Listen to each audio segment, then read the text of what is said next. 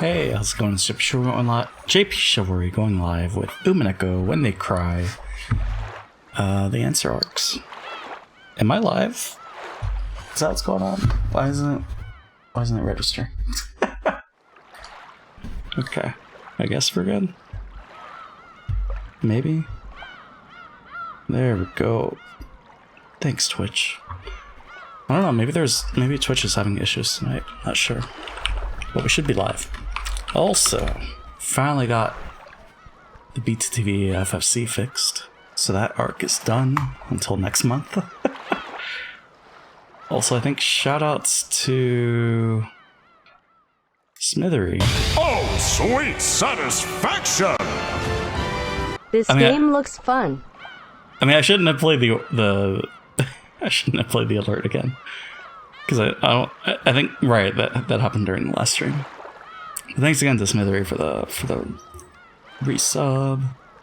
3 months. Nice bird. Also, shout out to Two Hats Glued Together for the follow. I think it was on Monday. This happened. I forgot to do it because it was an off-stream follow, but appreciate it. Thank you. And yeah, we're back to Umineko. It's been a while. What was it? Sunday morning, Sunday late night. Yeah, it was a fun session. We finished episode 6. Did a little bit of oh yeah, it was Daylight Savings Day. Did a little bit of episode 7. We have been introduced to William Wright and Leon Ushiromiya. Ushiromiya Leon, spelled lion. But yeah, let's see what the deal is with that. I guess today rolls up to 416 impossibles. Just making sure the counter works. Yeah, I guess we're good. So let's load it up. Page 3, episode 7, 6:39 a.m. But yeah, after a little hiatus playing biped with Effie, it's about time we get back to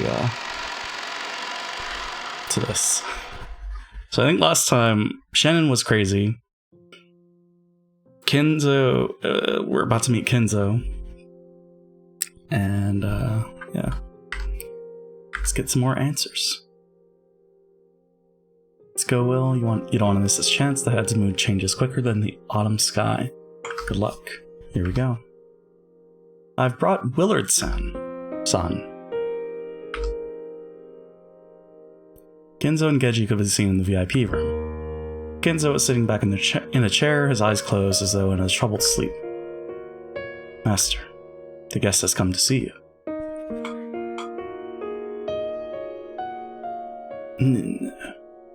Kenzo slowly opened his eyes. Those eyes were red from crying. They regained their focus and slowly fell on Will. What is that notification? Okay. I am Ushiromiya Kenzo. I'm like imagining like a Markiplier voice. Will. I'm Willard. Allow me to express my condolences. So, you came here to attend Beatrice's funeral. Just who are you? I'm no one. I have no connections with anyone.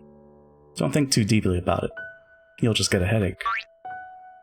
Ow. Alright, he's pinching his ass. I ask that you choose your words a little more carefully. Smile. Smile? Actual smile. What a strange guest. So, what business do you have with me? I want to ask about Beatrice. What? Kenzo's gaze grew sharp. Leon felt a bit lightheaded and wondered why this guy had to be so direct. Why do you ask? You're no one, aren't you? Why do you want to know about Beatrice? What is your purpose? To cut butter. Because I'm no one. I can listen to your tale impartially and record it. You'll probably leave this world before too long. If you die without telling anyone anything about Beatrice, your children will adorn Beatrice with whatever tale they please, writing that into their memories. You entertain me, boy. Do you plan on writing my will for me? But that is none of your business. Beatrice is mine alone. No matter what other people say, no one can defile our tale. What they say is of no consequence. No matter how Kraus and the others misconstrue it, it will be neither painful nor vexing to me. Willard-sama, the master is not fond of wills. He is not the sort of man who would abandon a task so that it might be performed after his life ends. Well, why did he... well, I guess he was dead, but why the story about the will in episode 2? Probably true. Thought it sounded a bit unlike you. The ability to struggle on as long as we have life is what makes us human. You think I would give up so soon and leave behind a will? How laughably absurd. Yes, that does sound a bit more like you. It's not your style to ask someone to write about the past just because you think your death is drawing near. We know how deeply you love Beatrice-sama. You are the model most worthy of respect that any of us know, and an example for us to follow in every aspect of our lives. Please, guide our wandering souls, and tell us just how much you loved her, grandfather. How you were able to live through everything you faced because of her love. I only ask for you to guide us by showing us that love's strength. You're pretty good at this. It's your fault for being so tactless. Boy, what do you know of Beatrice? A truly ignorant person wouldn't even be interested in learning more. The mere fact that you know Beatrice's name shows that you are neither ignorant nor unconnected. Good point. The Beatrice I know of is the woman you loved. The one you met before the mansion on Requiem was even built. However, she probably departed from this world leaving behind a daughter. That's the girl who was raised in Kuodoria. Oh-ho! Willard-sama, there is no building known as Kuodorian on Requiem. That name, Kuodorian. You mentioned it when we were talking with Aunt Rosa, too. What in the world does it mean? You should have an idea by now. It's the name of the hidden mansion deep in the forest where his mistress's daughter lived. Interesting. So you actually know the name of Kuodorian. Continue. You have sparked my interest. Kinzo shrugged and grinned. The one living in Kuodorian was probably Beatrice's daughter. However, it seems that you, at least, didn't think of her that way. Oh, then how did I think of her? When Ushimia Rosa went to Kuodorian, Beatrice told her a little about herself. In that conversation, she referred to you as Kinzo. It was the same when she spoke to you directly. Though she said that she thought of you as a father, she didn't call you father. She either chose not to call you that, or she wasn't allowed to call you that. That can only mean one thing. Yeah, and what might that be? Reincarnation. You didn't think of your daughter as a child Beatrice left behind. You believed that dead Beatrice had revived into a new body. Genji. Once in the past, you spoke in front of Natsuki and several other family members, stating that there never was a child between Kinzo and Beatrice. I have no memory of saying this. Of course, this game's Genji probably wouldn't remember that. Make it comfortable. However, near the end of the first game, when the survivors had all gathered in Kinzo's study, Genji was asked whether Kinzo and Beatrice ever had a child together. He denied it, saying, "I've not heard of anything like that." That may have been a lie, but in a way, it was a model answer for one of Kinzo's confidants. After all, in Kinzo's eyes, she wasn't a daughter, but Beatrice reborn. Well, I don't know what you're talking about, but I will not let you slander the family head. This isn't slander. It's reasoning. However, I understand the heart. In your eyes, Beatrice was the woman you loved most. She remained that way even after death, for all eternity and without fading in the slightest. Without you thought of her as Beatrice reborn at the moment of her birth. However, it wouldn't be strange if you slowly began to wonder whether that child, whose blue eyes and beautiful blonde hair remind you of the younger Beatrice, might actually be Beatrice reborn. Master, shall I drag this rude child out? Genji asked Kinzo. For a while, Kinzo hung his head in silence, as though remembering something from his own past.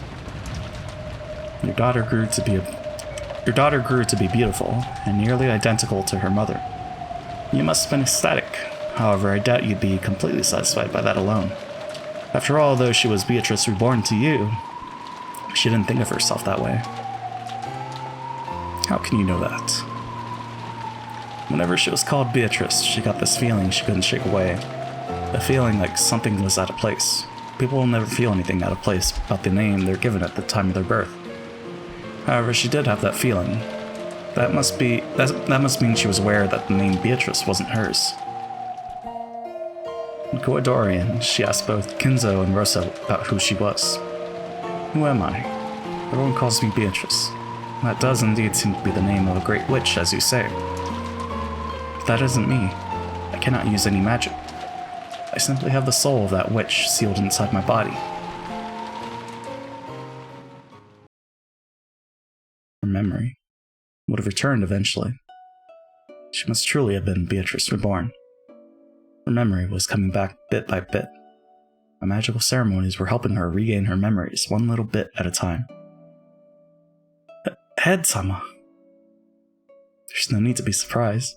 If you line up the information in all the games so far, this is the obvious answer you get. The high-level Beatrice talked about this. By metaphor, she said that Kinzo refused to let the witch's soul escape even after death, and instead caught it and locked it up in a body of flesh. She also said that her power and memory had been sealed. If you match that interpretation of hers to this theory, it all makes sense. Willard-sama. Thanks to powerful magical ceremonies, the Master gained a reborn child of the dead Beatrice-sama. That cannot be denied. I won't deny the stork. I don't intend to doubt the depths of Kinzo's love for this woman called Beatrice. How a man shows his affection for a child whose only living reminder of her mother is no one's business. If she grew to look more and more like Beatrice and Kinzo's love gave rise to a new, special emotion, I find that a very human reaction. You think you can understand my love? I'm not qualified to understand it. However, I'm also not qualified to deny it. Oh, Beatrice, please, forgive me. Kinzo sobbed quietly for a while, wiping away his tears. Because of love, he believed she was Beatrice reborn, and raised her that way. However, somewhere in his heart, he might have felt pangs of conscience, telling him that he might be forcing his emotions on someone who wasn't really Beatrice. Then, the Beatrice of Koidorian had an unexpected guest, Rosa. That woman simply couldn't believe that she was the Beatrice Kinzo desired. She couldn't stand the fact that she didn't understand who she was, and she wanted to escape to the outside world.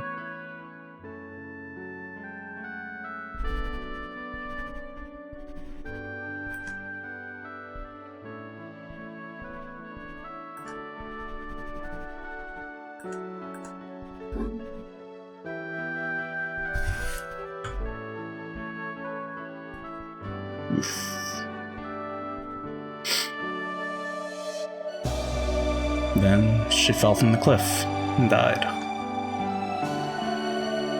Genji handled that death, which couldn't become public knowledge, very quietly. Funerals aren't for the dead.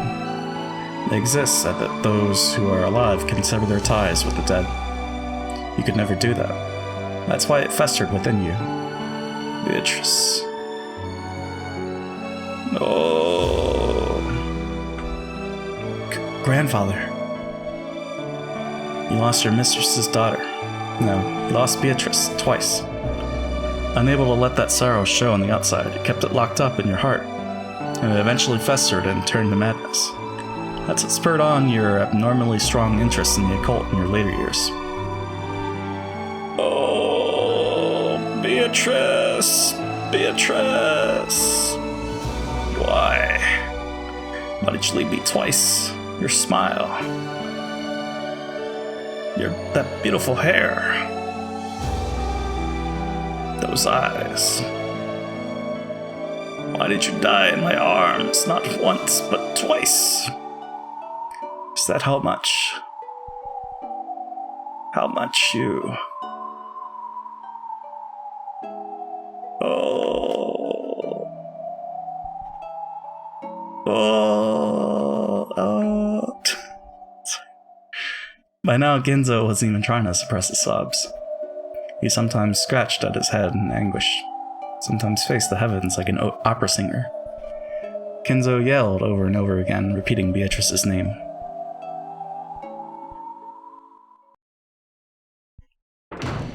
At that moment, there was a quiet sound of the door closing. When they turned around, she was already there. Kumasawa had appeared. If they already know that much, perhaps we can tell them the rest? Though, if they know that much, I don't believe there is anything more to tell. No, we should tell them. As a woman, I've always thought that the heart of Kuadorian's Beatrice is a story that should be told. Now someone has appeared who is worthy to hear it. I believe that now is the time to tell all, without holding back. Oh? Kumasawa-san, do you know something? About Beatrice? Of course she does. In the fourth game, we have testimony from the ferryboat captain saying that Kumasawa went in and out of Kuadorian. I'd be willing to bet that Kumasawa had different work shifts at the mansion in Kuadorian. There was a young girl there to be taken care of.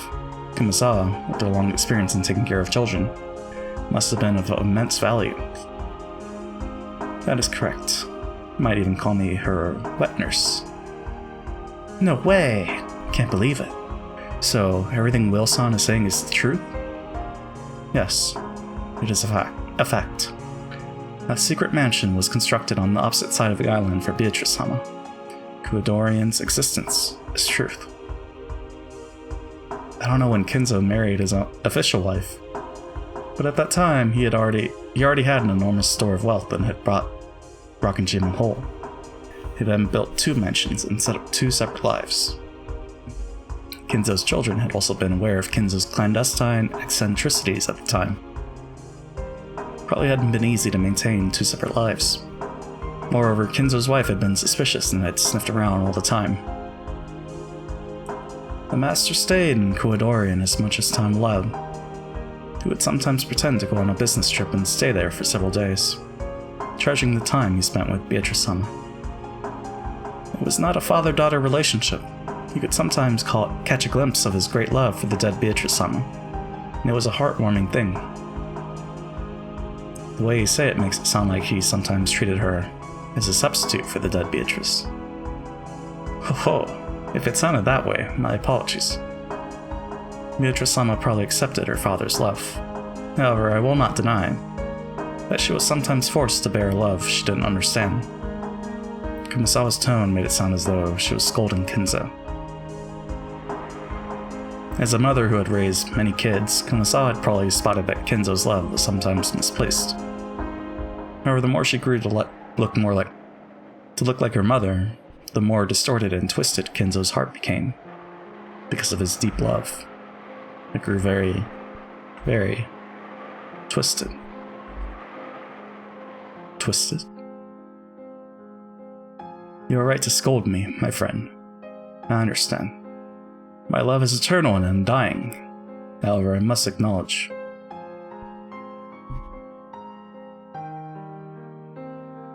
At any moment that I poured that affection onto the wrong person.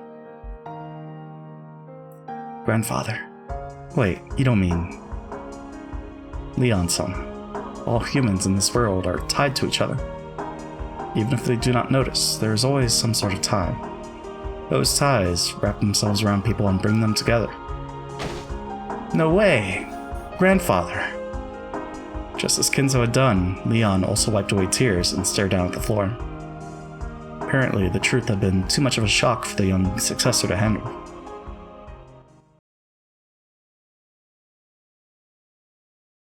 Master, the time to speak has arrived, has it not? I see. So, that time has come, my friend. Unless you tell us, none of the truth will become clear. Master, I believe they may have the qualifications and the right to know. I know. Perhaps on this day of my fickle funeral, Beatrice in heaven has given me a chance to atone. Forgive me for not telling you this before now. After taking a deep breath, Kenzo finally lowered the hands that had been covering his face, and looked at Will and Leon with those red eyes. Red? No, because he's been crying. Or... Grandfather. You listened too, Leon. Guessed. Willard, was it? Yeah.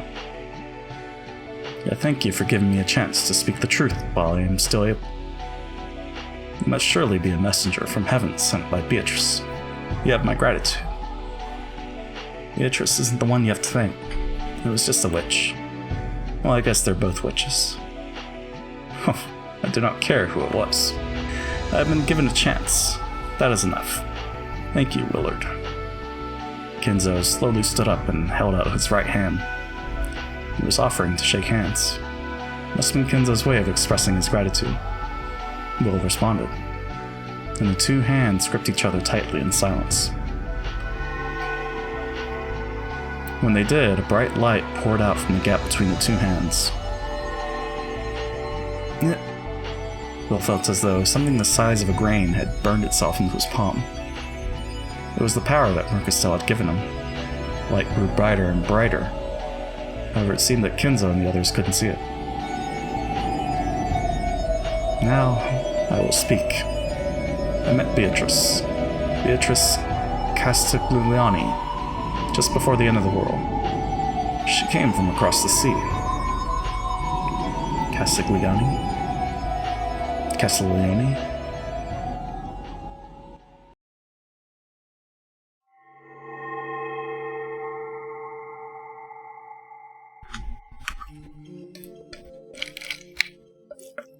What? Who? What? Are you... Kenzo? It's how grandfather looked in the past. I've seen photos. Just what on earth? It's the theater-going power that Berka still gave me. Don't try to understand. I'll just get a headache. I'm getting the hang of this.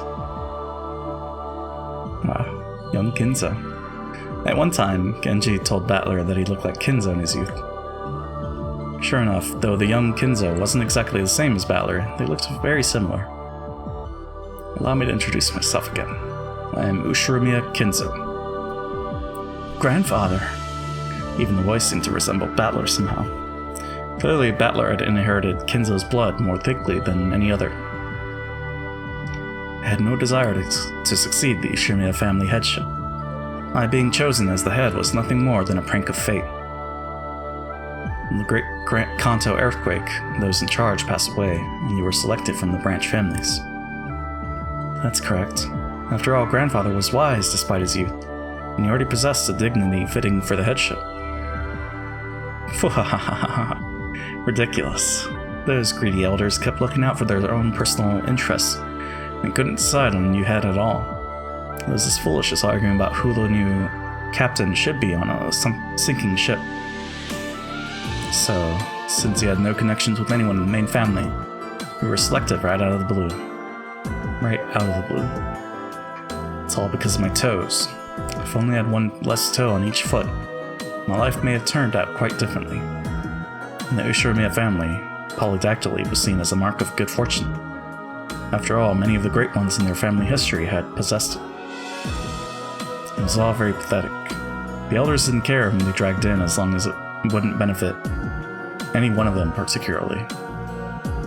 So, they just happened to hear that someone in one of the branch families had 6 toes, and decided that would do well enough. Precisely. The elders didn't care what sort of novice became the next head, as long as they could make him their puppet. In fact, the more this person was ignorant of leadership, the better it would be for them. Grandfather. Leon. It is quite different in your case. You'll be the new one. You'll be the one who inherits everything I have. That is the fate you were granted on the day of your birth. That is why I gave you that silver ring and raised you so strictly. You are quite different from me. You are already a splendid successor, of whom no one could be ashamed. Yes, sir. Puppet for a head. Doubt that could have been easy. Ha ha ha ha. Hey ha ha ha ha ha. As he pondered about where to begin, Kenzo laughed bitterly. It would probably bring back painful memories, no matter where he started from. It lasted for so long, that span of gray days. A dizzying stretch of time I spent dead, like moss growing on a rock. I became the rope in the tug-of-war between the elders, who thought of nothing but their own profit. I probably could have snapped at any moment. However, people are far more resilient than one would think. Though I spent so many days as though I had been killed, I was not killed. So I was forced to search for death on my own.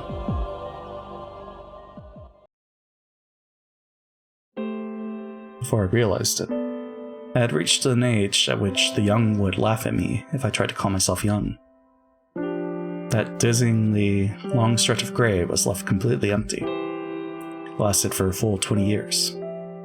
In 20 years, a person can be born, find a purpose, and even become their own man with their own place in the world.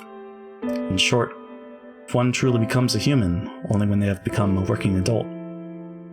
Then I spent a period of time long enough to create a human, doing nothing but playing the part of those greedy elders' puppet. Ironically, though that time aged my body, it did not age my mind. My mind alone was still as young as it had been during those rich, happy days before I was summoned to Odawara. And yet, my body alone grew older and older. Eventually, the vast gap between the two reached almost incomprehensible levels. So I could hardly believe that the worn-out man in the mirror was really me. No, it really wasn't me. The head of the Ushirimiya family was just a name. It had no power. It didn't require that I have any independence. There was no need for me to get involved with anything. I was just a doll sitting there in the doll rack, gathering dust.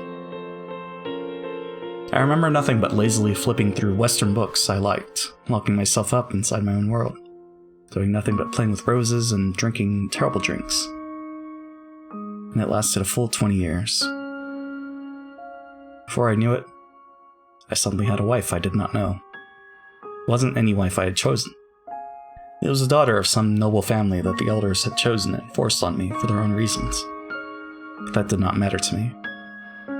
I did not love my wife, but neither did I dislike her. I just didn't care. I fathered a few children. That wasn't out of love for my wife. They were just born before I knew it. That's all there was to it. None of it mattered. No, that's not quite right. Everything was decided by someone other than me, and I simply obeyed. That was the job of the Ushirimiya family head. Yes, on some level, I did feel as though I was being slowly and quietly killed. I can't believe it. To think that you, the one who has been praised for being such a bold and wise ruler, lived life like that for so long. I'm gonna take a drink.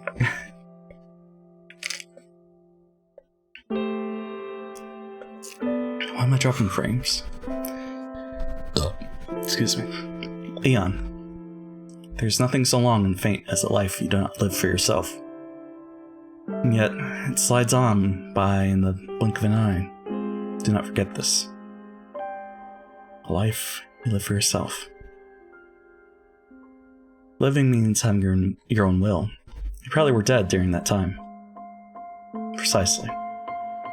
I wanted to live. No, I wanted to die. How could a puppet die? By cutting the strings. Correct. That would be death, and it would also be life. Since it would mean being free. Before I realized it, trouble was brewing in the world. World War II. The Pacific War. Japan had extended their war fronts too far to the east and west, and the tide of war was changing. Thanks to the influence of the elders, I was able to avoid conscription. Of course, this was not out of compassion for me. It was because I was their precious puppet. So the war never really felt that close to me. However, when I personally decided to abandon their production, it was very easy. At that time, the Ushirimiya family had almost completely collapsed. And since the elders had apparently gathered enough of the scraps to last them the rest of their lives, They seemed to care little for what I did, now that they no longer had any use for me. So I realized that I had finally found my time to die. One by one, I cut the threads I was hanging from, and began to search for a place to end my life.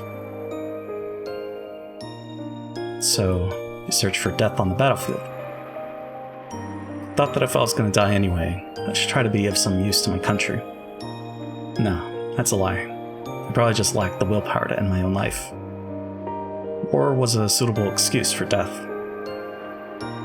I heard that grandfather had knowledge necessary for public works projects and construction, so he was tasked with setting up facilities for the Navy construction team. What a foolish mistake that was. If only I had just said that I had no useful skills, I could have been sent to those dangerous front lines right away. So, you didn't need to go to the front lines? Some of the others were overjoyed at their luck. It was the opposite for me. I had only wanted to get drunk on the liquor known as dying for the sake of one's country. The US planes did nothing but crud across the skies of that forgotten island. They didn't have even a bullet to spare for me, much less a bomb. Is this the time you met Beatrice, grandfather? Correct. She came to me from the sea.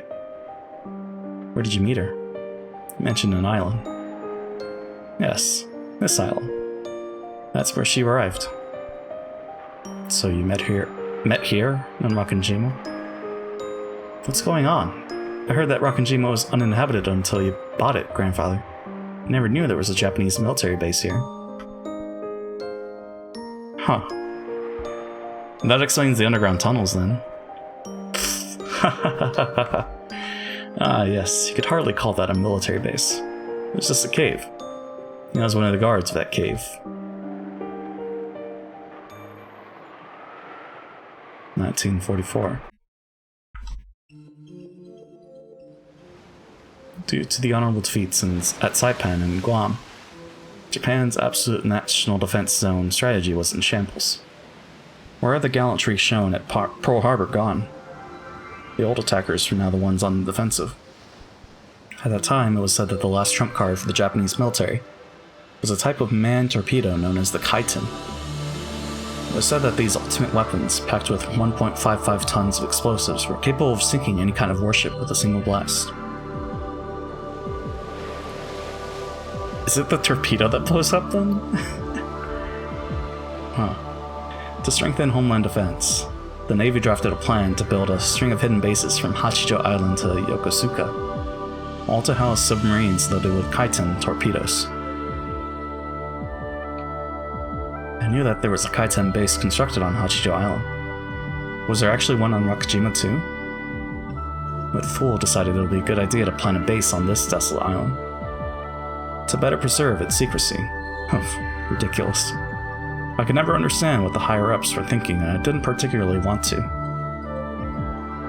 The Kaiten, which could finish off a large warship with a single strike, truly was an ultimate weapon. It was hoped that the presence of submarines capable of loading these weapons in the waters just off of Japan would allow for a powerful sea ambush as a final line of defense. So, to aid in the establishment of a base with absolute secrecy, the uninhabited island, Rakanjima, was raised as a possible candidate. An investigation of the island resulted in the discovery of a large cave and the cliffs, and this was apparently deemed to be a suitable location for a submarine base. So you were tasked with aiding in the establishment of that base? Establishment? Certainly. If you can call digging out a cave establishment. Not only that, the base was abandoned before its completion. Why? Because at the time, Japan no longer had any submarines large enough to transport a Kaiten torpedo. Well, truly laughable. What's the point in having a submarine base if there aren't any submarines left? There's one thing that never changes. It's politicians and their meaningless projects. The base on Hachijo Island was outfitted with Kaiten torpedoes. It became a base for direct attacks. But Rakanjima was never supplied with any. Furthermore, the construction was eventually suspended. A minimum number of men were stationed on the island, waiting for orders from above that never came. So no torpedo. Okay. Could the fact that it was a hidden base actually have sealed our fate? The higher-ups had already completely forgotten about this useless and pointless cavern. We were nothing more than guards for a mere cave. We spent our days farming, fishing, and playing with the dirt, all the while gazing up at the American formations flying past. Some of our group were relieved at the prospects of the war ending before anyone remembered we were here, before any of us had to face a real battle. Of course, it was the opposite for me. I hoped and hoped for the American troops to advance and kill me as soon as possible.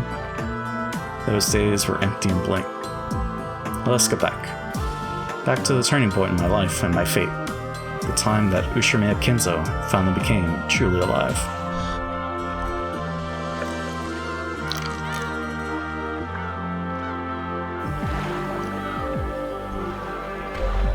Well, I guess we started this like in the middle, right? We didn't do like a chapter break before meeting with Kenzo. So that explains that. Step it up! What are you doing? Slacking off when the fighting's so close. Stars seemed to spin around inside my head. I could just lie down on the floor. That'd only make him more angry. Got no intention of being obedient. Still, it'd be stupid to get myself punched for no reason. So I got up and stood at attention. Fighting's close, is it? I really think the American troops are likely to show up on this forgotten island. Then let them come, right now. That's what I've been waiting for all this time. What's this cowardly look you're wearing? Is this how afraid you are of death? Are you so scared of those Americans? I won't be killing any of them with an attitude like that. I got hit again. Could you please quit your whining already? Filthy cowards. They let themselves be controlled by this inexplicable anger because it's the only way to distract themselves from their own fear. Heart and spirit aren't of any use when the battle becomes hopeless. When trapped by an insurmountable hopelessness, humans tend to rely on several other emotions to escape their fear. For these young, inexperienced soldiers, anger is a very convenient emotion to fall back upon. Anger is the wine they used to paralyze their fear. It made them chant, "Damn the British, damn the Americans," as they swung their bamboo spears around and called it drilling. The more wine you drink, the more you need to drink to get drunk. Their useless anger continued to pile up, day after day, without pause. I did not fear death, so I had no need of the wine called anger. This made their cowardice all the more apparent to me. What's that look on your face? Ushirmiya, you've lost your nerve down to your very soul. You're a fish, that's what you are. You've got the eyes of a dead fish. However, it went both ways. Just as I was able to spot their cowardice, they were able to pick up on my lethargy. Why is it in the red? What is up with my internet? Is Umineko here? The lieutenant's looking for you. Stand up. No slouching about. Double time. First Lieutenant Yamamoto was the commanding officer in charge of the Rakanjima garrison. He was just another filthy coward trying to forget his fear with violence. He would often reprimand his subordinates for slacking off at the drop of a hat. Whenever he was in a good mood and started spouting off stories of his life, they were all about how much of a thug he had been, ignoring the rules of society. On and on about how so-and-so is a prick. So he taught him a lesson, or how everyone was so scared of him that he got special treatment. Kept on talking about what a vile human he was, as though it was a badge of honor. Normally I had nothing to do with this lieutenant, who I couldn't respect in any way. He'd always hang around with his non-commissioned subordinates, so as long as I treated him with a snappy salute, I could more or less ignore him for the time being. Now that the construction project on this island has been suspended indefinitely, there's no longer any use for an engineer like me. So why did the lieutenant ask to see me specifically? At that moment, I couldn't think of anything.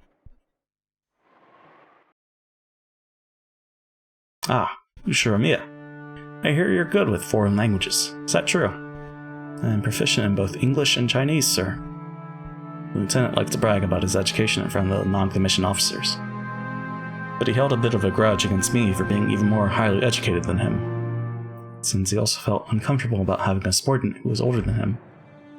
I wasn't exactly the type he'd be willing to confide in. Just the fact that I knew several languages must have hurt his pride. What about Italian? I don't speak that. So, you wouldn't be much help as an interpreter between me and an Italian person, would you? Should be possible if they can speak English as well. Ah, yes, very true. Have you ever talked with a foreigner in English? I have. Why on earth would he need an interpreter in a cave on an uninhabited island that even our superiors forgot about? This question made it clear that some guests had arrived on Rakujima who would need an interpreter. Good. Ushamiya, you'll be my interpreter. That's an order. That evening, I found out exactly what he was talking about.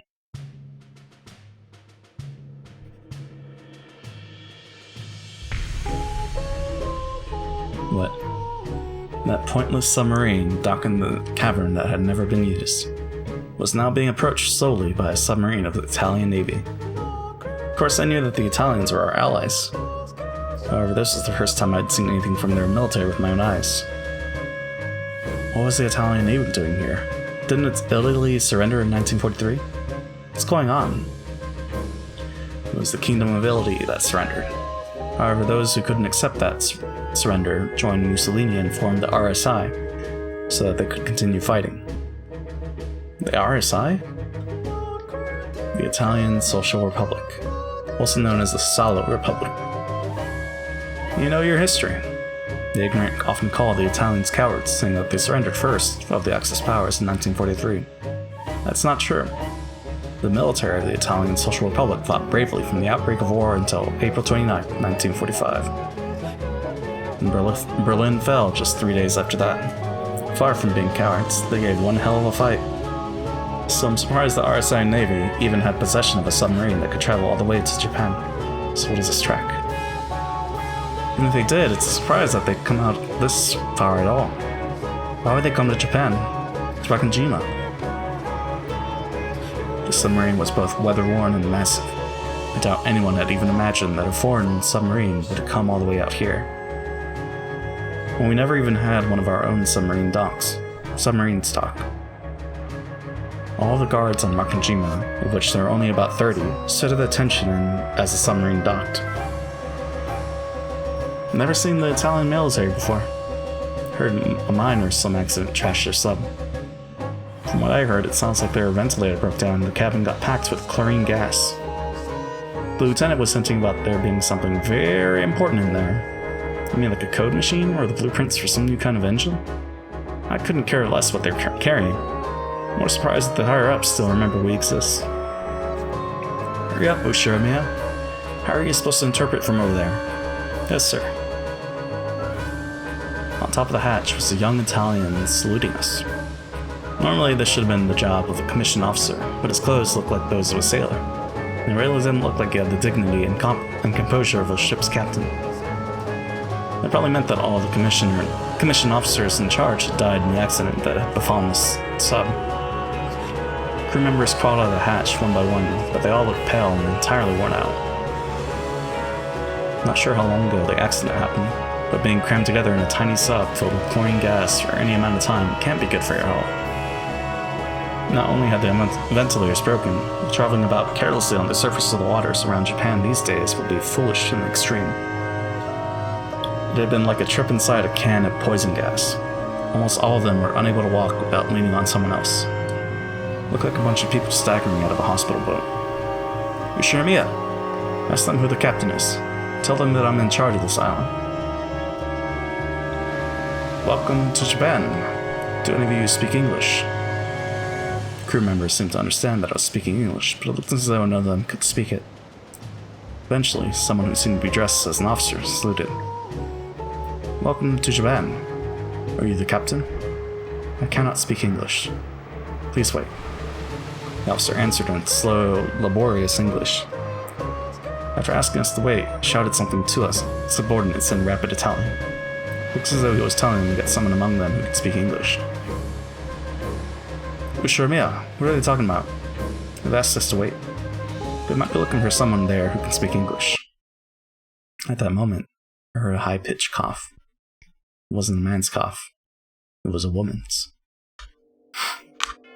Oh? I want to hear what she sounds like.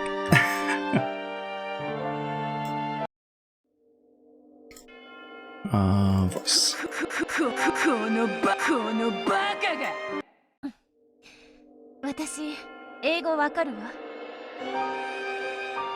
Well, I thought she would say it in English. I speak English. As she came down from the hatch, a woman with beautiful golden hair said this in English. In this filthy cavern, the appearance of one as beautiful as she was seemed like an angel descending upon us. Welcome to Japan. Is the captain there? Okay, I guess. I thought they would speak English. I guess not. Okay. The captain is dead. That man over there is the only officer left. My condolences. Can we do anything to assist you? We'd like some fresh air and water. Some of us are still having trouble breathing, and we'd like a place to rest. We would be happy to help. Do any of the others understand English? The ones who did are all dead. I'm the only one left. Yoshimiya, what's that woman talking about? Who's the captain? That man from a second ago? Who's that woman? Get translating already, goddammit! The lieutenant has been yelling like that for a while now. He must have been surprised to see such a beautiful woman appear from the submarine. More than a little annoyed to see all of her attention focused on me alone. It was a mark of how divinely beautiful she was. Sir, it seems that she's the only one who understands English. She will act as their interpreter. Their captain is dead. That officer seems to be acting in his place. Who's that loud man who keeps yelling at you? Don't tell me he's your superior. Unfortunately, he is. Probably doesn't like seeing me have such a beautiful lady all to myself. Oh? I didn't expect flattery from an Asian. Your English is superb. I imagine you've been brought up very well. Unlike that rude man who keeps on shouting. He should have made you the officer in charge around here. Oh? And I never expected flattery from a Westerner. Giggle. You're an interesting man. What's your name? Yoshimiya Kinzo. If you don't mind, may I ask for your name as well? Beatrice Castiglione. I need to look it up. Castiglione. How to pronounce?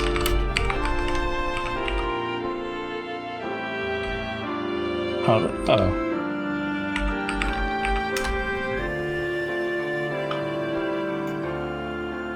pronouncenames.com.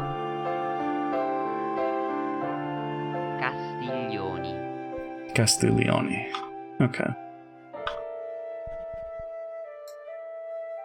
Okay. Go back to the game. Beatrice Castiglione. Welcome, Beatrice. Welcome to Japan. Oh my god, that's how they met. That was when I first met Beatrice, the woman who would capture my heart for the rest of my life. So, Beatrice was an Italian? Yes. She was the daughter of a high-ranking RSI official. Apparently their most important cargo was her father himself. Sadly, he had already died by the time they reached Rakanjima. Why would a high official like that come to Japan? You're saying he went through the Suez Canal and across the Indian Ocean to come all the way here? That's a good point. If they wanted to reach one of their allies, Germany should have been much closer. So why would they make the long trip to Japan? It may have been part of some grand, outrageous strategy. I don't know all the details, but shortly after I learned that this submarine's mission was far from a minor one. They said that there had been about 60 of them at the time of their departure. However, only about 10 of them, including Beatrice, had survived. The submarine had apparently hit a mine or something in the nearby waters and sustained a great deal of damage. They told us that it had flooded rapidly with water, which had taken out the batteries and released a large amount of chlorine gas. Their sub had become completely incapable of continuing further. Nothing but a massive lump of metal floating by the dock. Since the sub seemed to be carrying something of immense value, The higher-ups ordered us to investigate. After questioning the Italians, with Beatrice and me acting as double interpreters, we concluded that this thing of immense value must have been her father himself. Apparently, Beatrice's father was extremely high up in the RSI hierarchy, and it was thought that he might have worked alongside Mussolini himself. Though their massive voyage had apparently been part of some top-secret mission, now that the man himself and all the commissioned officers had died, their reason for coming to Japan remained a mystery. And our higher-ups were telling us to investigate, which meant that even they didn't know what it was. Their ship had broken down, their mission was unknown, and the high official they had been carrying was dead. And even the Japanese government didn't know why they were here. The Italians' great and perilous voyage had come to a meaningless and utterly fruitless end.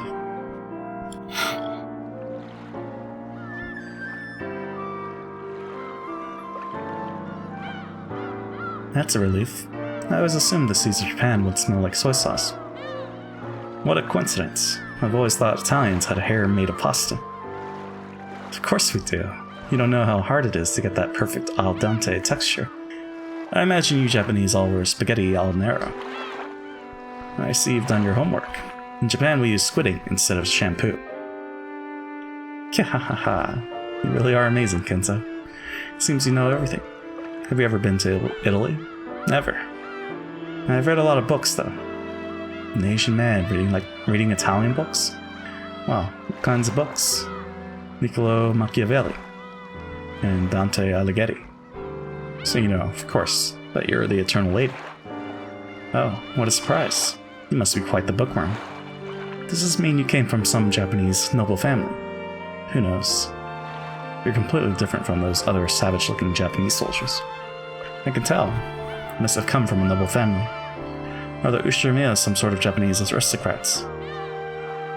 Of course not.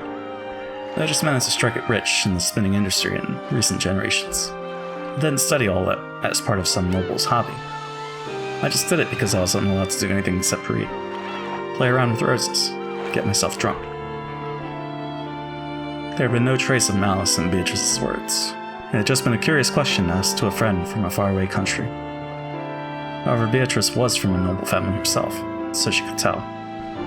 She could see the faint, gloomy look on Kinzo's face. Forgive me, Kinzo. Didn't stop to consider why a high-class person like you would choose to take the position of a common soldier. I don't give a damn about my family line. When I die, the name Ushirimiya will have no hold on me. Then I'll finally be free. So, you joined the army because you wanted to die? You mustn't do that. Your family would be so sad. Family? I have no family. I have a wife for the sake of public appearances and children. However, I've never wanted any of them.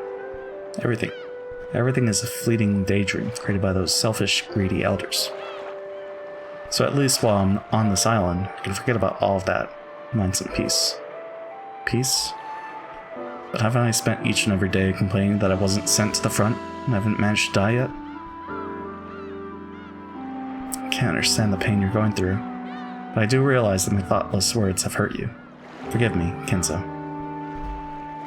Forgive me, Kinzo. Yes, those words are probably what did it. All the Japanese called me Ushirimiya.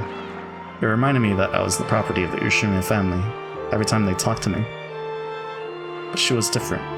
She called me Kinzo, not Ushirimiya. So maybe, just for the time I chat with her like this, I can forget that cursed family. Kinzo. I hadn't meant to make Beatrice feel guilty, but she seemed certain that her thoughtless words had hurt me. Thank you. Huh? Since you always call me Kinzo, I finally feel like I'm my own man. I think that I finally met a person who truly sees me for who I am. Kinzo, maybe a foreigner I met in a distant land. I can tell that your heart is sensitive and beautiful. If we had grown up in the same neighborhood, I'm sure we would have become fast friends. I'm happy too. You always call me Beatrice, not the daughter of the Castiglione family. We are both in the same position. Her Castiglione family must have been a rigid place as well. Though we came from different countries, we finally found something that we both understood. Do you have a nickname that people close to you use? No. Maybe you should just call me Kinzo. Well then, you should stop calling me Beatrice. All of my close friends used to call me Bice. I'd like you to call me that too. Bice or Beast? Very well. From this point onwards, allow me to call you Beast as a sign of our friendship. Ah, come on. Don't be all stiff like that. We're already friends, okay? A bright smile stretched across Beatrice's face. No matter how many decades pass, that smile will never fade from my memory. So, by meeting Beatrice, you managed to regain your sense of self? Or, as most people would put it, he cheated on his wife. If you plan to continue being rude, I suggest you get in the habit of covering your butt. After having his butt pinched once more, Will hopped around in pathetic agony.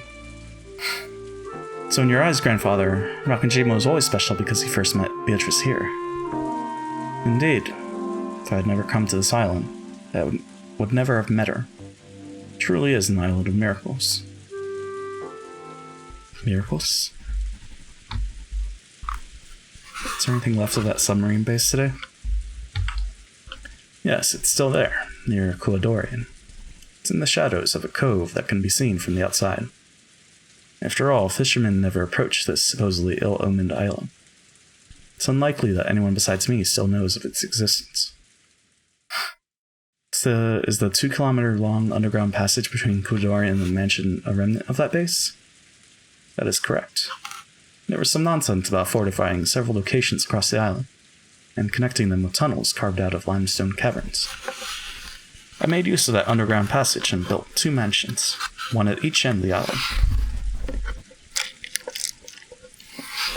2 mansions? 2 families? They would show me a family mansion and a mansion for the Kinzo released from the shackles of the family. Correct. It was something I needed. Another place for me to escape from the cursed name of Ushiramiya.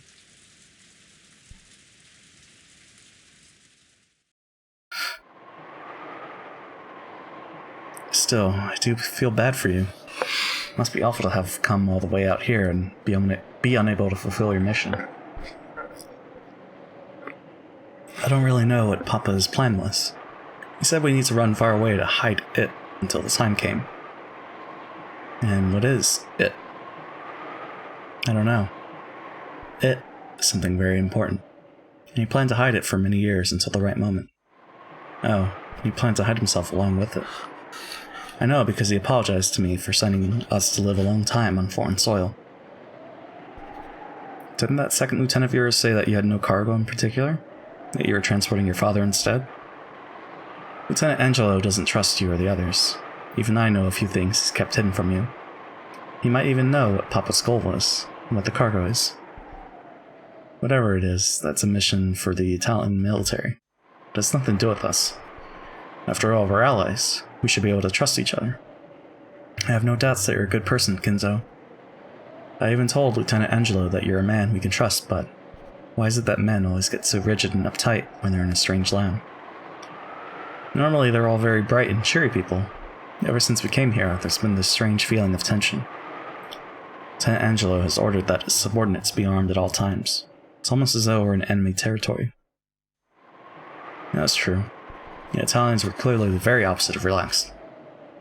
The Japanese soldiers watching this began to suspect that the Italians didn't really trust them at all. Watching this. That's normal for a soldier. This is precisely the time for them to straighten up their guard, so they don't embarrass themselves in front of the friendly army. They have a person stand watch every time they sleep, and they're still keeping a lookout to make sure none of you approach the submarine, even though it's nothing more than an unusable scrap heap now. It almost feels as though they're clearly prejudiced against the Japanese, and that bothers me. True, they had set up a constant sentry by the submarine and refused to let any of the Japanese soldiers come near. This hadn't made the Japanese particularly happy. However, submarines are treated as classified in all countries. And it was just natural for them to stop foreigners from approaching it without reason. So is it the gold? They're probably uncomfortable with being made to live in a way they aren't used to. The boat that's supposed to take you back to the mainland is still being delayed by weather and problems up the command chain. Just how long will it take before they can send you there? We've been told that a boat was being sent for them directly from the mainland, but apparently thanks to the weather, problems up the command chain and the recent air raids, they had no ships they could spare on a forgotten island like this. There may have been political issues as well. After all, the Italians' homeland had already surrendered to the Allies. I didn't know the details. The only thing I knew for sure was that they'd been stuck on Requiem for 2 whole weeks, and no one had come to get them. Of course, we had some small boats on Requiem. There was nothing physically stopping us from taking them to a nearby island. Still, Requiem is technically a top-secret base, and contact with the outside world had been strictly forbidden.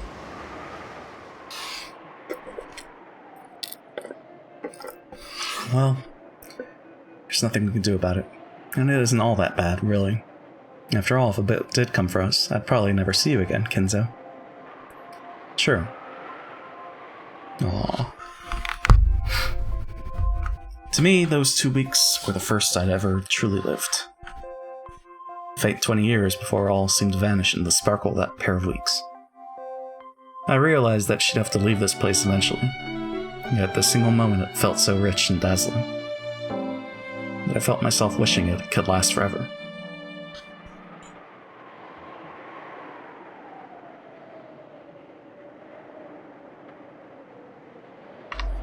Then I heard a voice calling for Beatrice in Italian.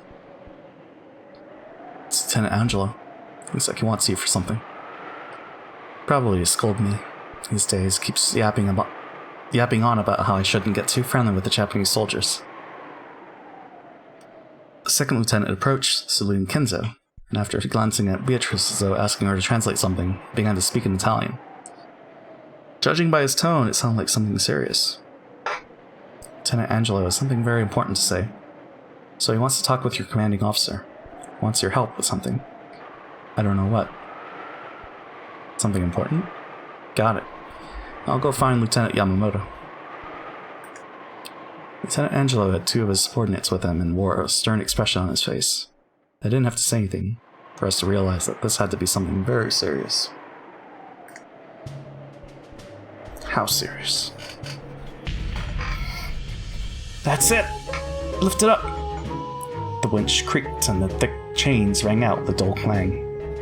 Very, very slowly, it was lifted up out of the submarine's cargo hold. Now I get it. So this is why those Italians didn't want us near their sub. First Lieutenant and the others looked up at what the winch was slowly lifting up, all of them wearing unpleasant, forced smiles. Unbelievable. So this is what Papa brought all this way? Incredible. I've never seen anything like this. Oof.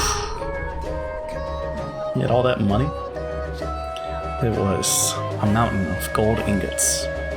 Those carefully piled bars were being slowly lifted out of the cargo hold, one group after another.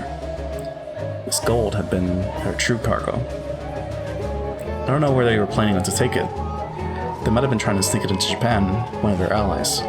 Or they might have been on their way to hide it in some remote area. Was it some sort of strategy? A conspiracy? Embezzlement? Top secret transportation of wealth? This incomprehensible amount of gold led to all sorts of dark suspicions, but we didn't know anything about the truth. All told, the gold weighed an incredible 10 tons. It was the only truth we could wrap our minds around at the moment. They had strongly resisted showing this to us.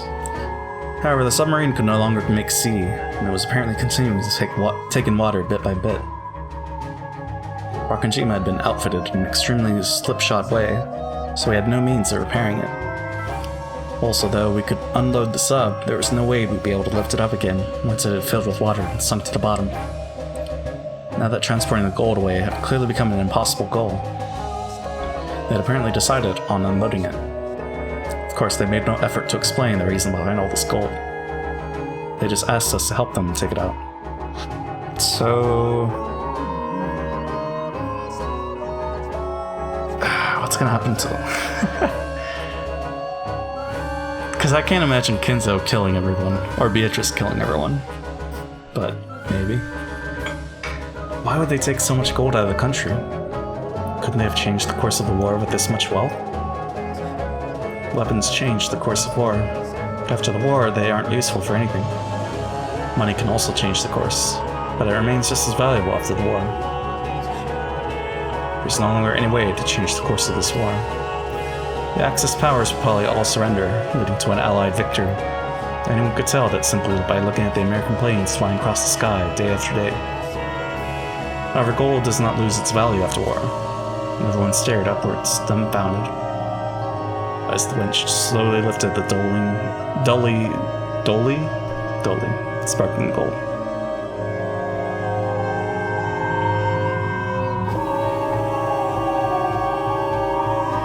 That's fast. 30-minute chapters.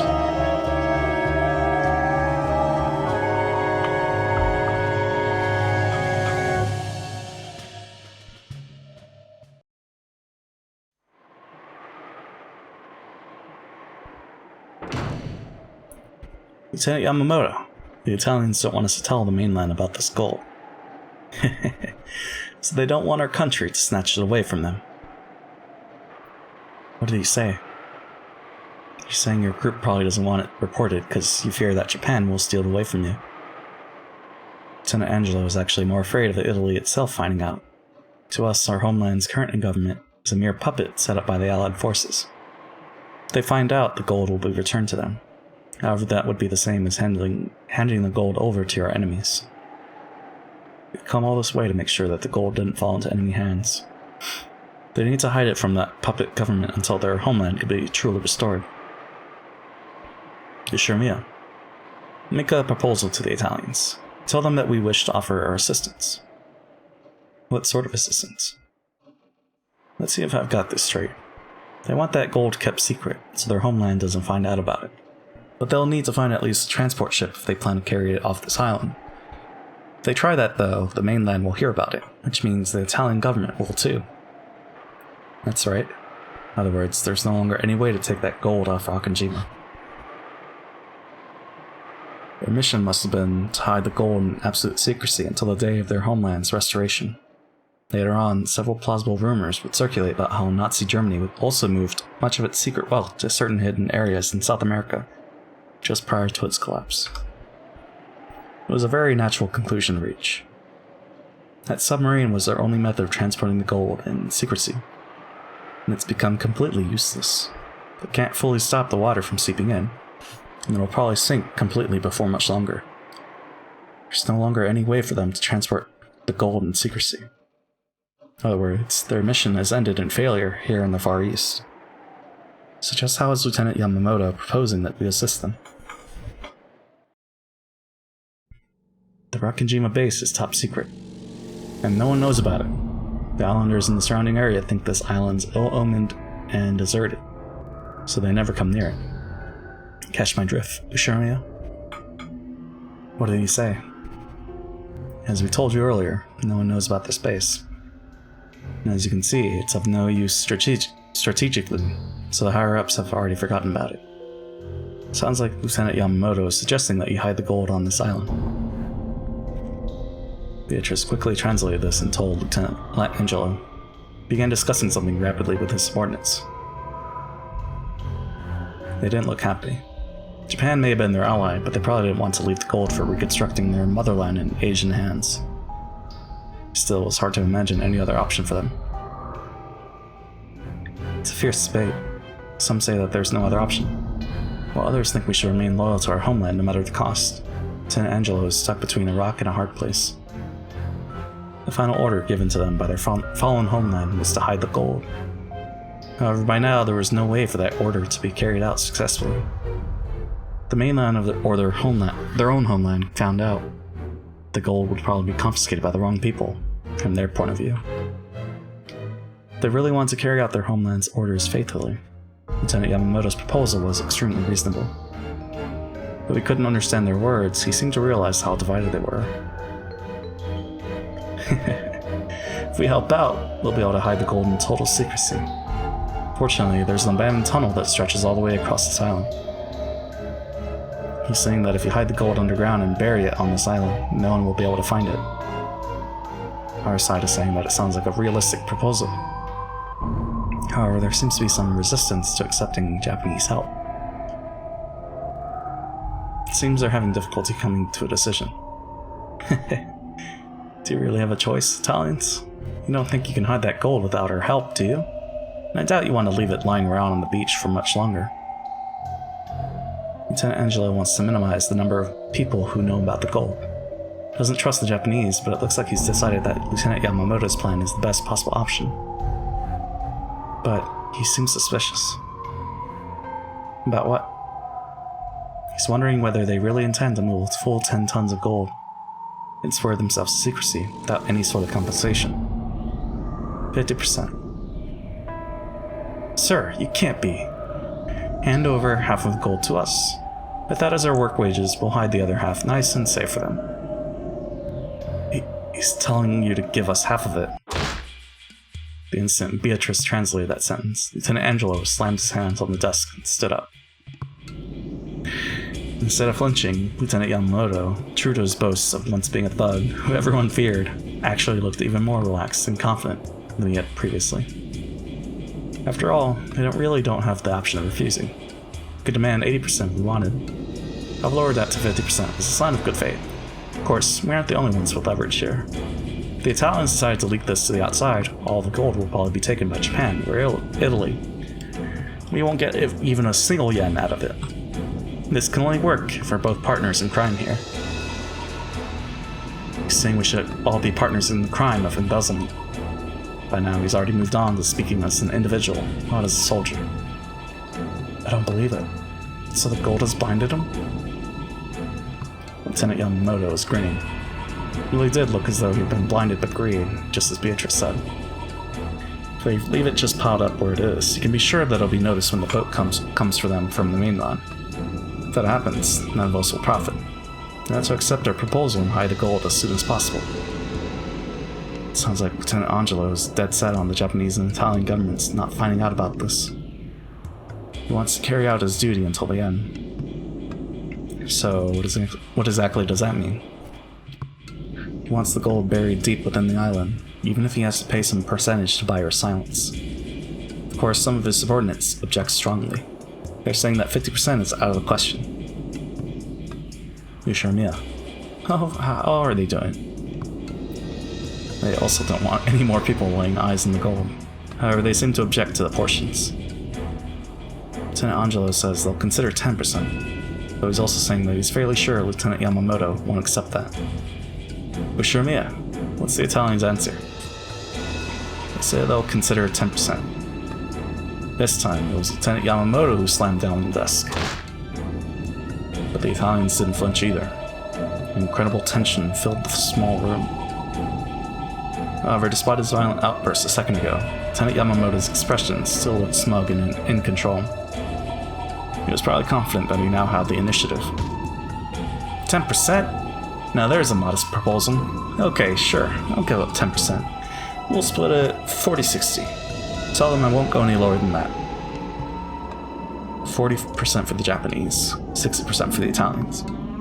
The lieutenant was talking tough, but in truth, these negotiations were being made on an equal footing.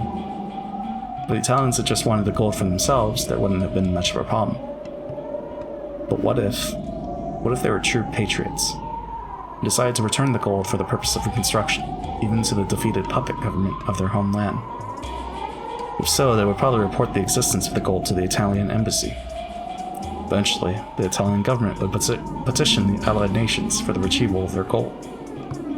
It probably wouldn't all make it back to Italy, but it might be used effectively to repair and rebuild their battered towns. If that happened, Lieutenant Yamamoto and his friends would only be able to sneak out a few ingots at most. He was greedily planning to make this his own treasure island, so that he and his subordinates could have an enormous fortune for all to themselves.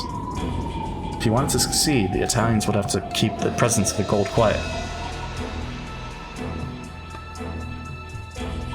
But there's one thing I don't get. Lieutenant Angelo doesn't want to let anyone have the gold. He could have just let the submarine sink.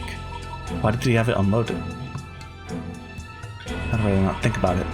But Lieutenant Angelo might have started planning to embezzle the gold as soon as he realized that their mission would be impossible to complete. Right now he's asking his subordinates for their opinions, both as soldiers and as individuals with families waiting for them back home. The more straight-laced soldiers are furious. The discussion between the Italians was becoming fierce and emotional. Though their homeland had fallen, they had come all this way in accordance with its orders. They had probably been given this mission because they were particularly faithful and duty-minded troops. It seemed they couldn't just agree to a foreigner's proposal to embezzle and split up the gold. Greetings, JP. I'm slightly lurking. Cheers, Lurk Psycho. Hope all is well. Lieutenant Angelo looked like he was doing all he could to calm the unexpectedly fervent rage of his subordinates. Looks like the gold is blinding them too. Everyone's mixing up their true feelings with how they want to be seen, and they can't make up their minds. How's their answer coming? You sure, Mia? Beasts. Lieutenant Yamamoto is asking for an answer. They're saying they want some time to think. I had you to talk to, so I was able to distract myself from our current situation. But that wasn't true for the rest of them. They lost a lot of comrades at the end of a very long journey. Now they're here in a tight spot. They've even lost their mission, the one thing they could depend on to guide them. They don't know what to do. Sir, they say they'd like some time. Sure, let them talk it over all they want. But they better not take too long. If we're gonna hide the gold, that'll take time and effort. Make your decision before noon tomorrow. That's all, Italians. Just giving you until noon tomorrow. That bastard, he's practically threatening you. Lieutenant Angelo says he'll ask for everyone's thoughts in the matter. Which way do you think they'll go? It'll probably be tough going. Seems Lieutenant Angelo is willing to consider splitting it, but his subordinates and the others will probably oppose that. All of them have lost close friends on the voyage to the Far East. They're firm in their desire to do their duty for our homeland. Will they refuse Lieutenant Yamamoto's proposal? Even if they do, the gold will just fall into someone else's hands. Nothing is going to be left anyway. Lieutenant Angelo suggests that they each sneak at least one ingot back with them. And some of the others seem to agree, but men always get carried away at times like this. Even I can't guess what they'll do.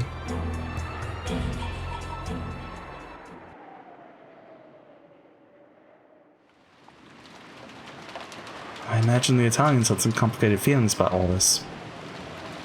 In their eyes, the Italy that surrendered was probably a little better than an enemy country. Letting the gold go back there would make their entire voyage meaningless. However, embezzling and divvying up the gold would also make their whole voyage meaningless. The country they felt obligated to serve had already fallen. That alone destroyed the significance of their journey. Not a happy story for them. If it's bound to be meaningless anyway, wouldn't keeping hold of even just a few ingots be better than nothing?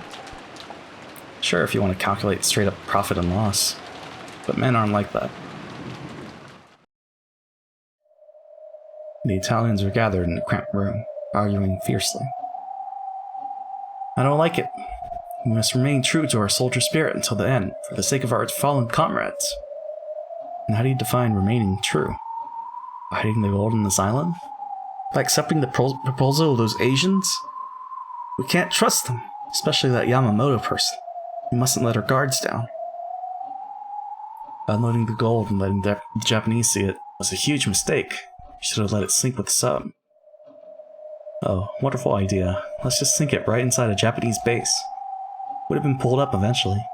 That wouldn't hide anything. Doesn't matter, there's no way to get the gold off this island without anyone knowing. We had just taken the honorable path and scuttled the sub. None of this would have happened. If we had known that that the sub would be broken beyond repair, why did the lieutenant commander contact the Japanese military and ask for help?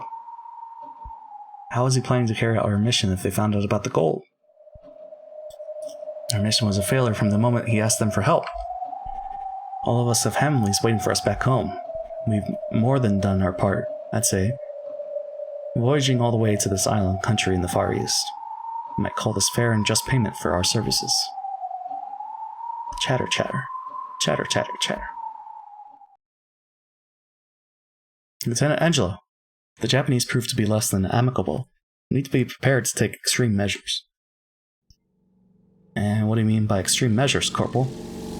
Someone gulped. Gulp? Stiff tension hung over the room. The Japanese here are pushovers. They're all cowards with no battle experience. And we're the elite. We know the layout of almost the entire base, along with the number of Japanese troops and how they're arranged. If Lieutenant Angelo gives the order, we should be able to subdue them quickly. Only a few of them, Yamamoto included, look like fighters. The rest are just laborers attached to the military. It may look like they have the advantage of numbers, but we have the greater military force. If we kill the Japanese, what exactly are we going to say when the boat comes to pick us up? Really think that'll work? There should be plenty of ways to work it, as long as the corpses aren't found. Lieutenant Angelo, it'll be easy to subdue this base. If we kill Yamamoto and the few strong fighters, the laborers will probably surrender easily. Let's have them carry the gold and bury it. Of course, we'll have to silence them afterwards. Oh, Are you suggesting we massacre all of them? Let's do it. If we kill them all, no one will know about the gold. At that moment, a supposedly locked door opened slightly, and a metal object was thrown in. Granata! As the yell rang out, the table was kicked over to be used as a shield, and they all dropped to the floor. However, in this cramped room, it probably wouldn't do them any good. The Italians were all prepared for death. A dud! It's a dud! Fortunately, the shoddy grenade was a dud. The door was slammed open, and 3 Japanese soldiers wielding pistols jumped in. Damn it, it's a dud! Kill the Italians! Kill the Italians! Return fire! Fire at will! In this small room, no matter who shot where, it was bound to hit someone. The exchange of bullets instantly caused a rain of blood, with casualties on both sides. 3 had jumped in, were covered with bullet holes, and fell over, moaning and thrashing.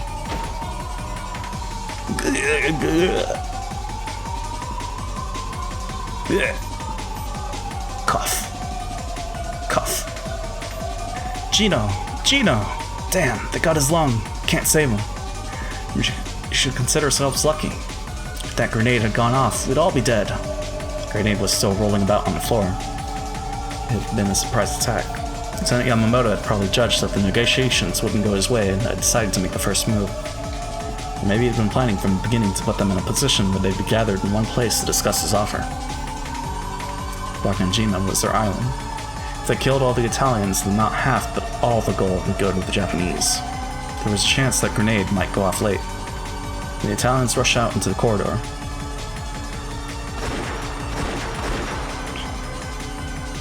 They heard gunfire from down the hallway. It was coming from the direction of the submarine dock. Clearly, the troops guarding the pile of gold were being attacked. Lieutenant Angelo, what are your orders? You have no choice. Kill the Japanese! Lieutenant! These guys are good. Those Italians aren't your ordinary sailors. I see. They needed men good enough to guard that gold after all. We have the numbers. Keep her cool. Surround them. And kill them. Let's hunt some Italians. Jeez.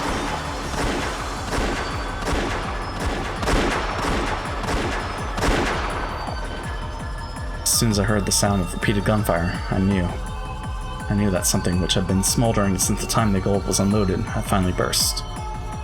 The eyes of our soldiers looking at that gold hadn't been normal. Yes, those eyes had been entranced by demons. The Italians had been pushed to the limits by the heavy burden they bore. Who wouldn't have snapped after being trapped in a distant land where you can't understand the language or the writing? Thinking I had to do something, I ran towards the sound of gunfire. Looking back on it, that was an extremely stupid thing to do. That sound meant that there were people shooting at each other, people killing each other. And yet, unarmed as I was, I dashed toward the sound as though I was trying to mediate some schoolyard fight. Didn't take long before I learned how foolish and naive that was in the heat of the battle.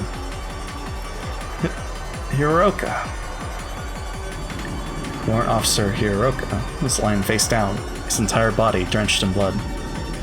Judging by the trail of blood behind him, it was clear that he had somehow managed to crawl here from a different room before dying.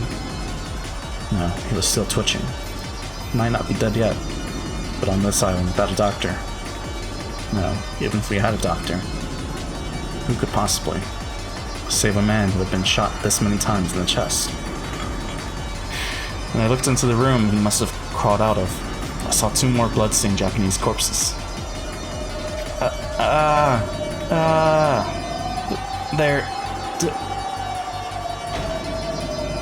Fell backwards, pathetically on my butt, my mouth hanging open in shock. Come to think of it, that was the first time I had ever faced death in my life. The entire world was at war, even though millions were dying both east and west. This was the first time I'd met with a person's death directly. Ridiculous. Didn't I join the army hoping to die? Didn't I whine about not being sent to the front lines? Yeah, so rejoice, Kinzo. Isn't this the death you were looking for? Why not spread your hands and yell out loud, "Come for me, magnificent death!" Someone came running towards me. It was a colleague of mine, a Japanese man, Tajima-kun. Dashed towards me, pale-faced and out of breath. His face seemed horribly contorted with terror. Mine probably looked the same. Tajima-kun, what happened? Run away! We'll all be killed! Someone yelled in Italian, and at the same time, Tajima-kun let out a scream. Then he grabbed onto me as he fell to the floor. A red stain was spreading across his back before my eyes. Tajima-kun. Run. Cough. And as he spat bubbles of blood, he said that one word and died. But the shock of seeing someone die right in front of me did not freeze my heart. At a fundamental level, all living things are unconcerned with the deaths of others. The one thing that matters is whether they themselves die or not. It was the barrel of the gun that the Italian soldier was pointing that froze my heart. Tajima-kun's back burst once more as he leaned against me. Flesh tore, blood splattered. The warm splash of it covered my face. Was the Italian still trying to finish him off, even though he had stopped moving for good? How foolish I've been. Can I still not understand the scene in front of me? Rejoice, Kinzo. Now you'll finally get what you've wanted all this time. The Italian hadn't fired to finish off Tajima-kun. He'd been aiming at the man Tajima-kun had fallen on. Me, Ushime Kinzo. Wow! I pushed his corpse aside, scrabbled against the floor, and dashed away, tumbling over myself. My hands had pushed off against the floor, hard enough to tear off the ring fingernail on my left hand. When faced with death, humans truly can resist with all they've got. I tumbled over and over as I ran, scraping up parts of my body. No, it was painful, hot. That didn't matter at all. I heard the yelling in Italian come from behind me over and over again. It felt like they were running, chasing after me. I didn't want to look back, so I kept on running and running as though the Italians were right behind me. This is death. Didn't you want to die? No, I don't want to die. Why? Didn't I want to die so badly? But now, I know. I know how wonderful it is to be alive. She taught me. Beast did. I can only be free when I talk with her. No, by talking with her, I finally came alive for the first time. I was born. I want to live. I want to live. I want to live. I want to live. I don't want to die. I want to live and see her right now. If I don't see her, I'll die. I'll be killed. Stay cool, Kinzo. She might be killed too. If we live and she dies, might as well be dead. Before I knew it, my face was covered in tears, snot, and saliva. When I stumbled into something and fell, I was finally able to come to my senses a little. I could still hear intermittent gunfire. The gunfight was still going on, and it had spread throughout the entire base. Beast, are you okay? I'll find her and take her to a safe place. The lieutenant will probably kill all the Italians to steal the gold. Beast probably won't be an exception. Beast. Beast! I'll live for the first time after meeting you. I was born, so if you die, I'll die again. I could feel every cell in my body being reborn, not as Ushirmia Kenzo, but as a completely different Kenzo. Of course, I was terrified that I might really be shot if I went back. But I didn't want to die anymore, to truly die. So, I was able to overcome my fear. Beast!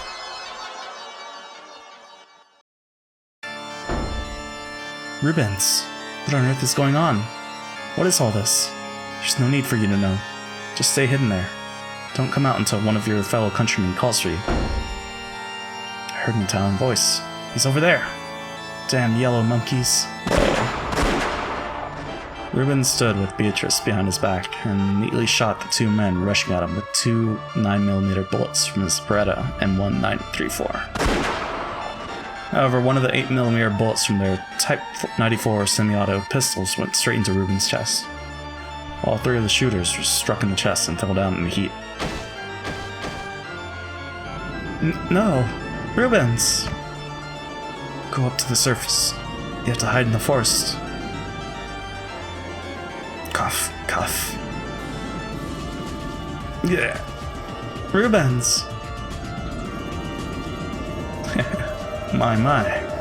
Aren't we chatty? The next person to appear was the commanding officer of the Japanese soldiers, Yamamoto. The blast of 3 guns had just sounded. Adding on Beatrice's screams, it was hardly surprising that he had noticed the encounter. If it had come to this anyway, we should have taken this woman as a hostage in the first place. Damn annoying, that's what they are. Yamamoto spat. Beatrice used that moment to snatch up Ruin's gun. Kya! Well, look at you, reaching to pick up a gun without missing a beat. Italian women sure are scary. Damn it, both of you screwed up. Spat this last part at the 2 dying men who lay moaning at his feet. However, what had happened to them wasn't particularly surprising. It wasn't the first time it had happened either. In this tiny, cramped tunnel, nearly everyone had met head-on.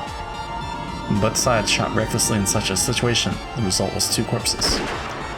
So whoever sensed another person pulled the trigger quickest won. That was the only way to survive this battle without a bullet in your chest.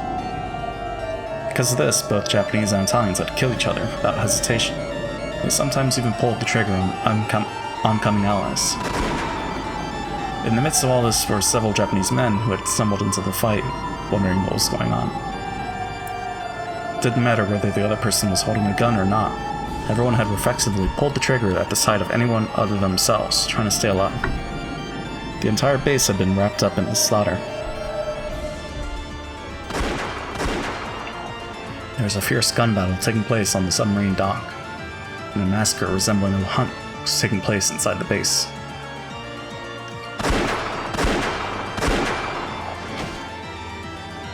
Most of the non-combatants assigned to this base were killed before they knew what was going on.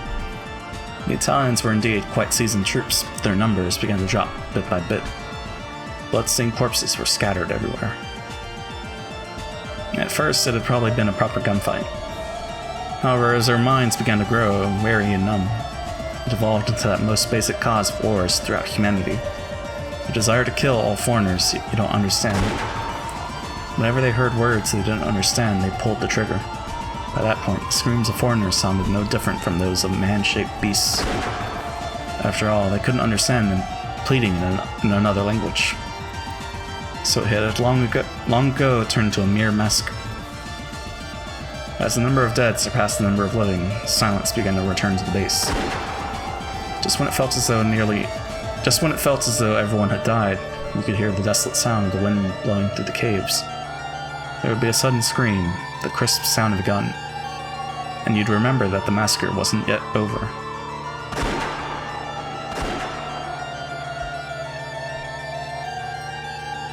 This happened over and over again, and eventually, true silence fell. It marked the pitiful end for those led astray by gold.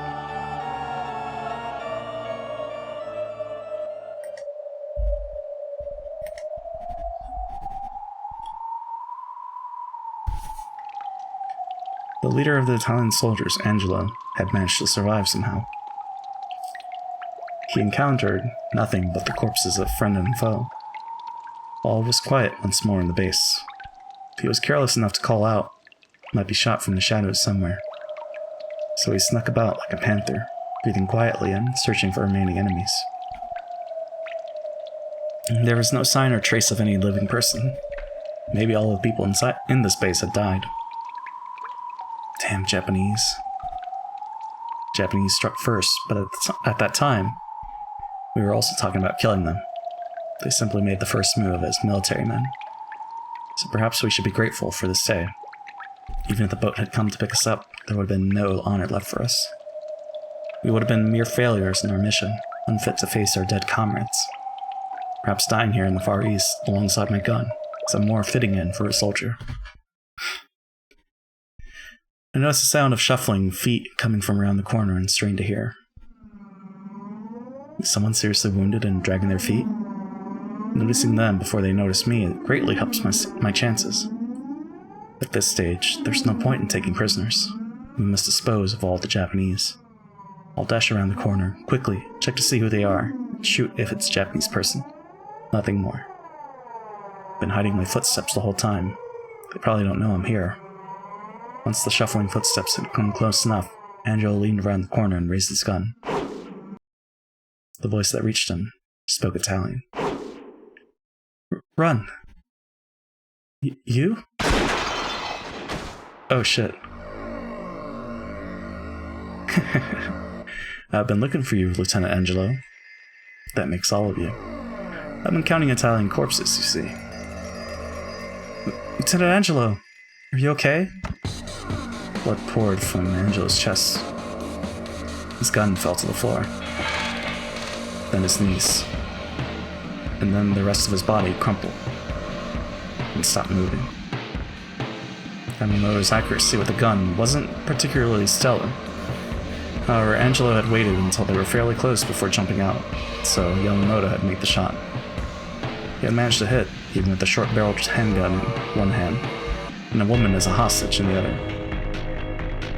Really though, our Rakanjima garrison was pathetic. Am I the only one who's not dead? Trash, all of them. Can't you fight without using a woman as a shield, you brute? Let go. Quiet. Noisy. These Italian girls. If you'd just be cooperative, I'd at least spare your life. It was such an obvious lie that even he wore a bitter smile. The Italians were spies working for the enemy, and they all died along with the garrison in a gunfight. Since this was the story Yamamoto wants to tell, he couldn't afford to have any Italian survivors. At this point, he wouldn't be able to keep the entire pile of gold. But he should be able to grab as many as he could carry. Even that would be worth a huge amount of money. Beatrice suddenly swung her head, smashing Yamamoto's nose hard. Someone help! Someone! Yeah! You bitch! Ah. She almost managed to escape. However, Yamamoto quickly grabbed her leg and tripped her. She fell into her back and Yamamoto mercilessly stomped his foot down on her stomach and pointed his gun at her. I don't make a hobby of taming tomboys. Aye. Lieutenant Yamamoto, she had nothing to do with this. Let go of her. Kinzo jumped out from the shadows. He was holding a gun he had stolen from one of the corpses. Rishomiya? Ah, so you're alive. Let go. You're hurting her. It was you, wasn't it? You tipped the Italians off. What are you talking about? Yamamoto didn't know that the grenade had been done. He had been sure that the surprise attack would work, but it hadn't. So he'd assumed that Kinzo must have tipped them off. It's your fault the surprise attack failed and we're stuck like this. You turncoat. You traitor to your country. I know you've been working with them through this woman. Can't you see that you caused all this because you were blinded by gold? Run, Kinzo. This man has shot people begging for their lives. He'll shoot you too. Don't talk, Italian. If you open your mouth again, I won't hesitate to shoot. It hurts. Yamamoto ground his heel into Beatrice's gut. Stop it. Stop it. She has nothing to do with this. Oh. Are you pointing a gun at a superior officer? Stop and think a bit, fool. If we agree to keep to the same story, we can have that pile of gold all to ourselves, okay? I can only grab a few on my own, but if we work together, we'll be able to sneak off with even more. I don't mean this as your superior officer. Let's split it equally between us as men. Last time you offered to split the gold 50-50, you tried to slit their throats. Umineko.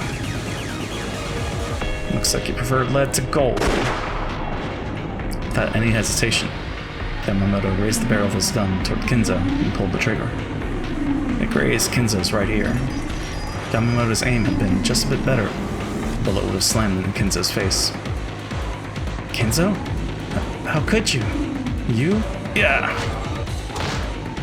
Not letting Yamamoto's momentary distraction go to waste, he had just lashed out and planted her right foot in Yamamoto's crotch. After moaning in pain, a demonic expression flashed across Yamamoto's face, and he stomped on her chest. Beast! You bitch! Die! Beatrice shut her eyes tightly, hoping that she could withstand the coming pain. No one wants to watch the moment they get shot.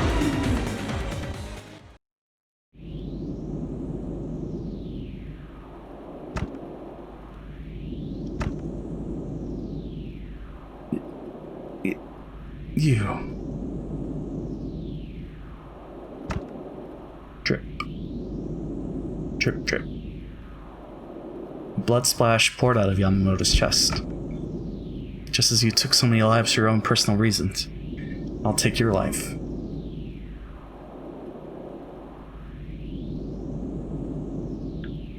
For mine. Could Yamamoto hear Kinzo's words until the end? In his last moments, he seemed to grin. Then, slowly, he fell backwards with the spurted blood.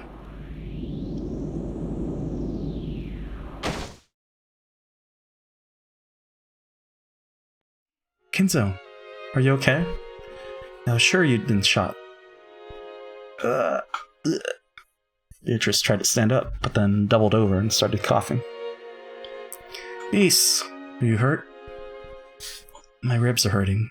That brute really was stomping them hard. Will you be okay? I hope they aren't broken. Italian women don't break so easily. But thanks. I owe you my life. If you hadn't come, it would all have ended there. Yamamoto had shown no mercy. Her ribs were probably cracked. We didn't have the option of waiting, possibly for several days for the ship that was coming. I made the decision to carry her away from the island. The man who kept yelling about preserving the secrecy of the base is lying there dead.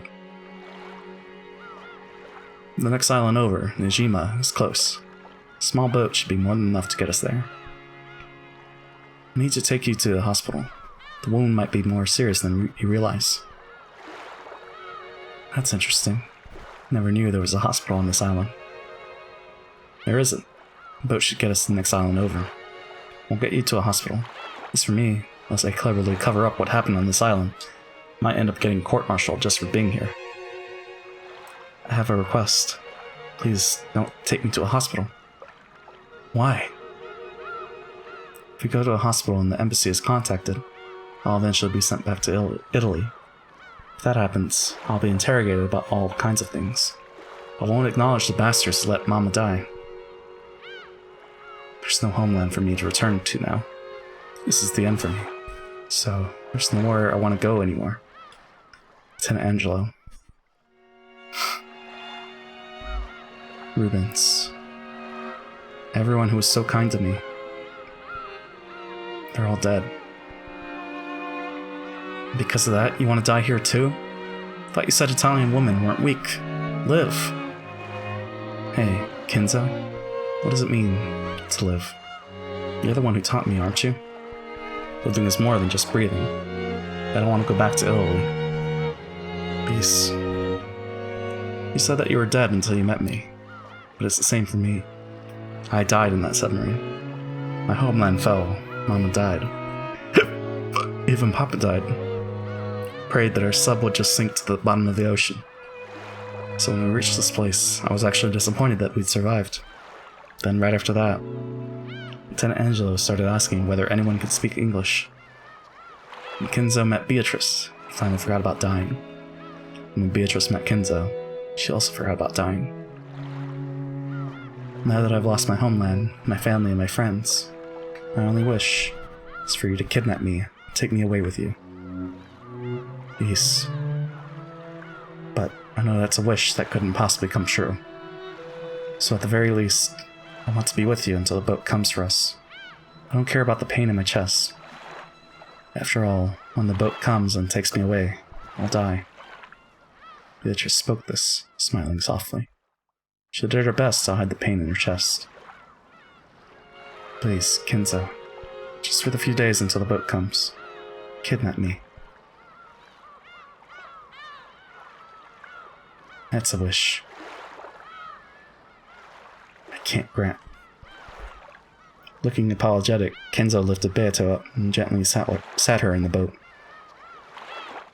Coward. The Japanese men are weak after all. You're right. I am a coward. So I can only grant you half of your wish. With the clunk, placed it, wrapped in a jacket, in the boat. What do you mean? The part about until the boat comes for you. That's the part I can't grant.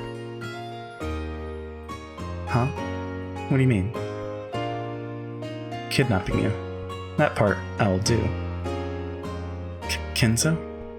Has to be a doctor in Najima. I'm wearing a Navy uniform. I should be able to pass myself off as a survivor of a boat carrying a VIP that was sunk by enemy ships. The doctor happens to be of the greedy sort, all the better. After all, I have right here the golden magic to make people do what I say. That's how he meets Dr. Nancho, I guess. A witch from a distant country took my lifeless body and gave me a soul. The woman came to me with the gold and revived me with her magic. You are a witch. The Golden Witch. Giggle? Yes, the Golden Witch.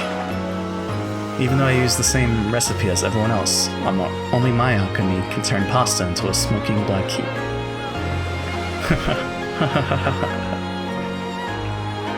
Just like you, I'm nothing but a corpse allowed to live just as long as you're with me. If you go, I'll die straight away. I won't let you die. Really? No matter what. Take responsibility, okay? After all, you're the one kidnapping me.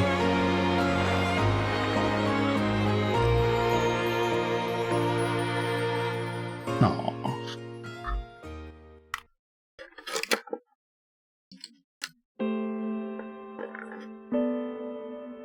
I see. So Kinzo-san told you that much. Then, wait, it was you? You're the Najima doctor who grandfather took Beatrice to see? Why so shocked? Should have leapt to the mind of ever since the words Najima doctor. All of a sudden, a soldier of the Navy appeared along with a foreign woman. Of course, I was astounded. Then he actually told me to treat her wounds confidentially, since their presence was a military secret. Is that the first time you met grandfather? Yes, that was when we first met. So you're the greedy doctor who followed orders for the sake of gold? That's a bit harsh. He suddenly brought in a foreign woman patient. Explained to me that this was a military secret. Promised that he'd pay the medical fees later. And handed me a gold ingot as collateral. I didn't want to get involved with any funny business. I was reluctant to say the least. I see your point. But in the end, you did conceal Beatrice, didn't you?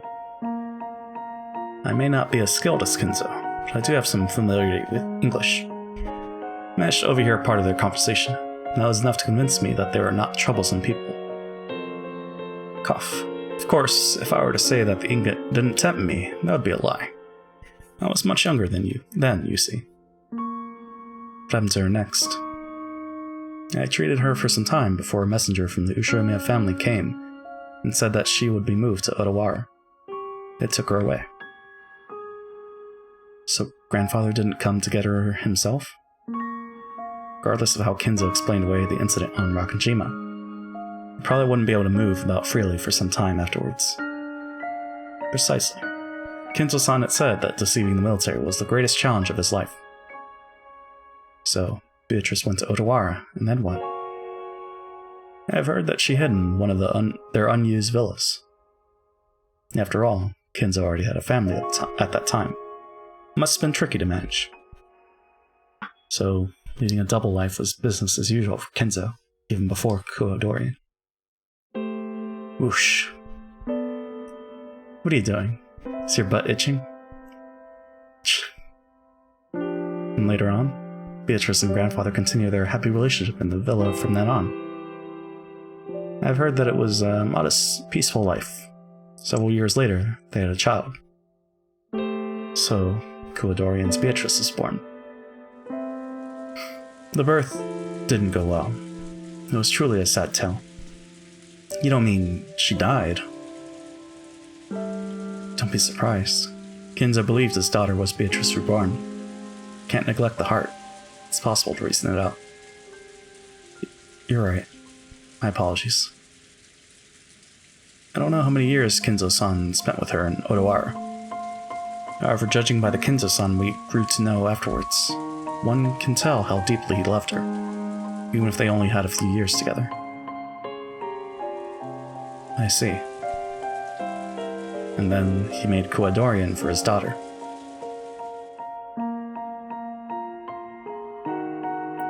Kenzo-san cleverly made use of the submarine's gold to build up a fortune in a flash.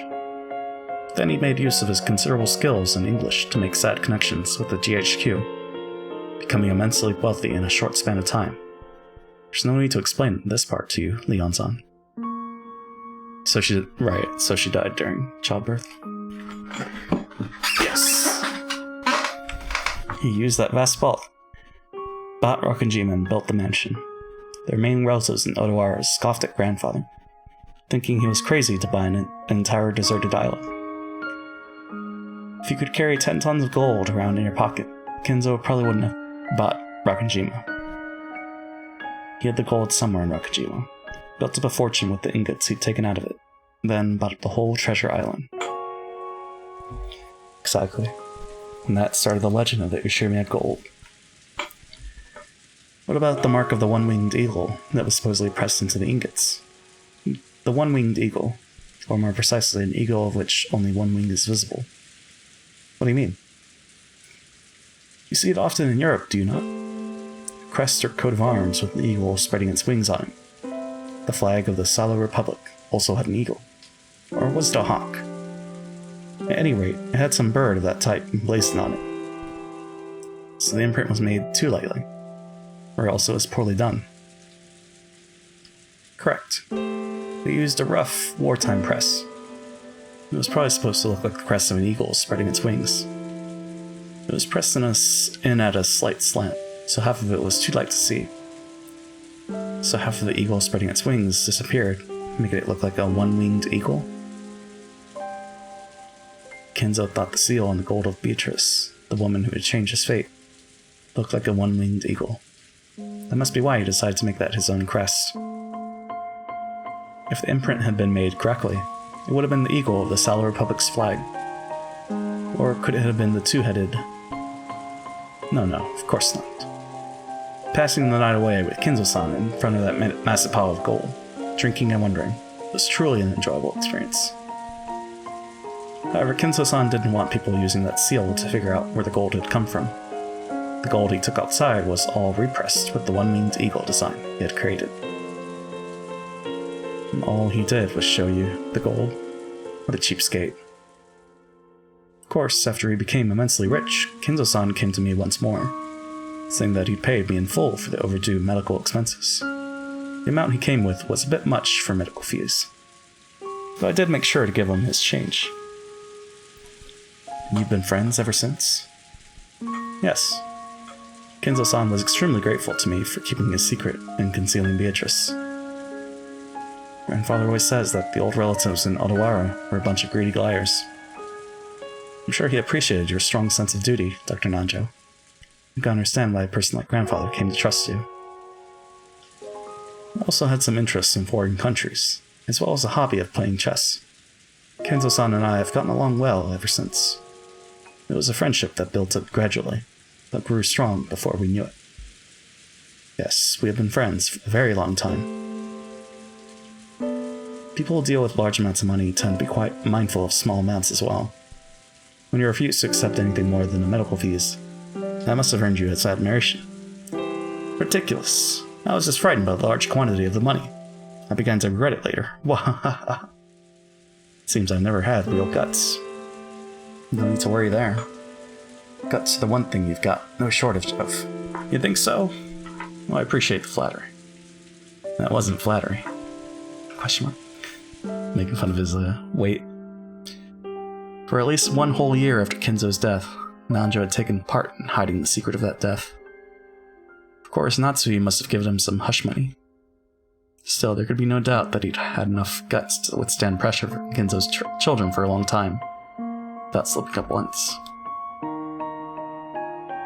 Now that's something that took real guts. Okay. That sense of duty must be part of your personality.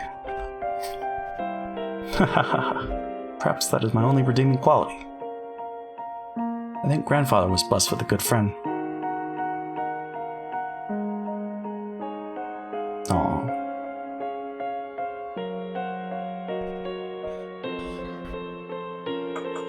So Nanjo's not a culprit? Well, I guess it's gonna be the one person. Or is it? Well, I mean, Eriko's a culprit, right?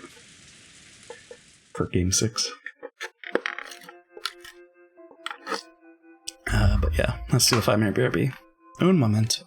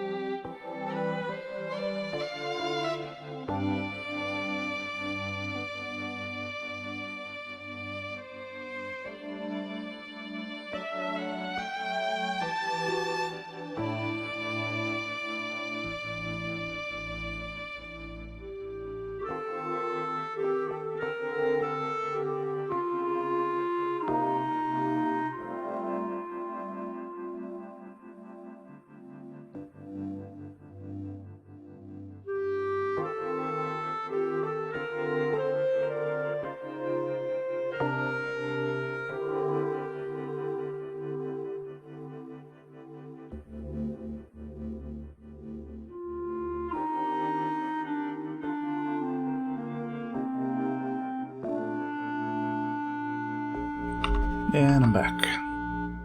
Okay. Let's see. So what's gonna happen now? I think learn just how much the woman called Beatrice influenced grandfather's life. We haven't learned anything.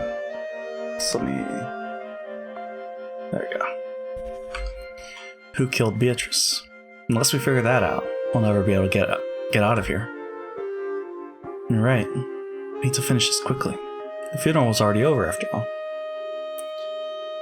You've got it all wrong. This is the funeral. You mean what she's making us do? All the Beatrices we've heard about so far weren't killed at all. We're trying to understand where the word killed factors in. That's the real funeral, as far as Mercastel's concerned. No one knows about her being killed, and that's the truth we're trying to expose. You're pretty sharp, aren't you? Hardly feels like I'm talking to a piece from the lower plane. So this is what I was giving you as my Watson. Ouch! Don't call your partner a piece. So, what next? Willard Holmes. Step 1 of holding an investigation is questioning witnesses, of course. There's still a Beatrice we need to ask about.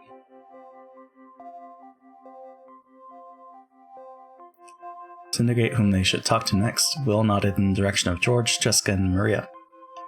Maria seemed to be lecturing the others about something. Wow, Beatrice sounds pretty incredible. Yeah, and then inside an upside-down cup, she made tons of candies appear out of nowhere. Inside the overturned cup? Amazing. Sounds like magic to me. Maria-chan really does love witches and magic. Could hardly avoid consulting our local authority on witches. Looking for someone to ask about Beatrice, Maria rose to the top of the list. The Beatrice she spoke of wasn't the real Beatrice, the one Kinzo and the others had talked about.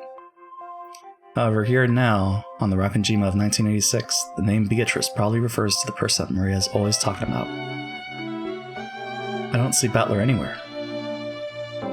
Ushimia Battler. The one who was forced to fight as Beatrice's opponent in many games, and the most important person in this game, this tale. Battler in this world will probably be the peace version. But even so, it should be possible to get some vital information out of him. Will probably wanted to talk about Battler too, but he was nowhere to be seen in the cousins' room. Battler-kun did not attend this funeral. It's a shame, seeing as he's the cousin's closest in age to me. Are you two on good terms? Yes, of course. And you pinch his butt every time he says something perverted? Oh, how did you know? Did your detective instincts tell you that? Poor guy. Marcustal said that everything we needed was gathered here. Since Battler isn't here, that probably means it's possible to find out everything without asking for his side of the story. Or maybe she's intentionally hiding the core elements and making us take the long way around. It's part of some fickle witch's game. Since he isn't here, that probably means there's no need to hear his story for the time being. Let's talk to Maria and the others. I won't say anything perverted, so keep your hands off my ass. Then why not try choosing your words a bit more carefully? The roguish smile, Leon pinched the air, index finger against middle. The air? Okay. Ah, it's our successor, Sama. Are you done babysitting the old geezer? Yeah. At least Leon was impartial. No mercy. Even for Jessica? Gross. Will felt a bit gratified. I see. Since you're the successor and Krause's child, then Jessica is your little sister. He was so used to Jessica being an only child that, though the scuffle between the two looked perfectly natural, something didn't feel quite right about it. Jessica, can't you talk a bit more like a little sister supposed to? While we're at it, why not try talking more like a girl your age? How many times do I have to tell you to stop calling me successor something? Shut up! I'll live the way I want to. I'd suffocate if I had to act all refined like you, successor Sama. Yep. Ouch. Ow, ow, ow, ow. Stop it, don't pinch me. This is little sister abuse. Pervert. Stop it. Ow, ow. Jessica, why are you talking like that in front of a guest? Do you want Mother to scold you again?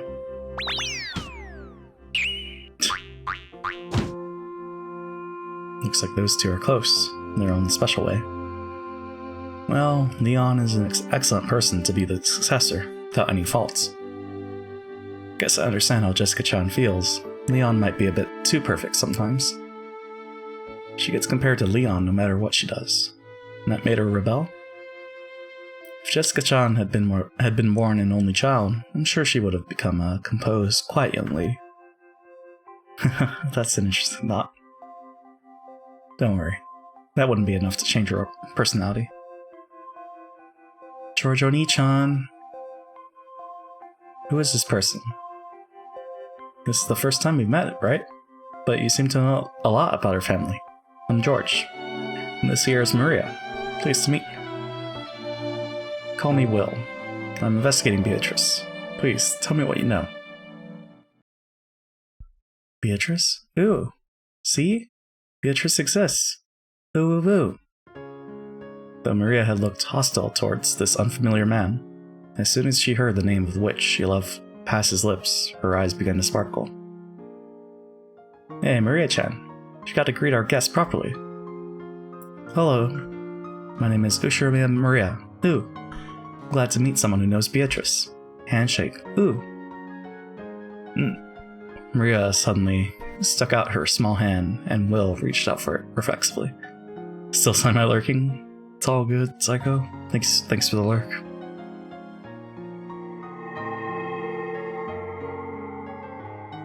As soon as he did, he felt a bright light seeping out from the gap between their hands.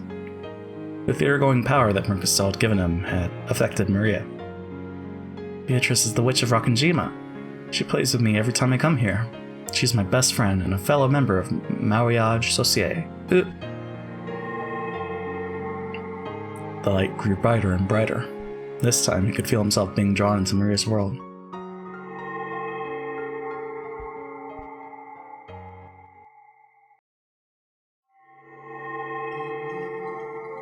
I'm Ushirame Maria.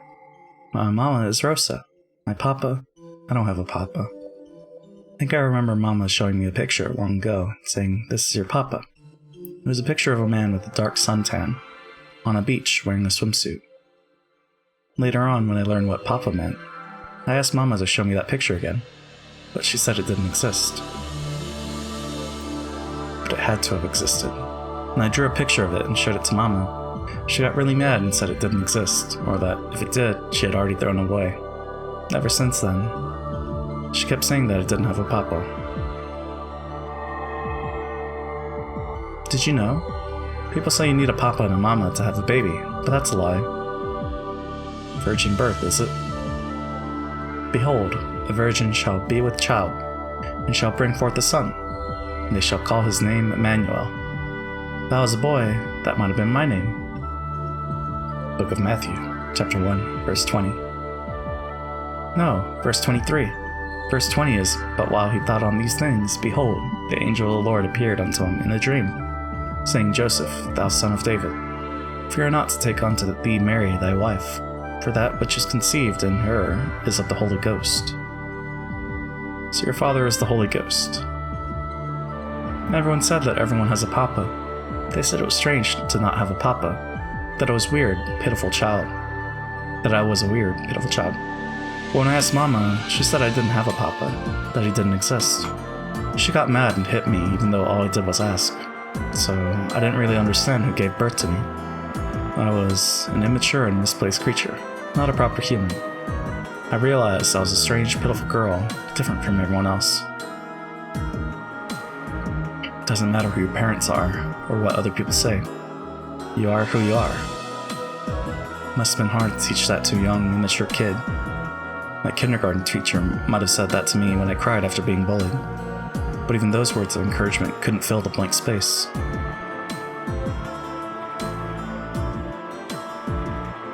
No, the questions. Those words couldn't answer the questions in my mind. And the book is what gave you the answers? A priest came to see me. It was probably part of some lesson, to enrich the minds of children through an edifying tale. To most of the children, it was just an ordinary fairy tale they might have heard from one of their teachers. Actually, I think we were just bored because it was too hard to grasp. Then at the end, the priest said something important. That God knows everything?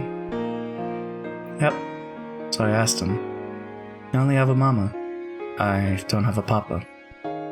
Mama gave birth to me without a papa. Is that a strange, sad thing? I asked. The priest taught me. There's nothing strange about a child having no papa. After all, Jesus Christ was born of a virgin, and the one who gave birth to him was the Virgin Maria. I was surprised.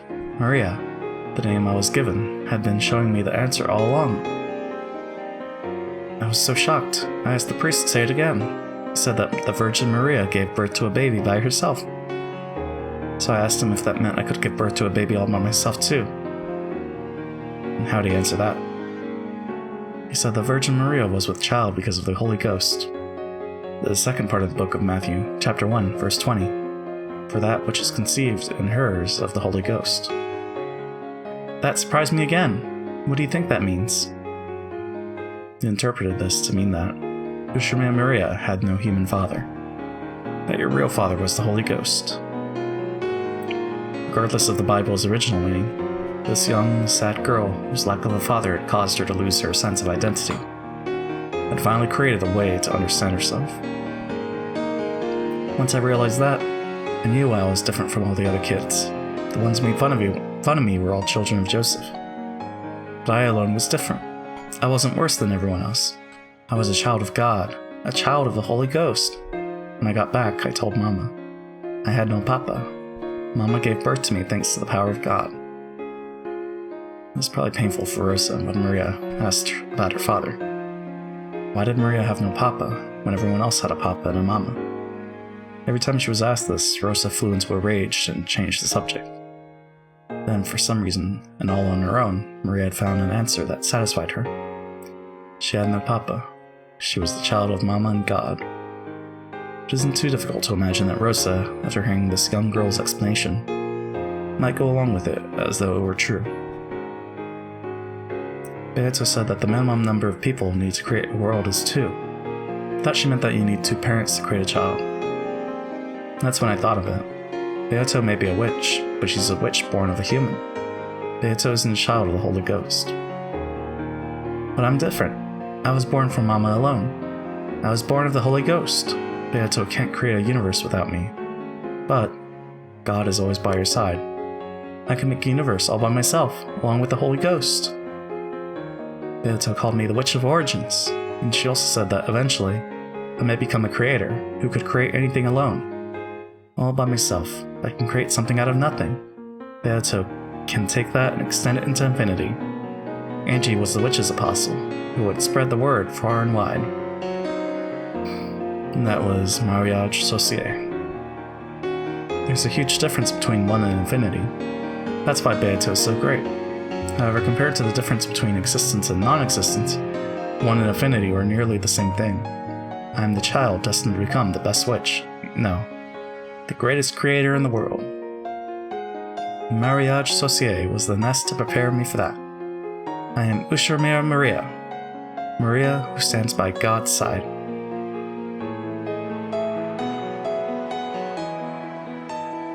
If we liken Maria's sense of identity to a universe, then this endless stream of words coming from her might be like the Big Bang. She spent so long tormented over how to interpret her lack of a father. Then by chance, she saw a line in the Bible that looked like it secretly referred to her. She finally formed an understanding for herself. The sad girl who had hated herself for being different from all her classmates finally found a meaning for her existence. At that moment, Maria's universe, which had once been nothingness, was born as a clump of ultra-hot, ultra-high pressured energy. Then later on, she went to Rakunjima, met the endless witch who called herself Beatrice, and the clump of energy exploded in a big bang, giving birth to their magical compendium.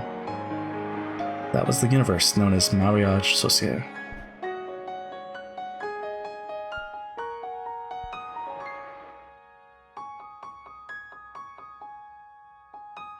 We're jumping about a bit too fast.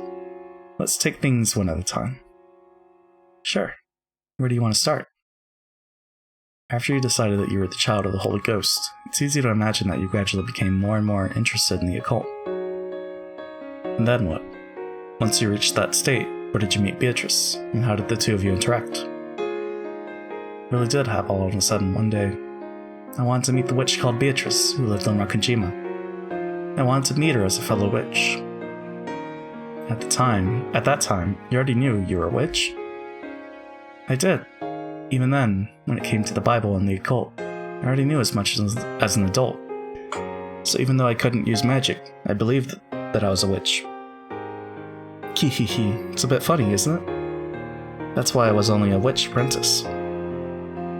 When did you meet Beatrice? I don't really remember when, but I do remember what it was like. It was really, really sudden.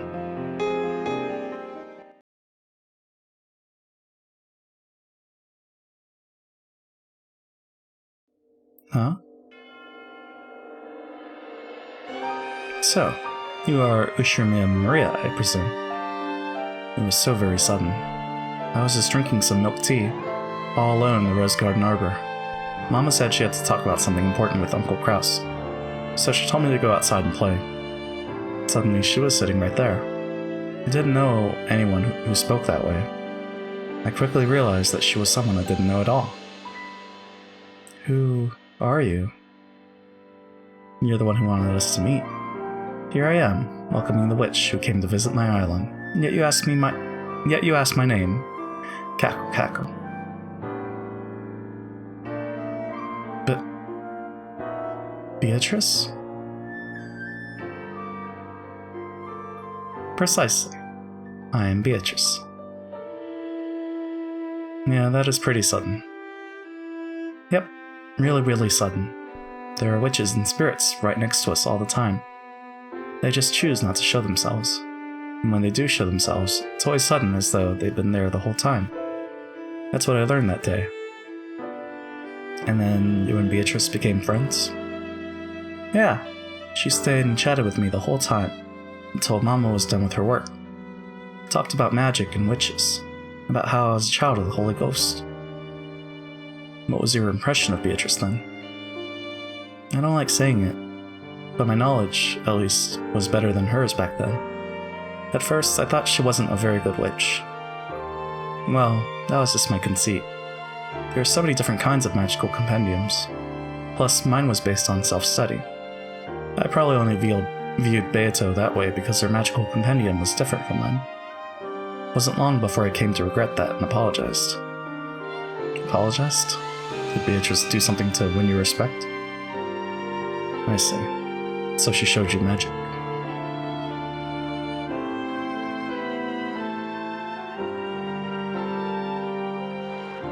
We moved to the beach and talked lots, sitting at a table under an umbrella.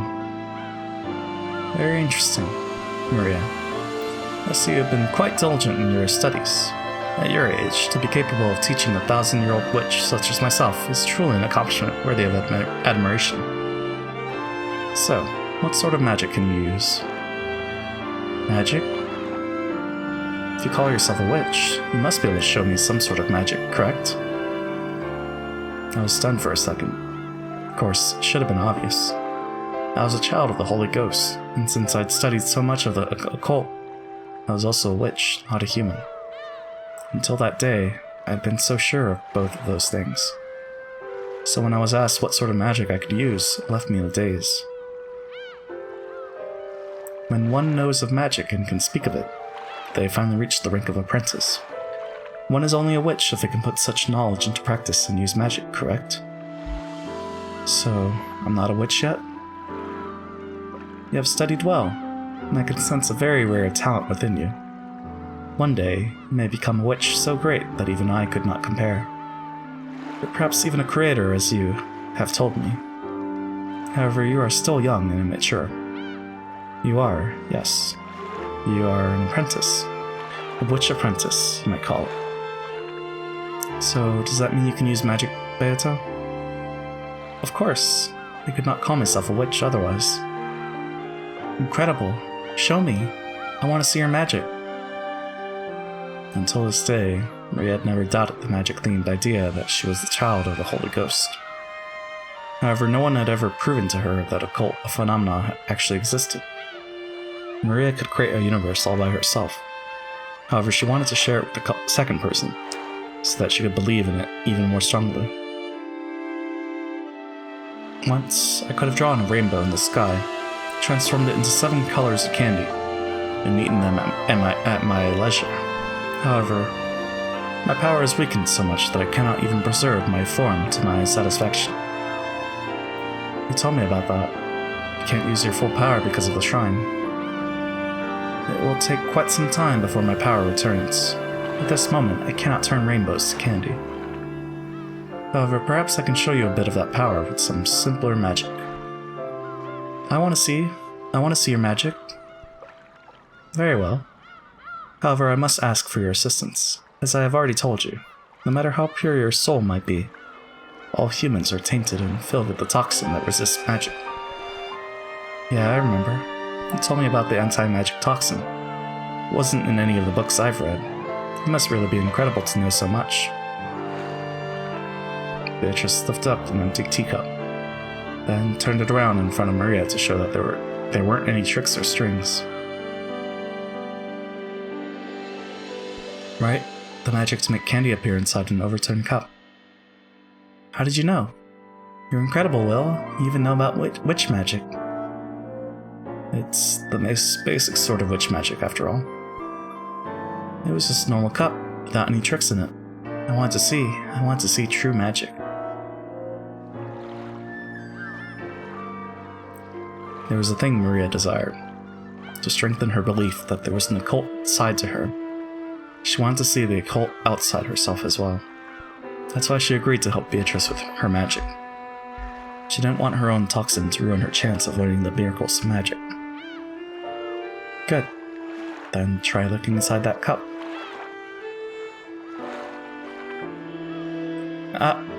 There's candy! There's candy! As a gift to mark my meeting with a new witch, and as a sign of our friendship, I offer this to you.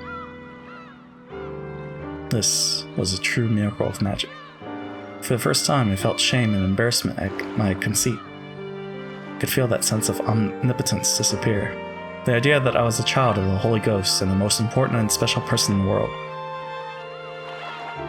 Instead of a child of the Holy Ghost who can't actually do anything, I'd rather be a witch who can use magic. Ushiromia Maria wants to become a witch. Starting off as a witch apprentice, I was already fascinated by Beato. I want to become a real witch too. I want to be your disciple. How modest. You already have an abundance of talent and diligence. Also, though it may have been different when I was at my full power, I cannot take on a disciple in my current state. So I can't become a witch's disciple? Correct. Cannot become my disciple. However, you can become my friend. Really? Indeed. From this point forth, we shall be friends. Let us continue to discuss the deep and profound world of witches. Ooh, thank you, Beato. Can I eat this candy? No, let that be a souvenir. Instead of eating it, keep it in that adorable bag of yours. Okay, I'll eat it at home. Ooh, ooh, ooh, ooh, ooh. Maria, that candy was brought into being by magic. Therefore, it is fragile. If you deny my existence with that toxin of yours, it will melt and fade away. Ooh, no. I don't want Beato's precious magic to disappear. Then be sure that you do not forget your meeting with me. As long as you keep a little promise with me, I shall be here to greet you when you return to the asylum. Ooh, I'll keep it. What's the promise? Well, to start, when you get home, wash your hands. Then rinse out your mouth. You must not complain about this, for it is an important part of a witch apprentice's training. I'll do it. Every day when I come home, I'll wash my hands. I'll rinse out my mouth. If I do that, will I see you again? I promise it. If you keep your end of the promise, your body will be cleansed and I will regain even more of my magical power. If that happens, I will show you even more incredible magic the next time you come. Ooh, I'll keep my promise, no matter what. I'll do it. I'll become your friend and a witch apprentice. Your resolve is heartening, Ushiromia Maria. Hope you will grow to become a full witch and my close friend soon.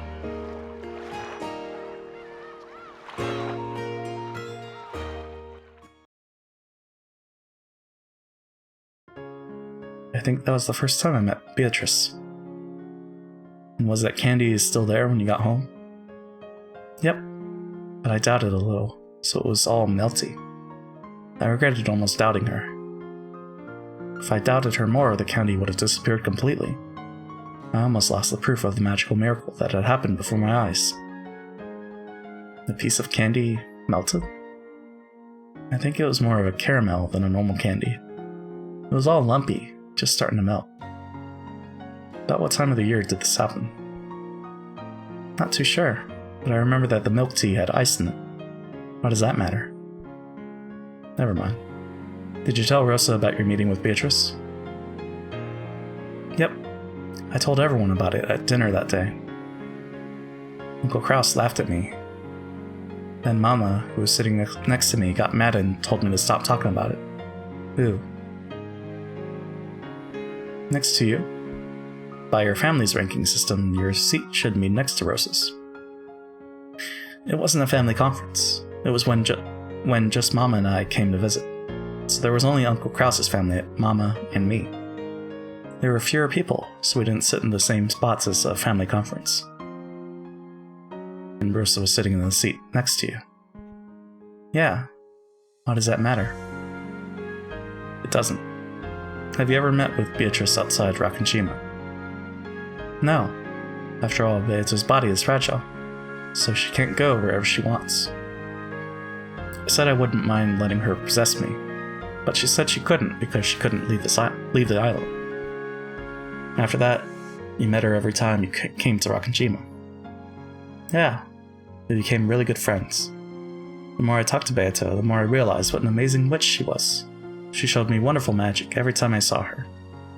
Then she told me about a magical compendium that was different from mine, and we both talked together about the mysteries of magic.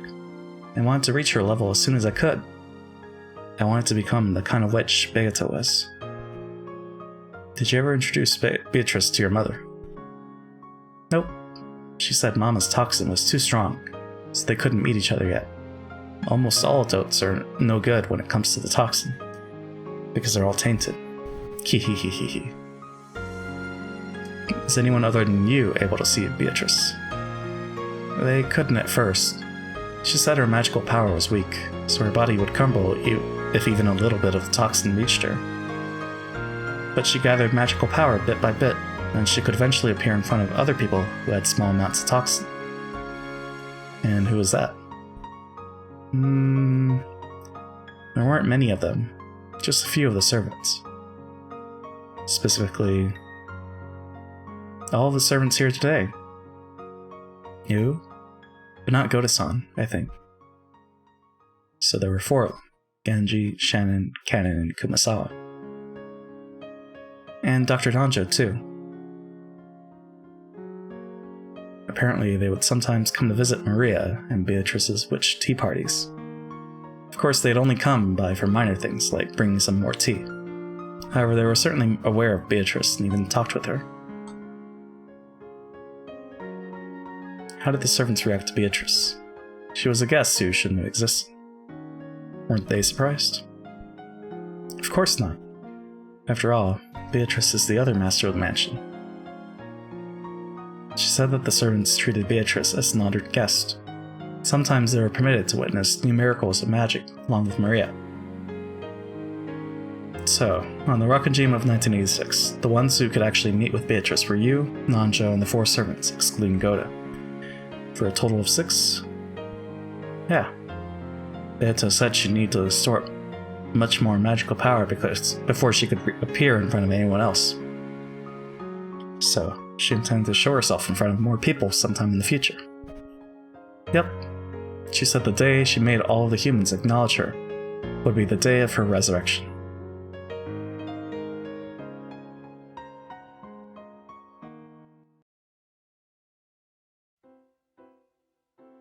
Maria, the servants, and Nanjo had acknowledged her. She had probably appeared before new humans one by one, starting with those whose anti-magic toxin was weakest. Beatrice's game was to increase the number of humans who could recognize her, until she could make everyone on the island acknowledge her. Of that, there can be no doubt. In that case, the last person Beatrice needed to appear in front of would be Battler, the one said to have the strongest anti-magical power. Does this mean Beatrice thought Battler would be the hardest to convince? Seems true that Battler was one of Beatrice's goals. However, if we go with that chessboard thinking Battler loves so much, Beatrice is trying to make people acknowledge her existence. Therefore, you might say that she's a character who can't exist unless people acknowledge her. Battler reached this idea himself as soon as the first game. Yes, there's something different about the Beatrice of 1986. She's different from the Italian Beatrice or the Corridorian Beatrice, both of whom certainly did exist. Beatrice of 1986, the one we're so familiar with in a mysterious way, yet who has no existence. What does it mean to kill this Beatrice who has no existence? The minimum number of people required to create a universe is 2. However, Maria said that even a single person could give birth to a universe. And yet, Maria desired a second person. A second person to nurture the world she had given birth to alone. Because if it was born and not nurtured, it would die and disappear. Let's replace the word universe with Beatrice. The minimum number of people required to create Beatrice is 2. However, even a single person could give birth to her. And yet that single person desired a second person. A second person to acknowledge the Beatrice created by the first person. That meeting with the second person is the scene Maria has just described. The single person who created Beatrice looked for a second person to acknowledge Beatrice, and selected Maria. You don't need Furuta Erika's heartless reasoning to know that the teacup magic was a sleight of hand. Maria, believing in the story about the anti-magic toxin, would close her eyes whenever magic happened. Any sleight of hand would be possible while she had her eyes closed. The caramel Maria had been given as proof of her meeting with the witch had melted a little because Maria had doubted. In a season where one was likely to put ice in their tea, it was only natural for caramel left in a bag to melt. Ushiromia Maria, the girl who's too trusting and will accept the story easily. Beatrice, appeared first in front of this girl, who had, in the language of witches, very little of the anti-magic toxin. The creation of Beatrice can be thought of as an egg being laid. When a single person creates her, it's little more than a daydream. She's still inside the egg. If, and only if, a second person acknowledges her, the shell will crack, and she'll appear. She'll only appear if a second person comes to warm the egg. When we acknowledged Beatrice, she finally hatched when the chick was born. In that case, Mariage Sorcier, which nurtured Beatrice and her magical compendium, was like a nest. This is Beatrice, a woman with a dignified presence, who calls herself the Witch of Rakanjima, and who claims to have lived 1,000 years. That sounds less like the chick Beato, who appeared in the previous game, and more like Beato the Elder.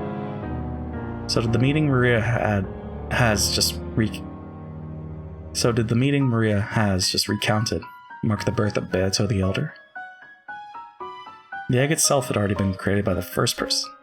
Between them and the meeting with Maria, it matured immensely inside its shell into a character with the dignified presence of 1,000 years. Then, when Maria acknowledged it, it hatched. And the Witch of Rakanjima finally gained a form. Perhaps that moment marks the birth of the Beatrice of 1986. The younger chick Beato was born out of love for Battler. Since that birth hasn't yet occurred at this point in time, the birth of Beato the Elder and the existence of Beatrice at this moment must have nothing to do with Battler. Are you enjoying this reasoning, Brancasto? If you are, let's at least have some applause from the spectators. Great, thanks so much.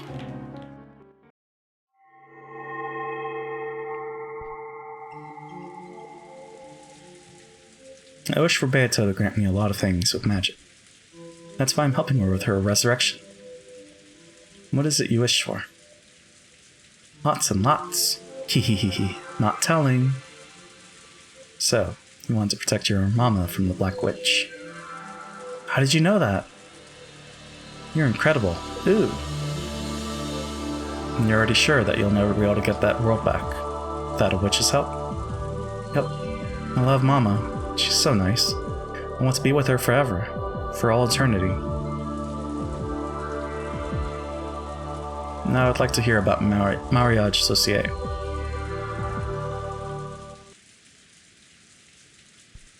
What's wrong? Don't wanna. Huh? I'm thirsty, so I'm gonna go get something to drink. See you later. Maria became suddenly formal, bowed her head, and left without waiting for a reply. It was a very un-Maria-like thing to do.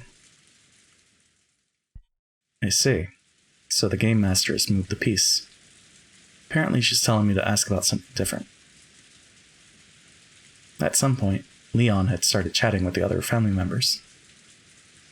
Jessica seemed to be getting irritated at having her butt pinched so much, and George was trying to calm her down. Jessica and George.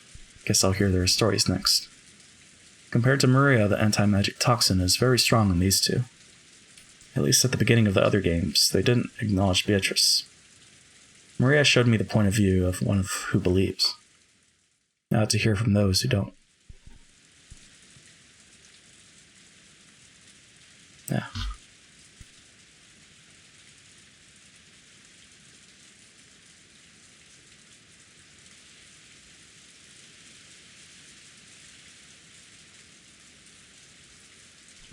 Why doesn't she want to talk about Mariage Sorcier?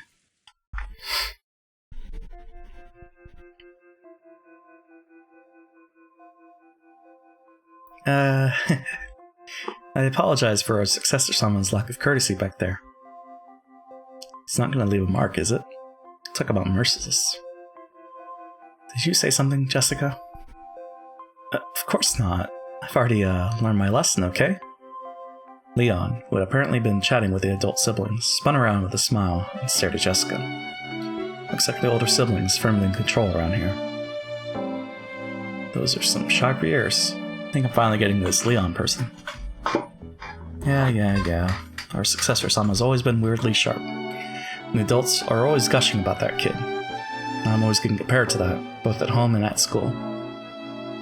Come to think of it, Leon was the student council president during both middle school and high school, and the head of the badminton team too.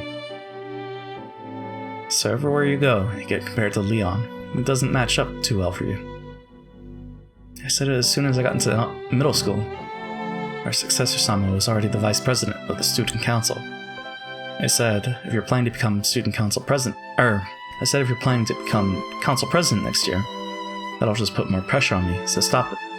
But the next year rolls around, and guess who announces their candidacy and wins by a landslide election? Same thing again in high school. I said, please, just give it a rest this time. You're already vice president. But when year 3 rolls around, our successor Sama gets the council president job again. Dad was oh so proud. Mom kept saying, now you make sure you do your best as the little sister, over and over and over again. Yeah. But even so, you were still proud to be Leon's little sister, weren't you? It's not like I ever thought of it that way. Yeah, of course not. Why would I? It can be tough to be compared against perfection. But other people are other people, and you are you. There's no point letting it get you down. Live how you want to live. Live how you want to with all you've got, and you'll be fine. Of course. But Mom and the others are always going on about how I need to follow in Ushirmea Leon's footsteps as a little sister. You keep telling me to go join the student council to go play badminton. You don't play in a rock band, do you? What? Shh. That's secret, okay? Apparently she's keeping it a secret from our family. Interesting. People tend to blame things on their family and how they were raised. But this Jessica girl always likes doing the same thing. Even in a different world and a different family. It's admirable that she has such a true and constant interest in something. I loved it. That Petan Petan song. That Dokyon Dokyon song. Wah. Shh. Nothing wrong with the extraordinarily accomplished sort, like Leon, but kids who act their age do have their charms. That's the best way to go through life. Enjoy your youth to the fullest. Thanks. Apparently no one had ever told Jessica that they approved of how she lived. And the direct way Will had put it made her turn red and hang her head in embarrassment. I want to ask you too now. The same thing you just asked Maria-chan? Yeah. Please tell me everything you know about Beatrice. Well, you can see how much Maria-chan loves witches and the occult. For her, Beatrice is a symbol to be admired, like an anime heroine. Whenever some trivial thing happens, she believes it's some witch pranking her with magic. You really are an adult. And so is the fact that you'd never say that to Maria, even if you think it. Of course. Childhood dreams only happen when you're a kid. I think respecting that precious experience is an adult's responsibility. Looks like the two of us will get along well. George's position was that Beatrice was nothing more than a fairy tale. However, that phrase, respecting a child's dreams, is the adult thing to do. That might be worthy of further scrutiny. When she got candy from Beatrice by magic, Maria Paula got excited and told George and the others. Then the adults followed his lead and actively supported that story, as adults should. However, we can conceive of a similar situation coming up besides an adult interacting with a child. For example, what about a subordinate interacting with a superior? If Kinzo, tyrant of the Ushirmia family, claimed that Beatrice existed and had revived, perhaps the other members of the family would actively support that story, as his subordinate should. Though Beatrice only appeared directly in front of a limited number of people, it's probably safe to say that the concept of her existence penetrated deeply within the Ushirmia family, even among those who had never seen her. However, no matter how deeply that concept penetrated, she was only viewed as a sort of fairy tale character. It would be necessary to transform the concept of that character from an imaginary fairy tale to reality. So, a person attempting to do this would need to perform acts that no one could explain without magic. These acts, were the witch incidents, starting with the window opening pranks played by Beato the Elder, and ending with the closed room murders. Beato the Elder talked about this, saying that the anti-magic power of the mansion would be weakened bit by bit, the more she made her existence known. Beatrice, why were you willing to go so far to make everyone besides you accept your existence? Because that fiction will become the truth if everyone acknowledges it. Because at that moment, the being called Beatrice will be acknowledged and will become a human? Will become human. In that case, until Beatrice is acknowledged by all people, she's less than human. She's furniture. Why would furniture want to become human? I seem to remember this being a theme in the previous game. It's because they want to get it right. Furniture cannot. So they try to become human because they want the right to. It's extremely simple. After all, it's directly connected to the reason Chick Beato was born in the first place. Love? I see. I understand, but it's complicated. Yeah, can't neglect the heart. I feel bad for saying this at Beatrice's funeral. The truth be told, I don't know enough about this person called Beatrice to tell you much about her. My apologies. Jessica-chan does live here, so she might know a little more than I do. Speaking of which, have you introduced yourself to this gentleman yet, Jessica-chan? Nah, not yet, actually. There's this idiot going around pinching people's butts, so I didn't really have the chance. A bit late, Jessica looked embarrassed for acting rudely in front of an unfamiliar guest. She cleared her throat and made a beautiful bow that didn't fit well with her normal attitude. She even lifted the corners of her skirt in a curtsy. Pleased to meet you. My name is Jessica. Allow me to welcome you to the Ushimiya family on this splendid day. Please enjoy our hospitality and... Willard. Call me Will. Huh? What? Jessica's greeting had been of the old-fashioned sort, so Will also treated her like an old-fashioned lady, bending down on one knee, taking Jessica's right hand and kissing it. What? Not expecting her greeting to be returned in such an old-fashioned and formal way, Jessica turned red and was unable to speak. However, Will had returned the greeting in what he thought was a perfectly serious way, so he didn't understand what was making Jessica's face glow. Have I done something strange? No, not at all. I want to hear what you know about Beatrice. A sparkle leaked around the edges of Will's right hand, which was grasping Jessica's hand. Looks like the theater-going power is having its effect on Jessica. Didn't mean for that to happen. Oh well. Beatrice, is it? Well, I can tell you, but will you promise me something? Promise you won't laugh. Thinking about it now, it sounds more than a little crazy. What is it you know? I won't laugh. Tell me. Sure. Where should I start?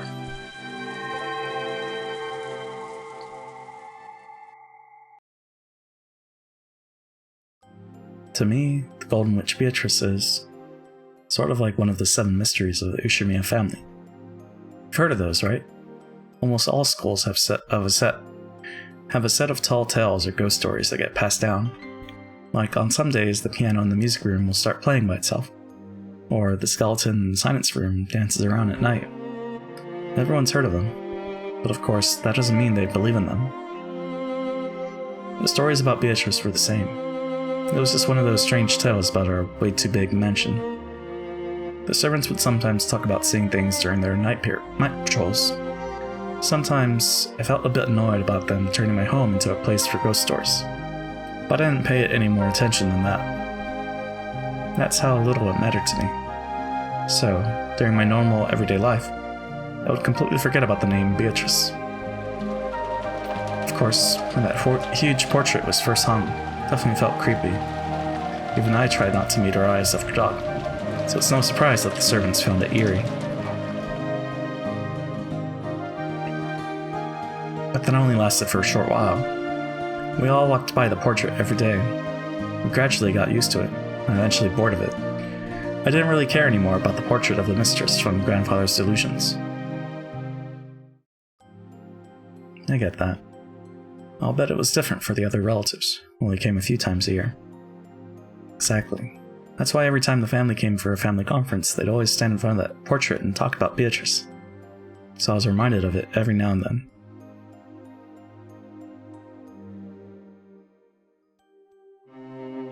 Ooh, Beatrice, I've come to play again. We've written a new spell. Take a look at it later, okay? Ooh. You really do like Beatrice, don't you? You've been in such high spirits ever since Grandfather had this portrait hung. Huh? Where's Angie? She went back with Aunt Kyrie to take some medicine. Her body really is frail. Totally the opposite of Battler. She's the sort that gets sick whenever she's stressed. I also used to get sick on big holidays or trips. Maria's really tough by comparison. She's been talking about Beatrice non-stop since we left Najima. Don't you think she's taking this a bit too far? It's not so bad, right? It's normal for kids to have an active imagination. If a kid told you that she'd met Santa Claus, would you tell her she's a liar? Well, of course I wouldn't go that far.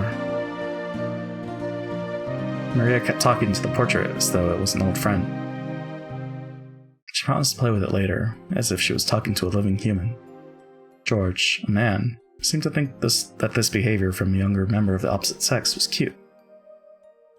But to be perfectly frank, Jessica, who was the same sex as Maria, found this behavior a bit unpleasant, even though she realized that she was dealing with a younger girl.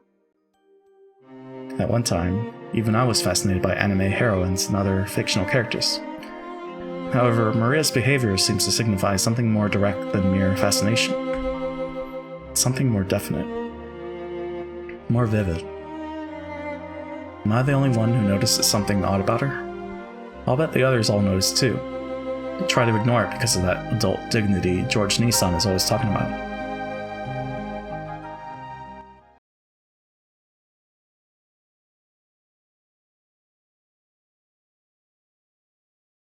My apologies, everyone. The head is quite busy with his noble research. He wishes to eat lunch in his study today. Until a second ago, Kinzo's children had been complaining that eating lunch with their father would give them indigestion. Now that they knew he wasn't coming, they started grumbling about how he should at least spare the time to come down during the annual family conferences. Then let us begin lunch, everyone. I, Goda, have made use of all my talent and experience to make sure that you guests, who have come from so far away, will be entirely satisfied with your meal. No one's stomach would fail to rumble if you're hearing that from the great chef Goda. By the time the splendid dishes were laid out, everyone had stopped talking about Kinzo's absence. It was now Angie's absence that was being discussed. Apparently her stomachache had gotten so bad that both she and Kirie couldn't make it to lunch. Poor thing. Goda, make sure to talk to Kirie-san later and have some porridge made. Thanks for the concern. Sorry about all this. It seems she just can't handle much stress. That's how it is with youngins. They're cute at least when they're not regurgitating. George used to do that all the time. He really was frail, way back then. Right? Let's not talk about the past. It's not exactly a mealtime topic. Ooh, poor Angie. So she won't get to eat this yummy food? Yeah, poor kid. Let's make sure we play with her a lot when she gets better.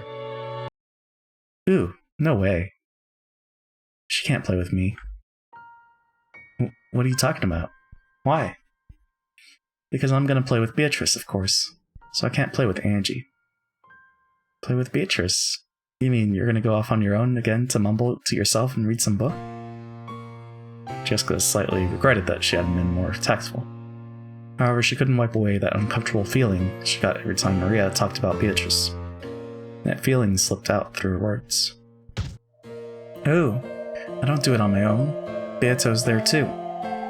Maria may be young, but she does know how to read a person's tone. She immediately burst out in anger, drawing the attention of everyone in the room. Normally, Rosa would have stopped her at this point. However, she happened to have gone to the bathroom at that moment, so there was no one to calm Maria down. Hehehehe. Poor Jessica, you're just a clump of toxin. With Beato's weak magical power now, she'd burn to a crisp if she ever appeared in front of you. But she will appear before you eventually. Yes, in front of everyone else too.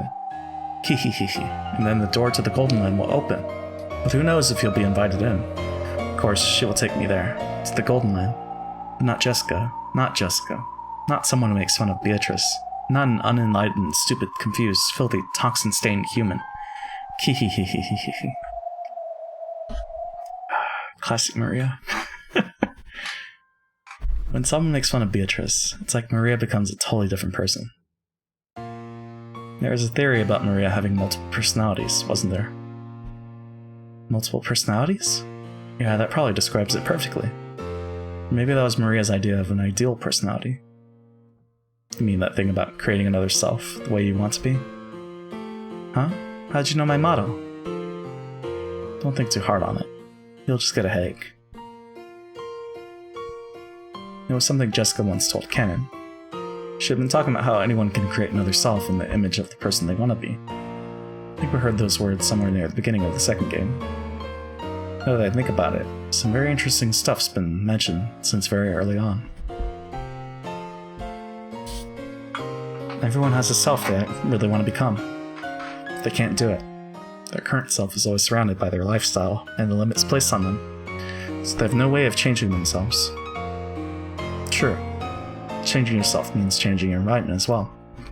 That's not easy to do.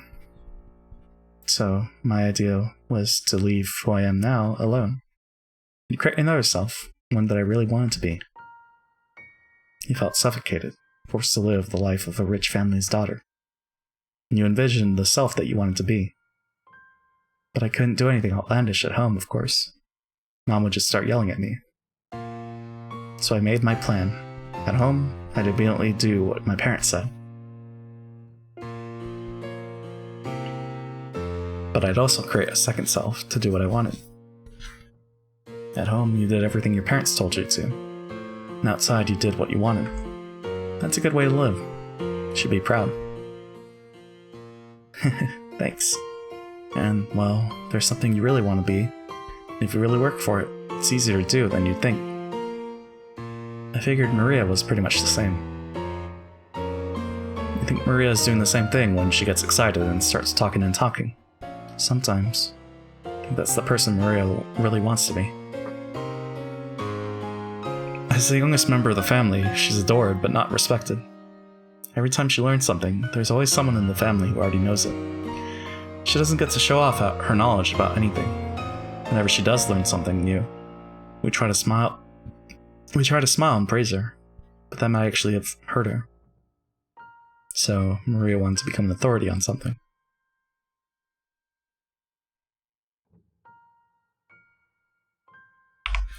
It's something that all young boys and girls think when they want to shake off their childhood. It's not a bad feeling when you learn something new and your parents praise you. But when you realize that your parents already knew that thing, it sometimes feels like they're talking down to you. When a kid learns their one-digit times table, their parents will probably praise them. However, inconsiderate parents will sometimes ask mean questions like, then what is 11 times 11? Or what is 16 times 16? Or something similar. If that happens, the kid will lose his feeling of accomplishment and will start to feel as though he'd never surpass his parents. So, it's easy to guess why Maria got interested in the occult, something no one else knew about. I started learning more and more about it. I think the person Maria wants to be is an authority on the occult who everyone respects. And if she talked about the occult during her everyday life, Rose would hit her. So like you, she's been hiding this other self most of the time. That's what I think she's doing at times like this. Maybe I should say that this is her real self slipping through the cracks to cover up her normal self. Actually, I've had some experience with that myself. Thought at times that it'd be nice to become a frail, secluded lady, so I'd pretend to cough a lot, and it sort of became a bad habit. Because everyone would be nice to you if you started having coughing fits? No. Whenever the conversation turned to something I didn't like, or something that made me feel uncomfortable, I could do that to change the subject. I see. Wait.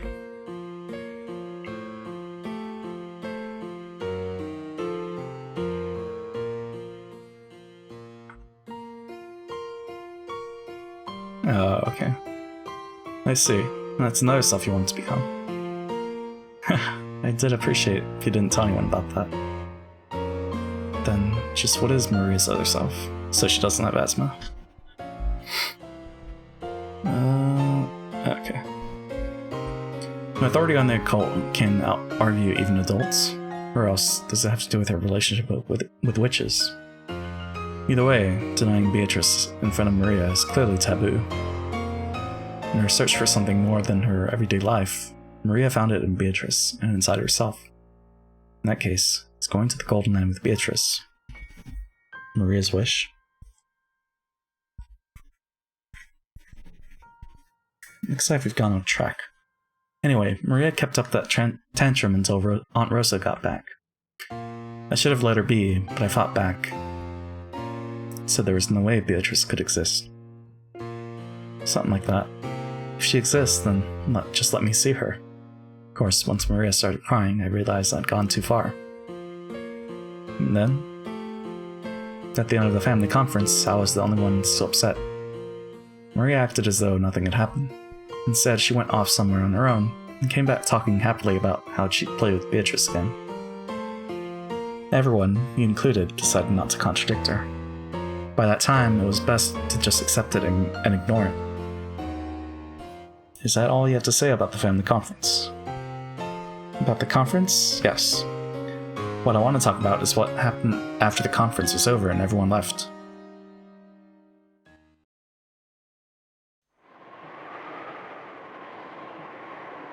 Even after the conference ended, I still felt a bit uncomfortable. If Maria had just stayed mad, we would have made up with each other and I could have put it all behind me. But since Maria got over it, it felt like I was the only one unsatisfied.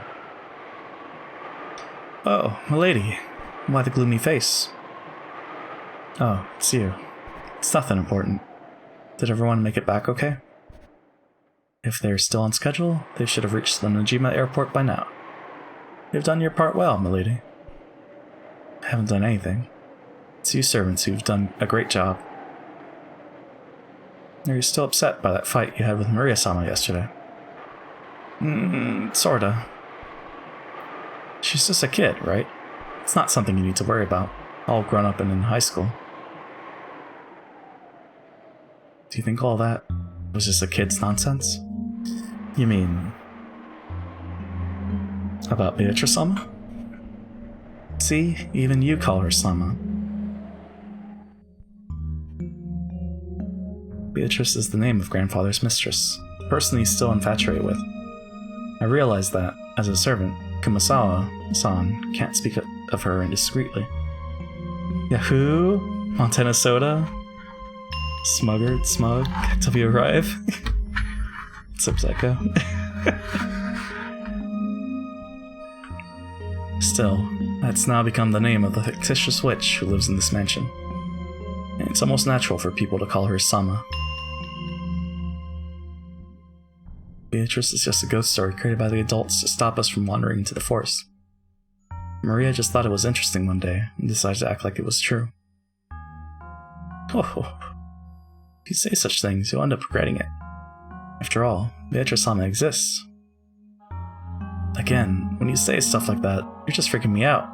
I may not be George Nissan, but I'm not going to go around shouting that Santa couldn't possibly exist. That doesn't mean he actually exists.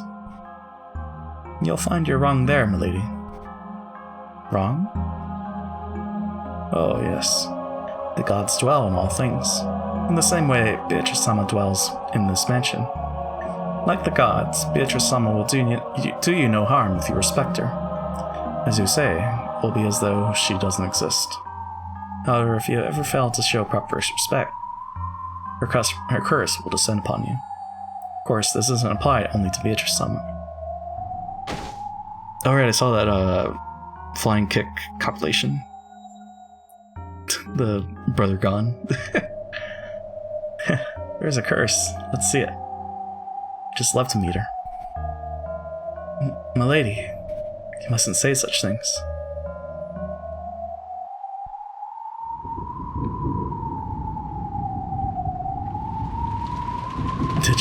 did. That was silly.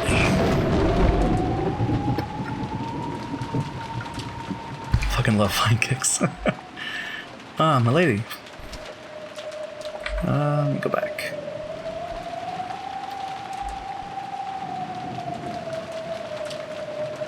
Okay. You did a fine job today. Shannon, Goda-san. You guys know about Beatrice, right? Huh? Well, I do know of her, of course. Why do you ask? There's no way those end well if a person does a kick if they miss. No fucking way. The two looked at each other. They looked like a pair who just heard a clueless person suddenly utter a forbidden word. Let's have it straight. Does she exist? That ghost. If it's a question of whether she exists or not, I would have to say that she doesn't. Probably. I'm sure. She exists. Why? Have you ever met her? I've never met her directly, but... Shannon spoke in detail of how she'd sometimes feel a strange presence or see a silhouette while doing the midnight rounds. And each time she started, Jessica would immediately cut her off, saying she must have seen it wrong or been mistaken. You haven't met her either, right, Goda-san? Of course not. However... Well... He was being very evasive. Even a man as big as Goda was apparently unable to deny the existence of someone he'd never met. This really didn't sit well with Jessica. She was a resident of this mansion herself. They were acting as though someone else, someone she didn't know, was living there. Here. Of course she didn't like it. Wait a sec. Tell me that story one more time. Huh? Which do you mean? The story about the VIP room? Goda and Shannon had been recounting several ghost stories about Beatrice. One of those drew a reaction from Jessica. Yeah, that one. Sounds pretty cool. Goda and Shannon glanced at each other. After all, it hadn't been a cool story to either of them. You mean that you mustn't enter the VIP room at 2 in the morning? The one about how Beatrice-sama returns to the VIP room every morning at 2 a.m.? So you mustn't go near it? Yeah, that's it. Pretty cool. All the other stories are about people saying they heard or saw something Beatrice-like. But this one isn't. This one says that if you go to the VIP room at 2, you can actually meet Beatrice-sama. Well, I wonder. My lady, they say that servants who speak ill of Beatrice-sama are cursed. Furthermore, the VIP room is Beatrice-sama's room. Even you, my lady, should probably reconsider. The VIP room is locked now, right? Where's the key? Was that key in the key box? I think Ganji-sama keeps that key by his own chair. Master Key can unlock it too, right? Let me borrow yours. But I cannot do that. Milady, there's no need to approach such an ill-omened place without reason. Hey, don't you go calling my house ill-omened. Anyway, I've made up my mind. If you can't give me your master key, there's still that key for the VIP room, right? Let me borrow it. Milady. To Jessica, the expressions worn by the pair felt more like an ill omen than anything else did. In Jessica's eyes, the ill-omened thing wasn't the witch or the VIP room. It was them. Maria and the others who believed in witches. In the end, Jessica forced them to agree. She made them bring her the key to the VIP room.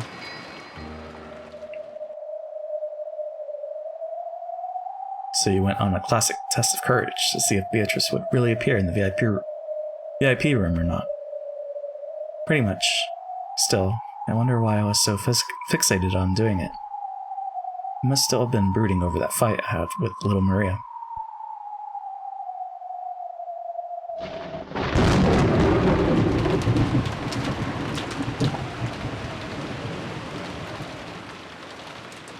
Of course, the weather just had to be terrible on that particular night. To be honest, I slightly regretted sticking my nose into something so pointless. But I'd already said so much, and even borrowed the key from them. I couldn't just go to Shannon the next day, have her ask me how it went, and answer, well, I gave up, because it was too scary. Teehee. Normally I go to sleep long before 2 a.m. If Mom found me wandering the corridors at that time of night, she'd definitely yell at me. So I waited in my room, staring at the hands on my clock as it ticked closer to 2. Outside, the rain was incredible and the wind strong. The swaying, rustling trees were particularly eerie. I'd complained to Shannon and Goda about making up ghost stories about my house, but I was starting to feel like those ghost stories might not be so impossible after all. The Ushirman mansion is huge. Honestly, I can't think of the entire mansion as my own house. As Mom says, the hallways of the Ushirman mansion should be treated like public roads. In other words, my own room is part of my home, but the hallways and the rooms I don't usually enter are outside. So while part of me felt that this VIP room ghost story was not ridiculous, the other part of me was so cooped out that it kept frantically trying to convince itself that the first part of me was right. Only 10 minutes left till 2 o'clock. If I want to be inside the VIP room at 2, I need to get there before then. Guess it's time. Sorry, but I'm not giving up that easy. JP, what's up, Psycho? Nothing's going to happen. I know that. It'll just be a stupid waste of time for a few minutes. I touched the doorknob to the door of my room. I was startled by how unpleasantly cold it was. I am done lurking. So now you're out of it. As long as I stayed in this room, I could laugh off anything. After all, this is my room. But it wouldn't be like that in the hallway. That's outside my territory. And the doorknob, barrier between the two, is ice cold. Idiot. What are you so scared of, me?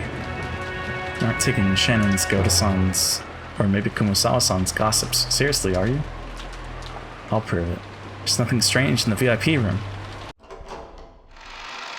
The corridor was only dimly lit. Before lights out time, the hallways were brighter. Yeah, wasn't the voice chat? I see. Discord things. But to avoid wasting energy or something like that, kept the lights to a minimum at night.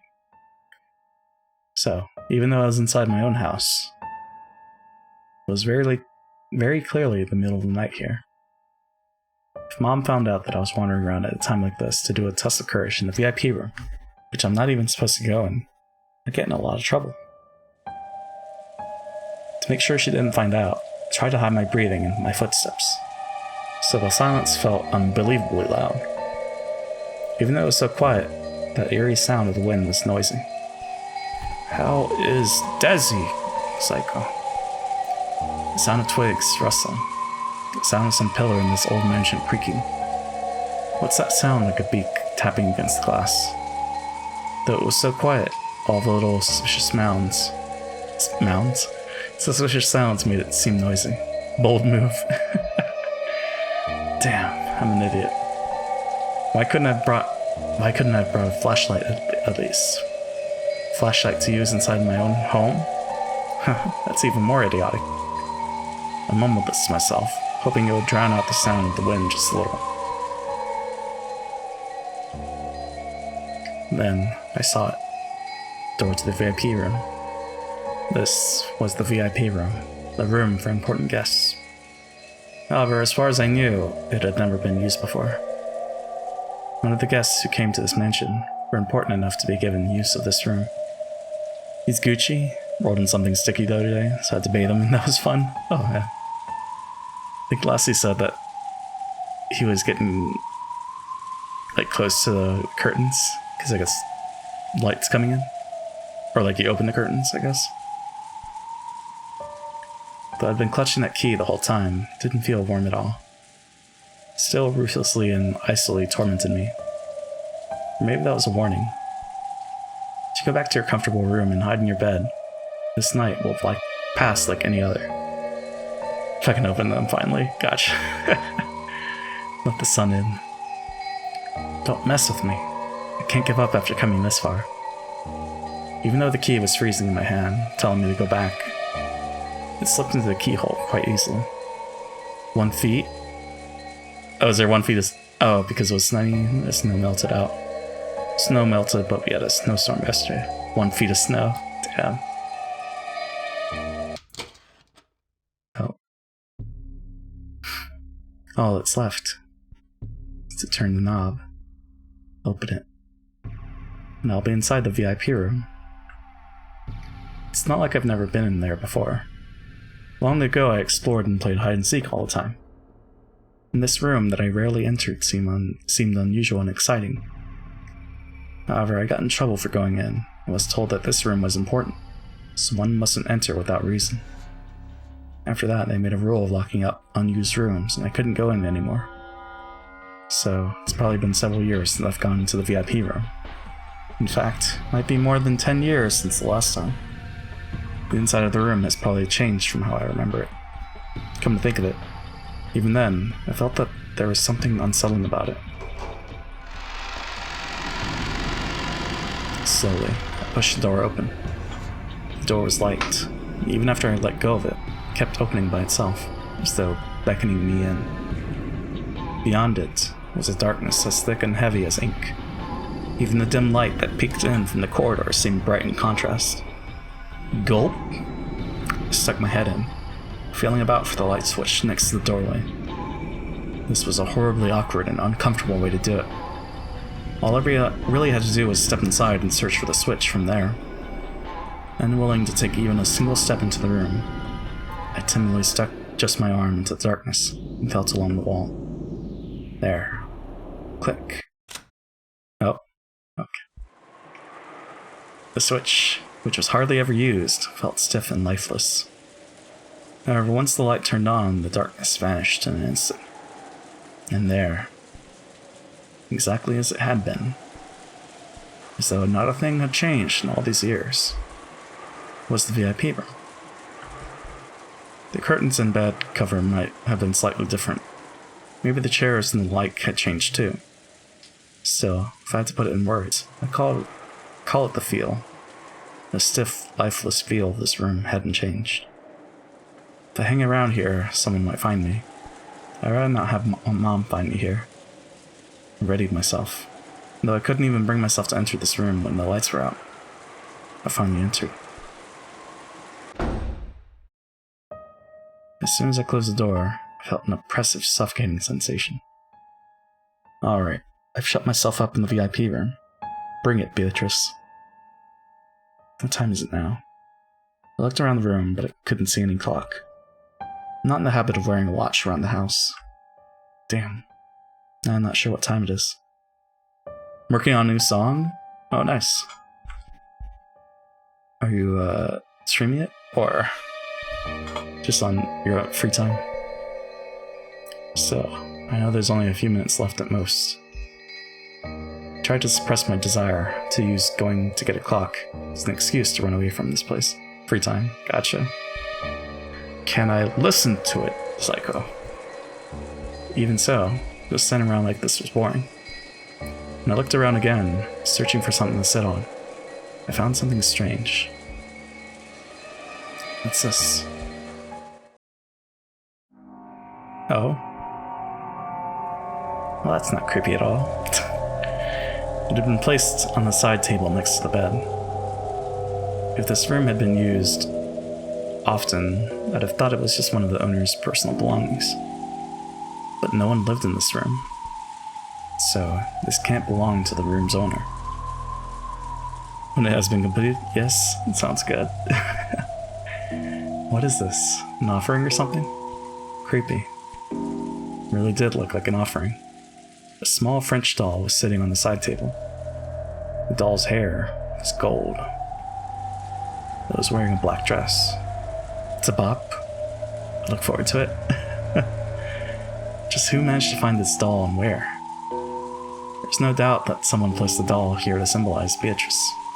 Does that mean this doll is supposed to be the owner of this room or something?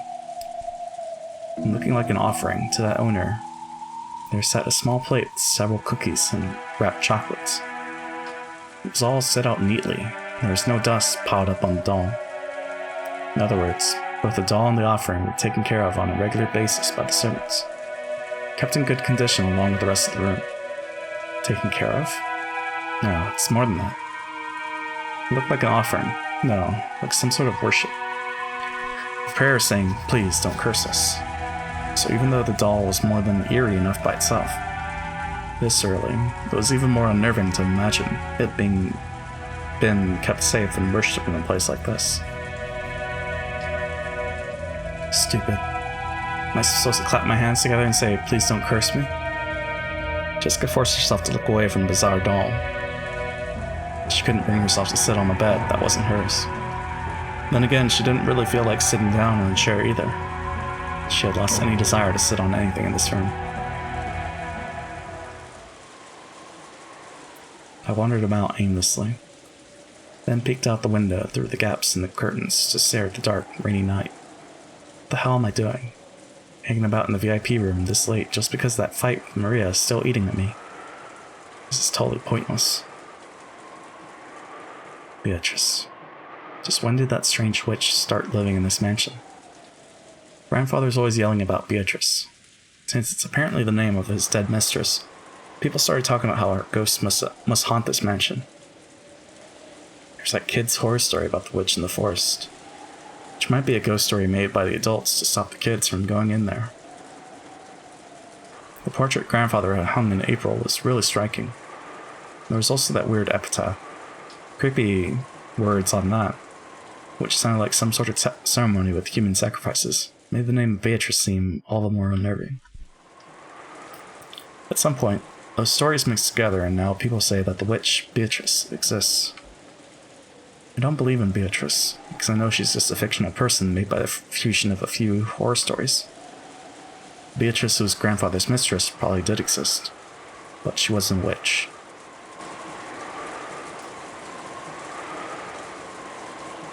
The story of the Witch of the Forest was made up by the adults to prevent their kids from getting lost in the woods.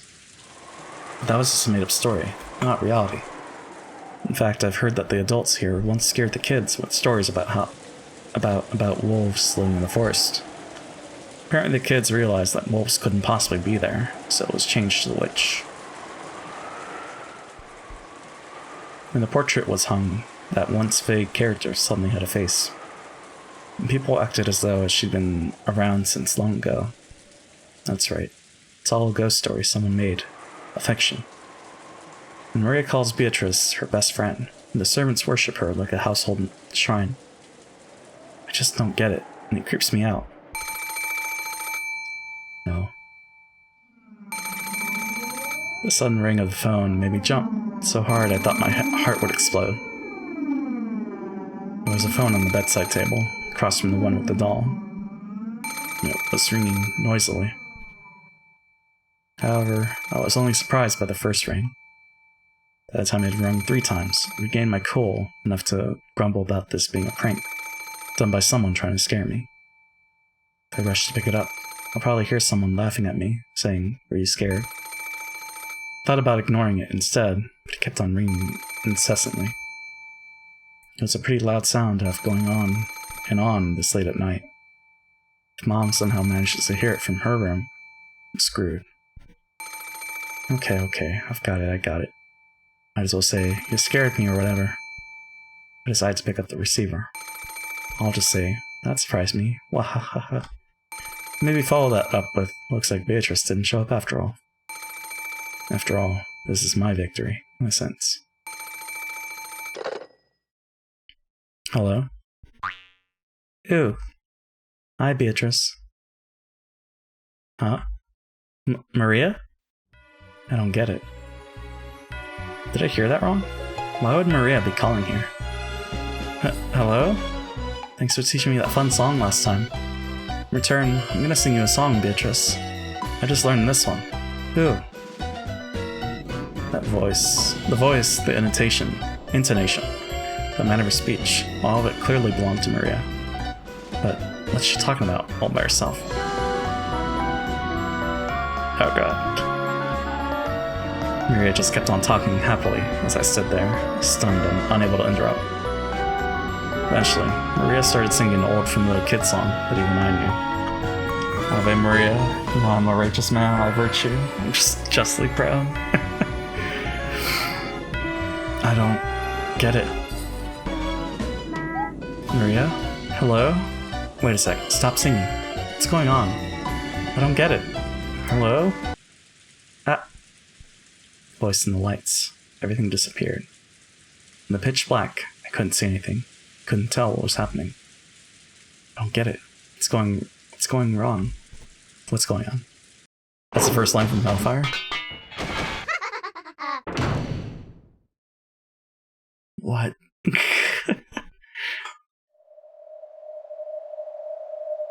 What? The hell? What was that?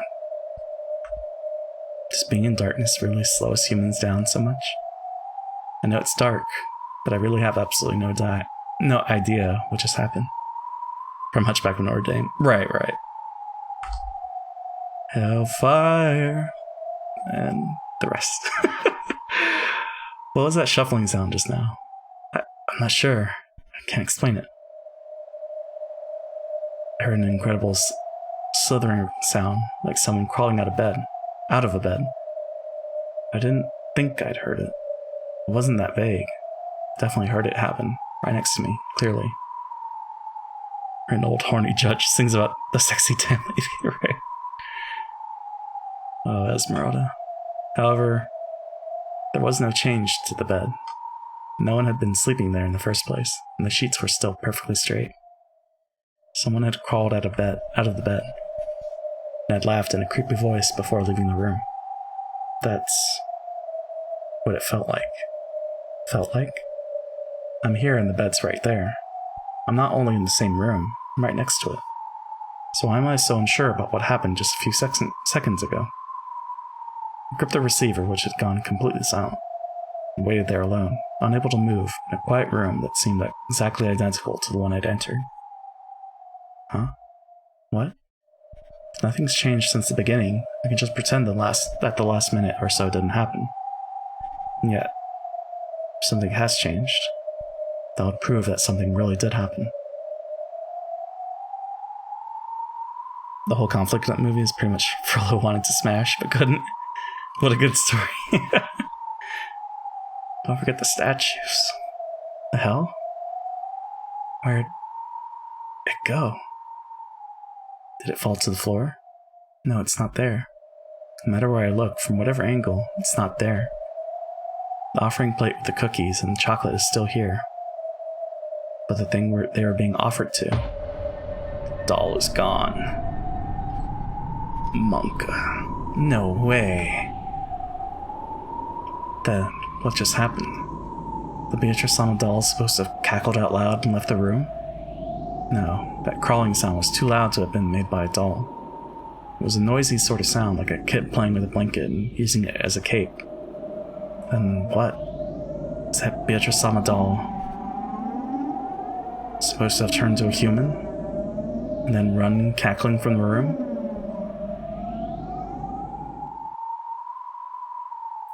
No way.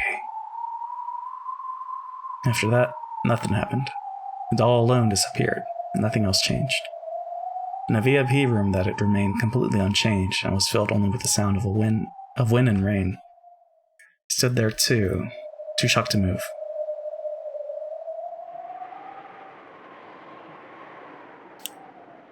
Did you ever find that doll? I looked everywhere, even under the bed, but I didn't find it. Just what did you think had happened in that room? I don't think it was actually Beatrice Sama's curse. It might have been a prank done by the servants. A prank? Maybe they recorded Maria's voice beforehand. They then called at exactly 2 and pushed the play button. They could have cut the power at the switchboard or something. Then someone who'd been hiding in the VIP room would make a creepy laugh, take the doll and leave. That's how it happened. Everything fits. Doesn't sound like you're really convinced. No kidding. After all, if that was just a prank to scare me, the scale was way too large.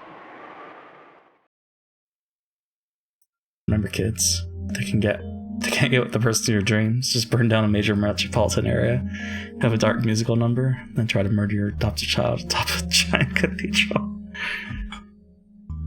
Good villain. They made Maria sing beforehand and recorded it.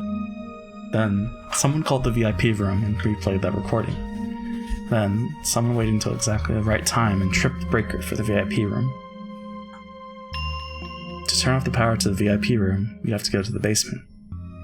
There's a switchboard booth down in the boiler room. There's no phone line down there, so you need a different person to play back Maria's tape. And you need another person to hide in the VIP room and cackle before leaving. And just how long would this last person have to hide in the VIP room beforehand? How long would they have to hide in the pitch-black VIP room, under the bed, for example, waiting to scare Jessica, who might or might not have even come? There's no way it could be a witch's curse. But still, to me, it's even creepier to imagine that many people planning everything down to the slightest detail, and waiting for several hours in the darkness just to scare me. I agree. A curse would be better. Did you ask the servants about that later on? What's the point? They just played dumb, of course. And there had to have been at least three of them. On that day, Genji-san, Goda-san, Kumasawa-san, and Shannon stayed the night. So 3 of those 4 helped out with that creepy prank? Doesn't make sense. That's why I couldn't ask about it. True, it had been a strange experience for her, but it wasn't something completely impossible for humans to do. Even so, it really must have been more unnerving to imagine a large number of people playing so carefully just to scare Jessica. It's no surprise that Jessica found this scarier than Beatrice's curse. Do you still believe the servants tricked you? No. I was probably scared and mistook what I saw and heard. The doll probably just fell somewhere, and I just had trouble finding it. Are you trying to say you imagined the whole thing? Other than the doll disappearing, there's no other proof that anything had changed. Later on, I talked to Maria and she said she didn't know anything about that song or the phone call. I don't know if she was lying or not, of course. Anyway, what happened that night? It's just something I thought happened. And there's no proof of any kind. That's ironic. Even if you claimed to have met Beatrice directly, you would have been just as unable to prove it. The shock lasted for a while, but as time passed, I began to think that lightning or something must have shut off the power for a second. Maybe one of the trees in the garden fell, which I mistook for that slithering sound. And the laugh? Maybe some strange bird? Anyway, I might have misheard something to get that sound. I act tough, but you wouldn't believe how much of a coward I actually am. That's why I let my imagination get a hold of me. I tried to use that as an excuse to help me forget everything that happened that night. Everything is enshrouded in darkness. People are actually pretty good at forgetting things if they try. After that night, I'd feel uncomfortable every time I heard the word Beatrice. I tried hard not to let it show in my face. That's all. Can't tell you any more than that. It's kind of embarrassing, so please don't tell anyone. I don't want them knowing I'm a chicken. Sure thing. I have one last question. About the VIP room? No. About the dining hall. The dining hall? On the day of the family conference, just before your ghost story, all of the relatives were gathered in the dining hall, right? Yeah. Except Battler hadn't come back to the family yet. Everyone else was there. Everyone except Grandfather, of course. And Angie wasn't in the room because of her stomachache. Her seat was next to yours, wasn't it? Yep. Was that the seat to your right? Yeah, the seat to my right. Why does it matter? Hmm? Wait.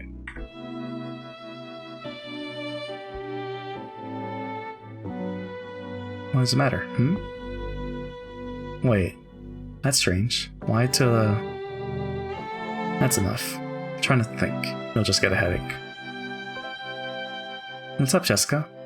Why the confused look? Well, right. Left. You're so weird. How's it going, Will? Have George Nissan and Jessica told you anything useful? A bit. That ghost story about Beatrice was pretty fun. A ghost story? What kind of story? The one about Beatrice's ghost appearing in the VIP room at 2 in the morning. It was pretty creepy. I've never heard of that. I don't know who put that out there, but that'd be really rude, making up ghost stories about the woman our head is indebted to. A model answer. What? Do you know about the epitaph, Leon? Epitaph? What epitaph? That epitaph by Beatrice's portrait. My apologies, but I have no idea what you mean. Behold the Sweetfish River running through my beloved hometown. What on earth are you talking about? So, in your world, no, in this world, the portrait exists, but not the epitaph. Of course, I know about the large portrait of Beatrice hanging in the entrance hall, but I haven't heard of this epitaph. What is it? And that's a very interesting difference. You've lived on Rakajima all your life, right? Of course. What's your point? When you were a little kid, we were told not to go near the woods, threatened about it. Yes, they always said to stay away, since it would be dangerous if we got lost. Because a witch lives in the forest?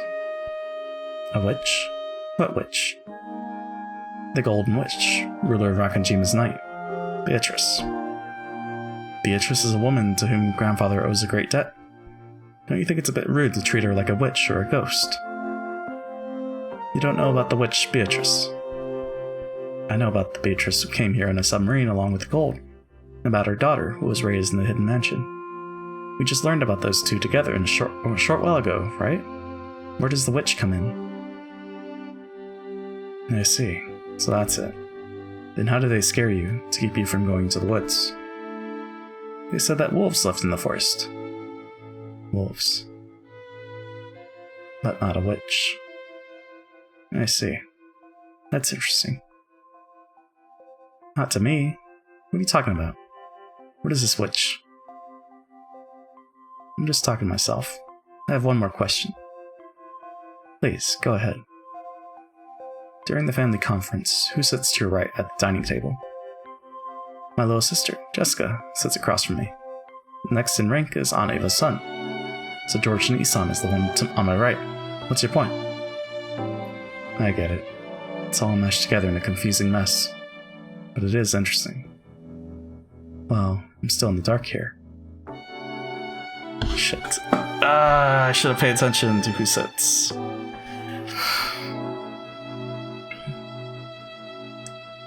I should have wrote it down.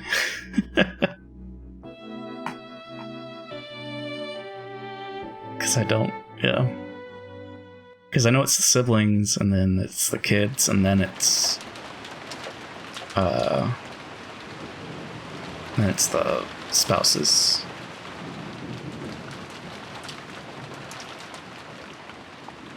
So, did you figure out, actually, what time is it? 20 minutes.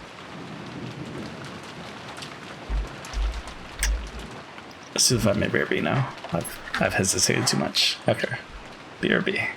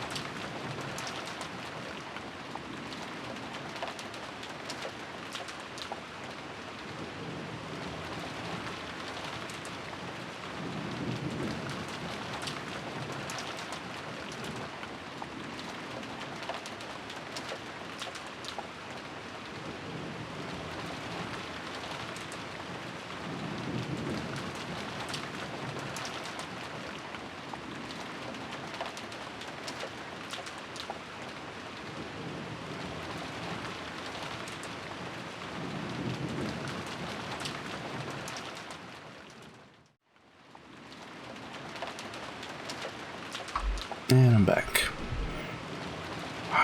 Man, it's like I want to look up the seating chart, but what if it spoils? So I can't. That's fine.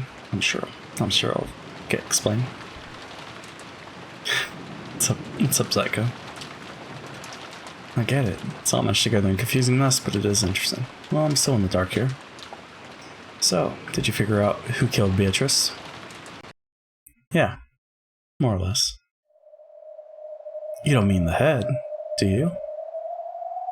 Bernkastel isn't asking about the two Beatrices involved with Kinzo. She's talking about who killed the Beatrice in 1986. JP, what's your opinion on chocolate-covered raisins? I love them. Raisinets? Delicious. Good movie snack. Not really sure what you mean by the Beatrice this year. What's all this about a witch called Beatrice? And then there's what we were just talking about, and the epitaph too. Isn't it about time you explained all of this to me? Alright. No point stringing you along. Let's start from the beginning. Who is this witch Beatrice? Strictly speaking, it isn't a person. It's the concept known as Beatrice the Golden Witch. You mean the ghost stories themselves? To be more specific, even the ghost stories are only one of the elements that create the concept. You lost me. If you said you hated them, I would have cancelled you just in FYI. Good to know. I passed. Ghost stories are normally told in the second person or third person. However, someone started telling those in the first person. You mean someone started claiming that they were Beatrice? The legend Rakanjima's evil spirits, and the made-up story for keeping kids out of the forest. These are combined with Kinzo's constant cries of Beatrice, Beatrice, and gradually became the legend of the witch.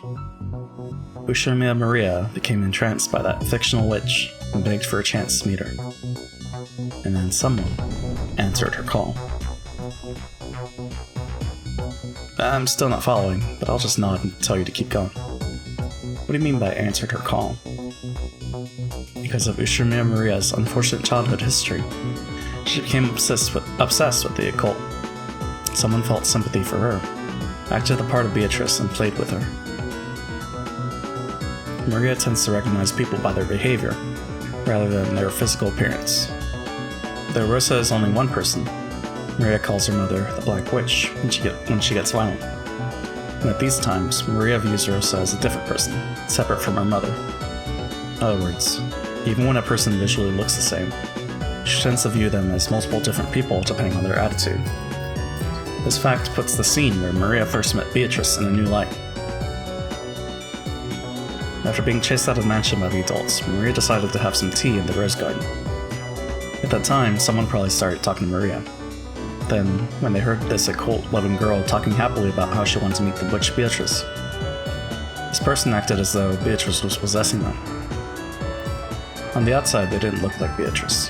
However, when their manner of speech and behavior changed abruptly, Maria would recognize them as a different person. That's why her appearance was so sudden. You could probably view Maria's love of witches and the occult as a form of escapism. She believed the power of witches could bring about change in her unfulfilling and incomplete life. That's why she wanted to believe that witches exist. She thought that believing could make her happy. It's true that Aunt Rosa brought up Maria by herself, and that she was always busy with work. I do feel sorry for Maria, but still. Don't neglect the heart. Maria believed for the sake of believing. She believed in Beatrice's conjuring trick from the bottom of her heart. That probably comforted her a lot. And at that moment, the witch Beatrice was born.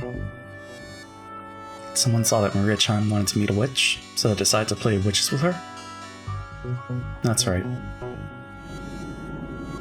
This marks the birth of Beato the Elder. All of that about living 1,000 years and being bound to Rakanjima, that was mixed into the story of ghosts wandering the mansion at night, which is part of the legend of Rakanjima's evil spirits. As Furuto Erica guessed, the two ghost stories had fused.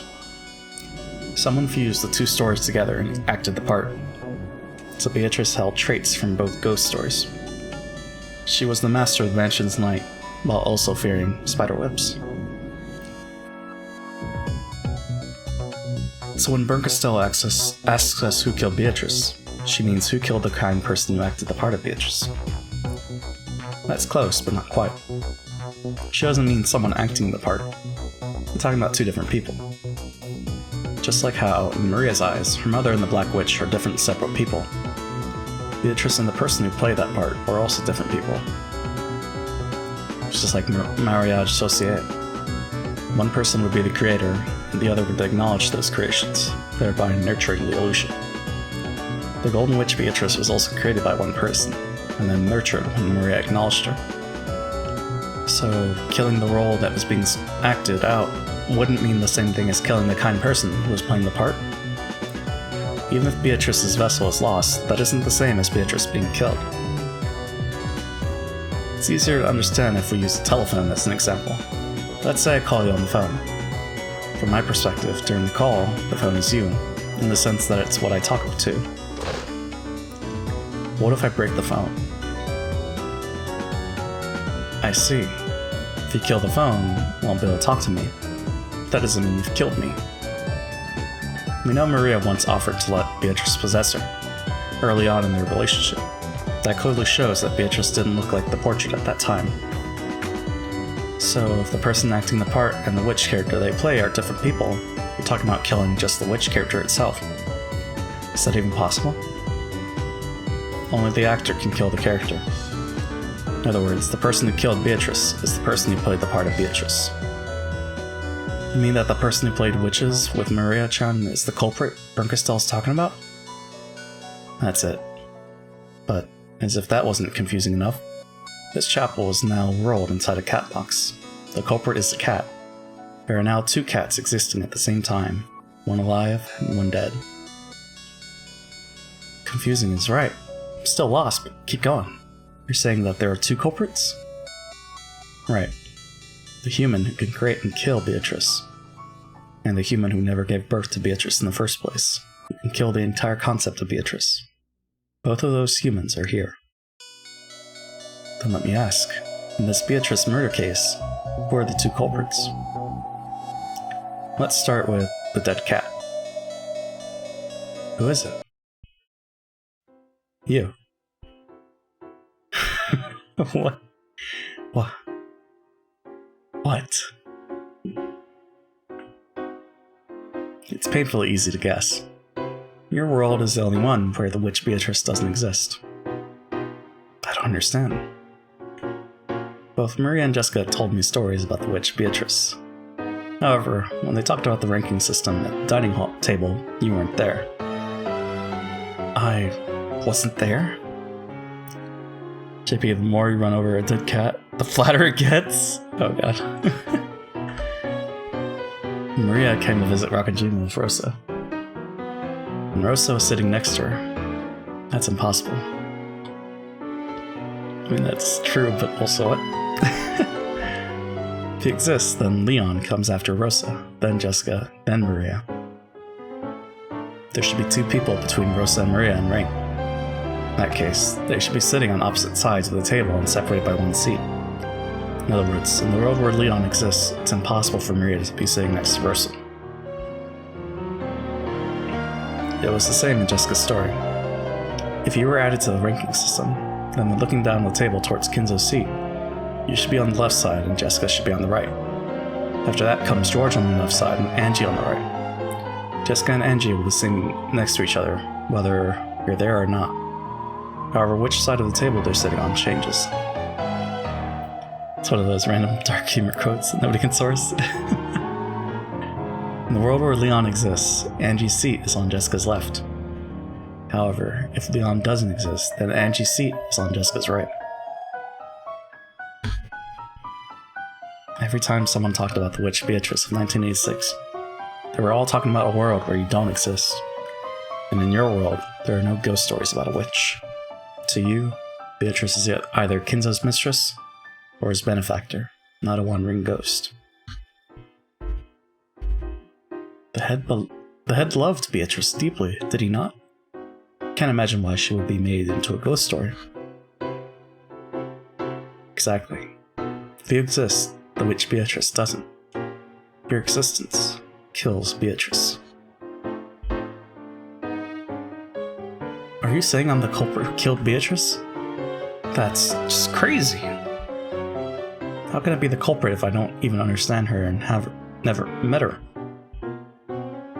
Flip it around. If you don't exist, Beatrice will be born. This song is a mess.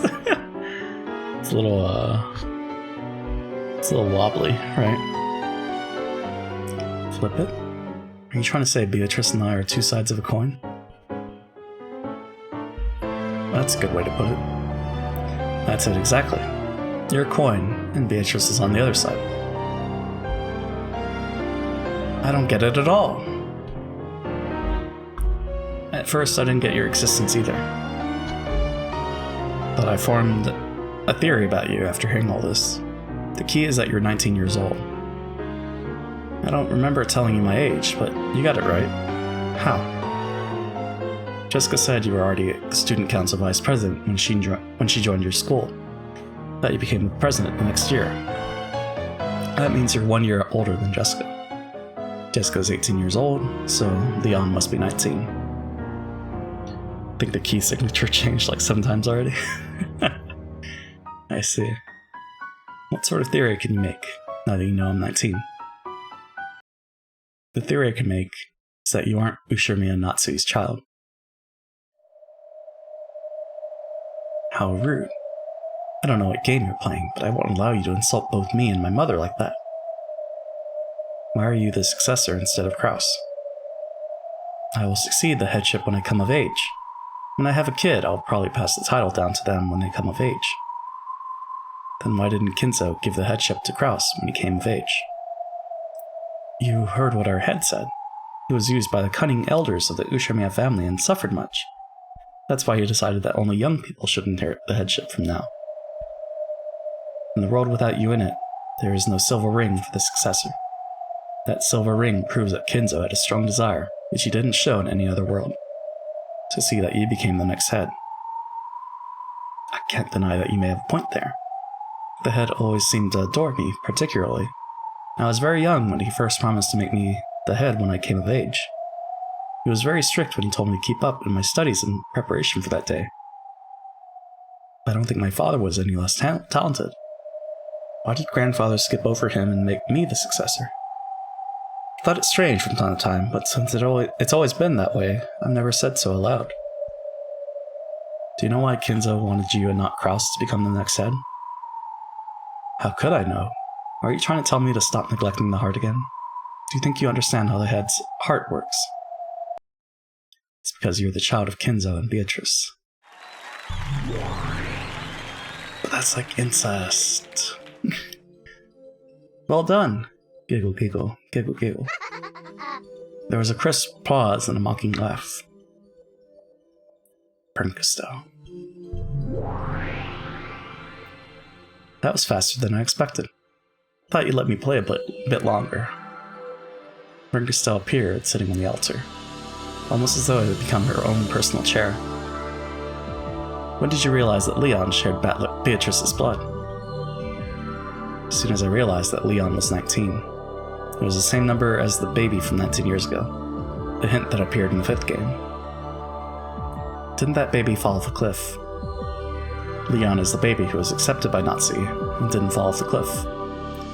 In other words, if Nazi rejects the baby, Leon doesn't exist. Welcome to the world of family inheritance. Now you understand the entire role of family. You're saying I'm not Mom's child? That's insane. You say that, but you don't look too sure. Giggle. That's right. Ushirmiya Leon is not Natsui's child. This is the grown-up version of the baby Kinzo got from somewhere 19 years ago. Not somewhere. Leon clearly shares Beatrice's blood. The proof is the silver ring, which is only ever given to Leon across all of the many worlds. Why does the ring prove that I share Beatrice's blood? In all of the many worlds, you are the only one who receives it. That means that in all worlds, you are the most prominent person at Kinzo, second only to Beatrice. and his love for you is clearly greater than it is for his own son. For his son, Kraus, or his granddaughter, Jessica. You were 19 years old. In other words, if we look back to see what happened 19 years ago, it can lead to a certain thing. Excuse me. Royal inbreeding. Oh boy. Let me open that up in another tab.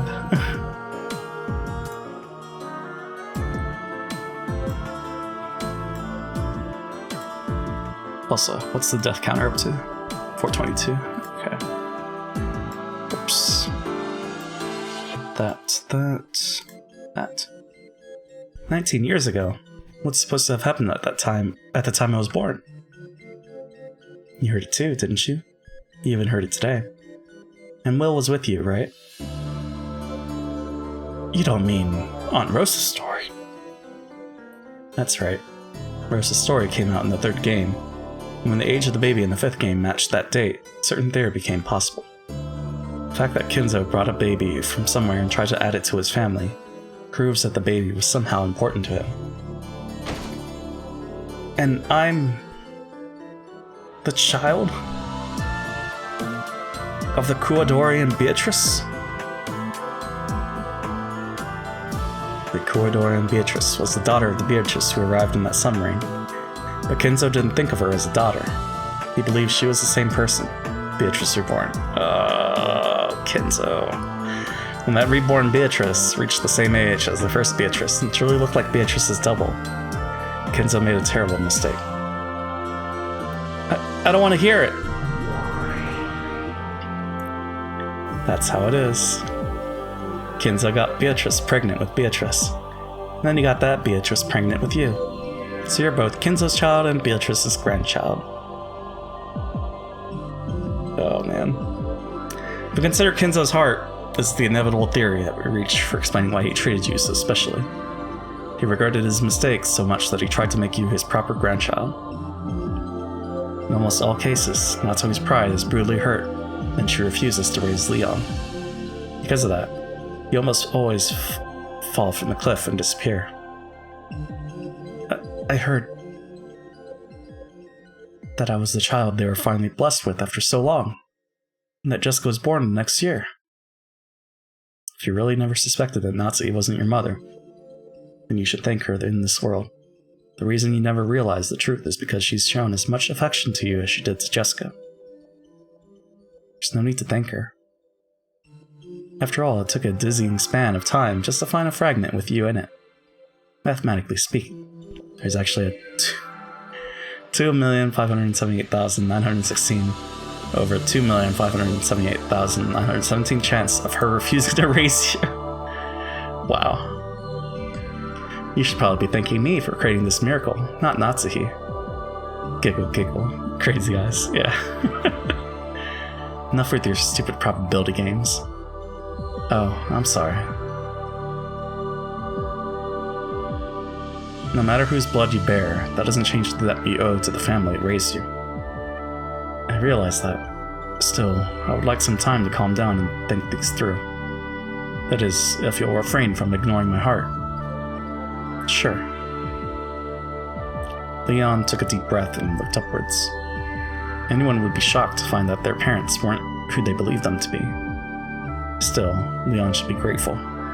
Grateful towards the family that raised a child who wanted for nothing. So, monka him. It is pretty interesting. Hard to believe that the Golden Witch Beatrice might have lived such an ordinary life, even at such absurdly low probabilities. Isn't it? I think moments like this are hilarious. Explain to me why this is incest again? So in the 40s, there was an Italian Beatrice, and she did the nasty and the pasty with Kinzo. And they had a daughter, who they named Beatrice.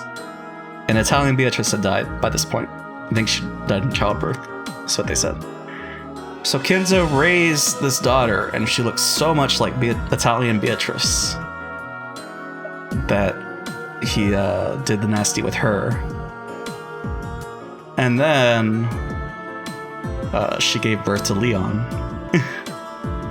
And now Leon's the new successor. That's why I was freaking out.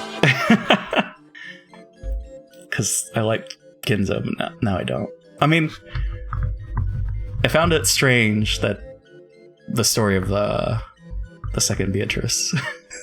So that's when I started leaning away from liking Ginzo. But now I don't like Ginzo. Will had said it plainly. Ushimiya Leon is how the Golden Witch Beatrice appears in a different world. The baby Nazi rejected 19 years previous. If she'd accepted that child, this is the future that would have occurred.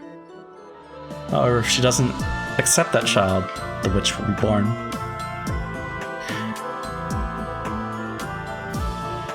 The baby whose birth was not celebrated becomes a witch.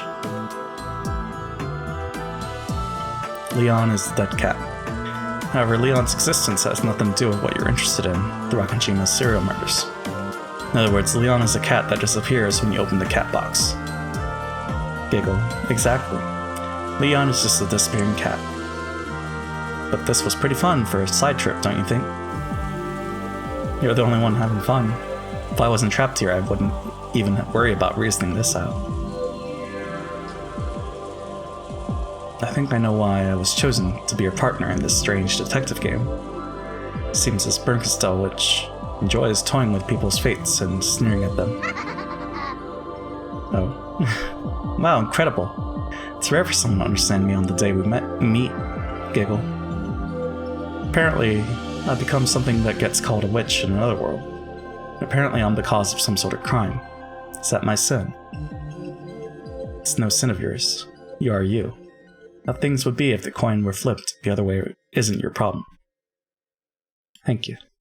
Even so, I don't think anyone would be pleased to hear that they caused some sort of trouble in a world of a different fate.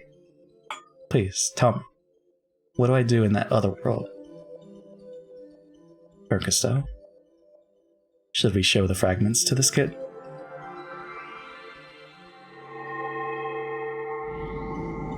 Will opened his hand, and something that looked like a pale blue glowing shard of a crystal appeared there. It was a memory.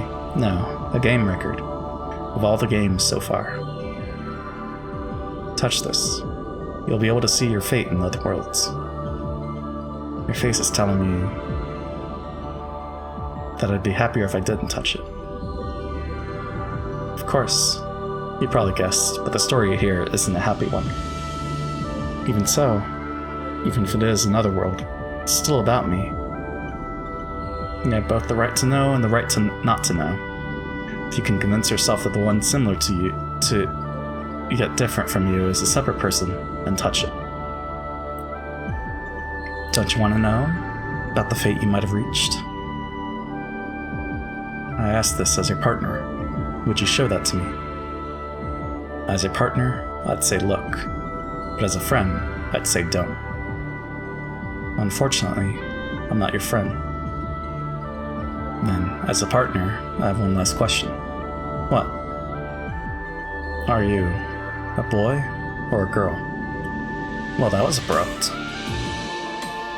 I could see you as a fairly slender boy, but then again, I could also see you as a no-nonsense sort of girl. Even Bernkastel has been intentionally keeping it a secret. She made Jessica call you our successor son all the time instead of Nissan or Nason. Oh yeah. Giggle. You are quick. People often ask me about my gender, so I always give the same irritated response. Which do I look like to you? I thought it was boy. But in the 5th game, you're supposed to be a boy. But in many other games, you're thought of as a girl. In the 6th game, when Ushimiya Battler was the master, 2 demons of different sexes appeared. But we didn't know which was which. In fact, strictly speaking, it started all the way back in the very first game. Your gender is one of the hidden mysteries that exists outside the games themselves. In the first game? Oh, with Genji, I guess? I'd hate to give you an answer so easily, so I won't. We're partners, right? Does it really matter if I'm not the gender you'd prefer? You're right. We're working together on this. I don't care what your gender is. Thank you. I've developed a bit of a complex about it, so I'm glad to hear you say that. I'm all for gender equality. If someone's a waste of space, I'll smack them no matter who they are. And of course, I'll pinch rude people no matter which gender they are. Right, doesn't matter. Slowly, Leon reached out and touched the fragment. A moment later, Leon seemed to undergo a violent bout of dizziness. It silently slumped over like a puppet with its strings cut. It was no surprise, and people who don't understand parallel universes have many different fates jammed into their heads. It tend to feel like their brains are swelling and their sense of self is melting away. There's a lot going on here? Yeah. It's a lot of answers. Leon seemed to have lost consciousness.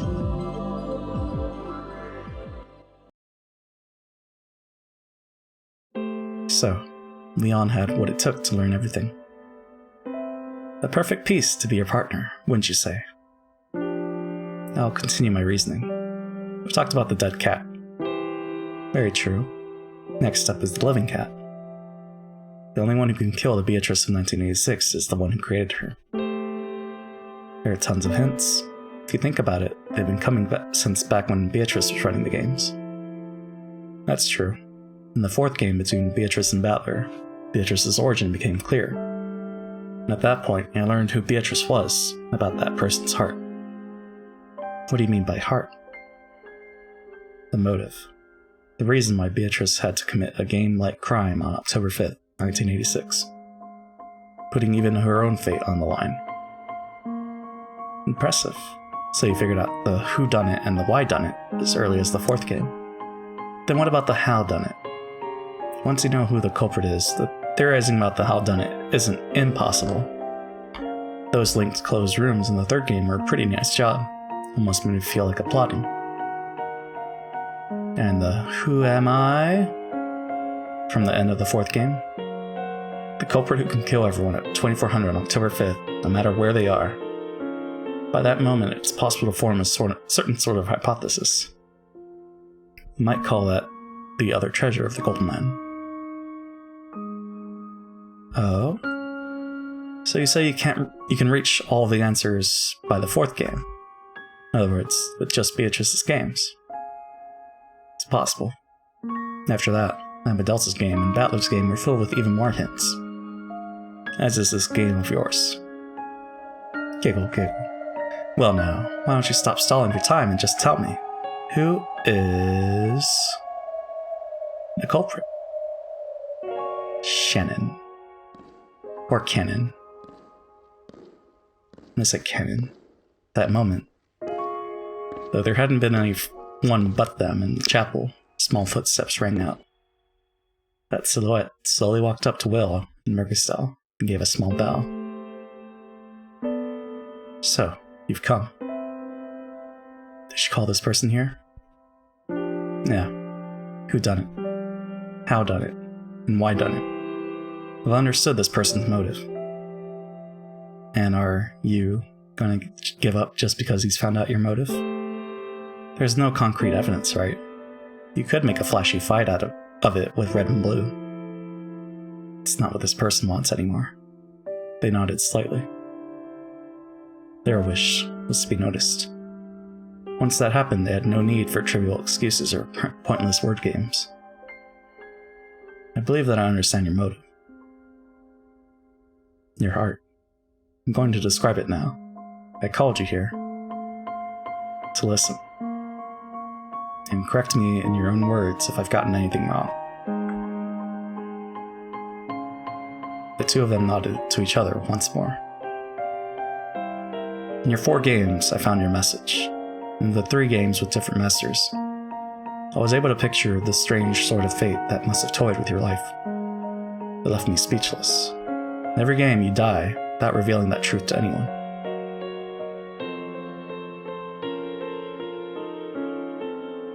He dies? Having this person confess in this empty chapel might be pointless. However, even so, I believe it will give her some sort of salvation. Oh, salvation. People are only saved when someone understands them.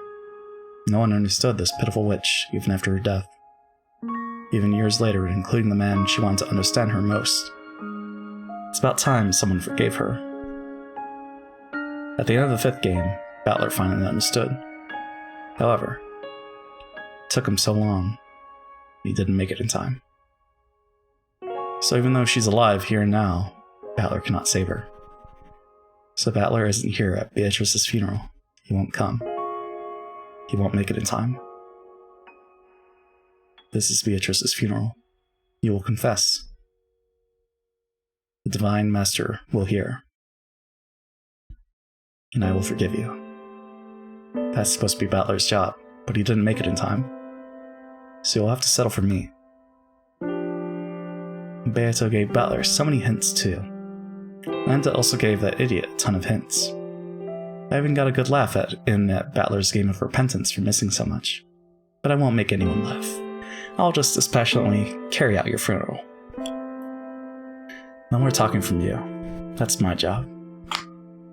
Giggle. If you're ready, let's begin. No one will rush you.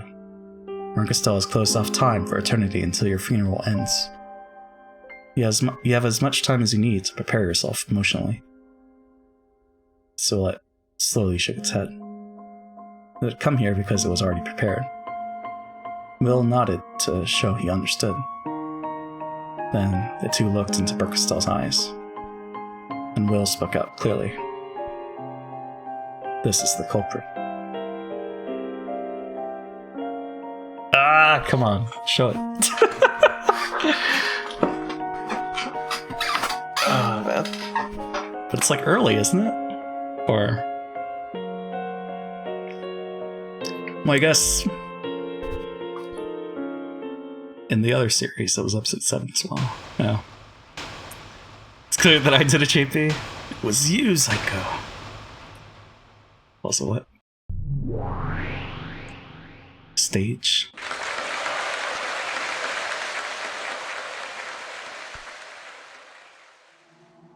Oh? Listen. I am one, yet many. What I speak is our tale.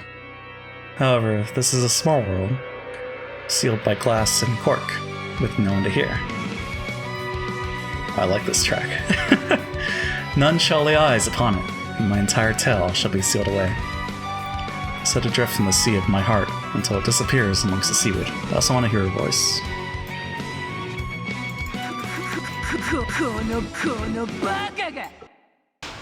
Whoops. Well, it's gonna replay this. And that's fine. Because then I get to hear the beginning of the track again. But actually, wait. I have to switch back to English. So I gotta do this again. It's fine.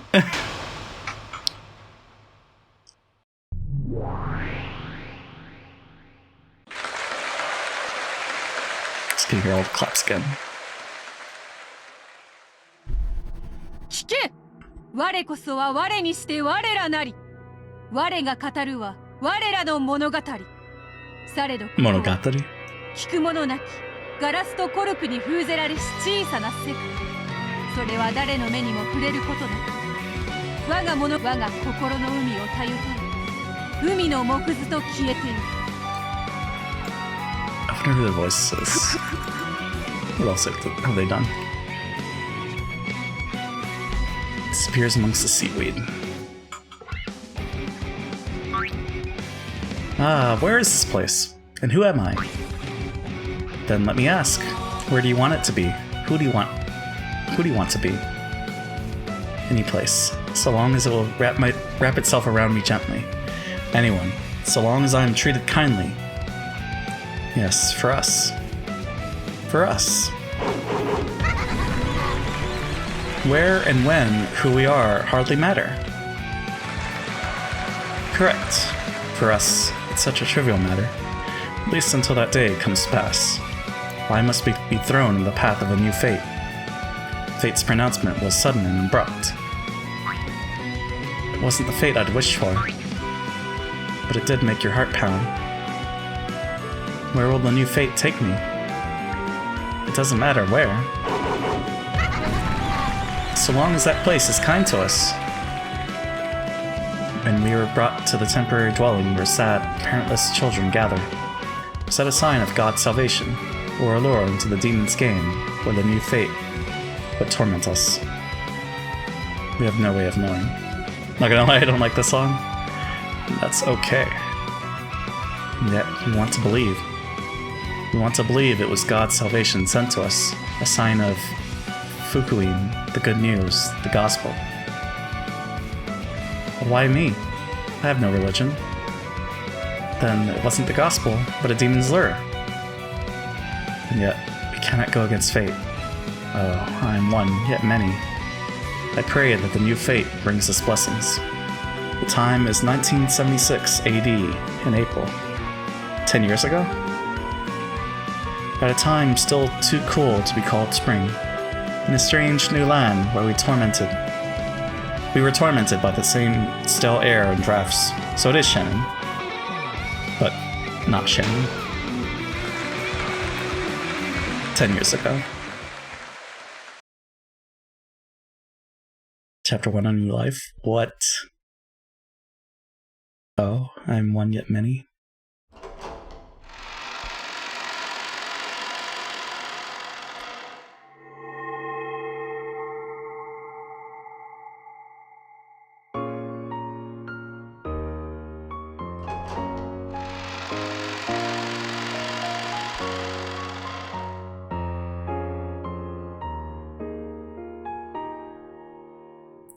Those are the family rules.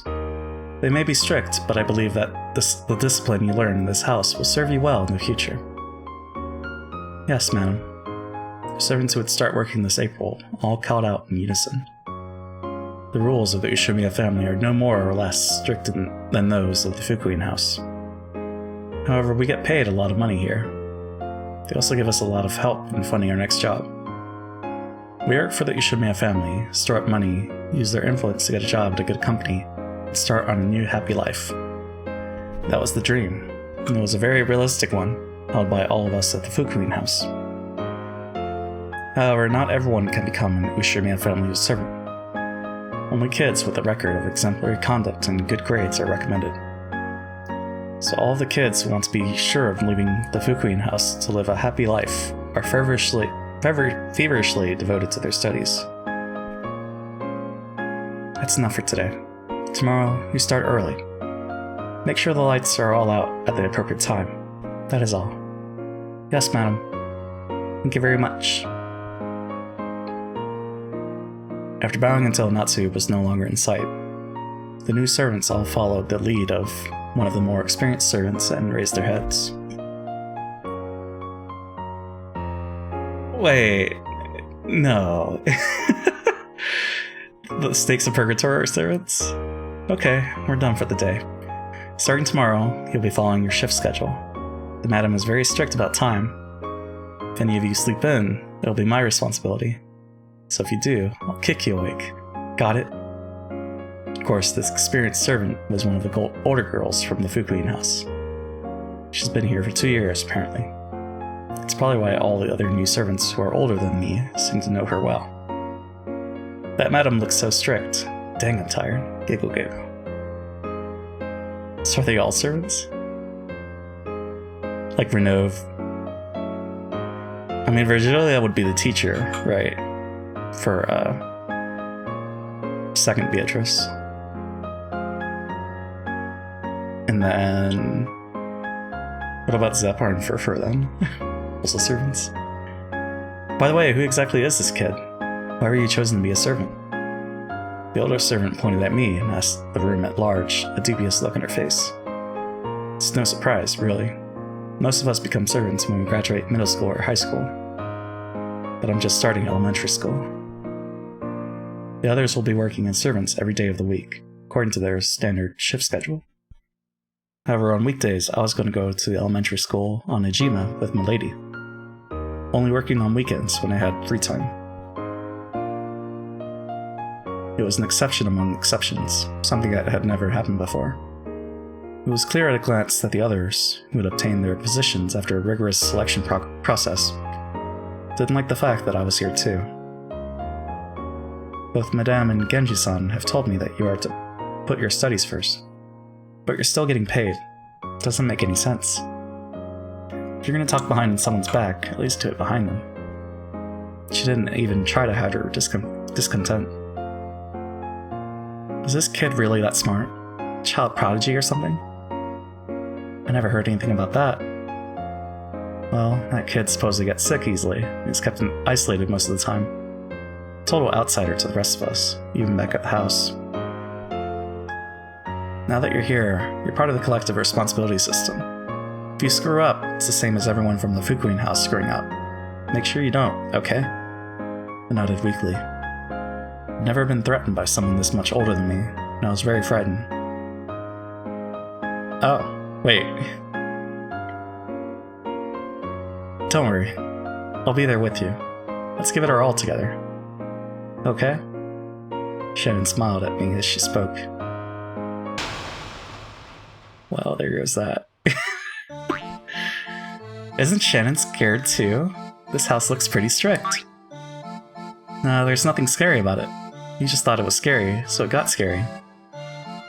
Then if I thought it was fun, would it get fun? Yeah, it would. So here too, let's give it our all with a smile. Shannon was my only friend in the Fukuin house. She was confident and popular. The complete opposite of me. I was embarrassingly dull-witted, and no one wanted to be my friend. I would never have made it through those days in the Fukuin house had it not been for her encouragement. So I'll probably make it through here too, with her by my side. Unless it's... Yeah, okay, Legion. Well, isn't it about time we got ready for food? For bed? I've got work early tomorrow morning, but you have a different job. That's right. Unlike everyone else, I have to go to school. When I spend the night on Rakanjima, I have to get ready for school and wait for Milady at the dock. Milady looks like an energetic person. Hope you get along well. Do you think I will? I'm so scared of school, so nervous. I had grown used to life in the Fukuin house, so the more relaxed rules at school made life easy. But until I grew used to it, everything was new, and everything made me nervous.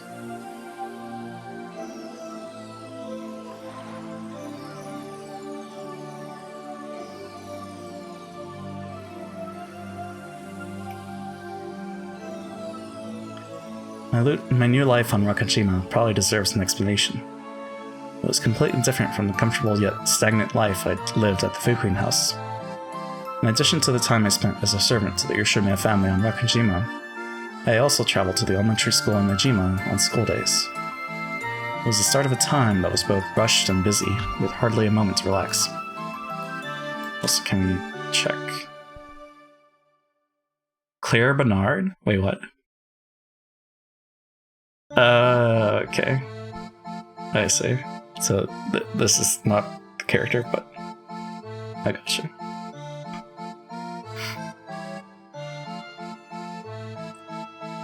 It's the final guide. Claire Vazov Bernard. Created by Mercastel to be a reader, perhaps a substitute actor, technically she is a vessel used to personify Beato in her game. Therefore, she has no personality of her own. In that sense, perhaps she is not a person, but a tool. Her name signifies her position as the final guide in Beato's game.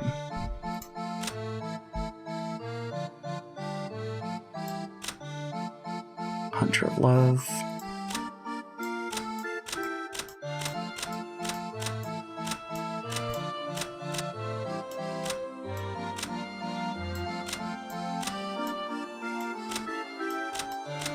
I think we've looked at all these before.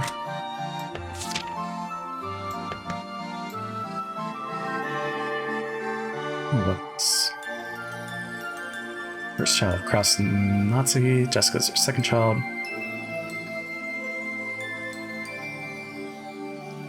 Okay. So he's filling that spot.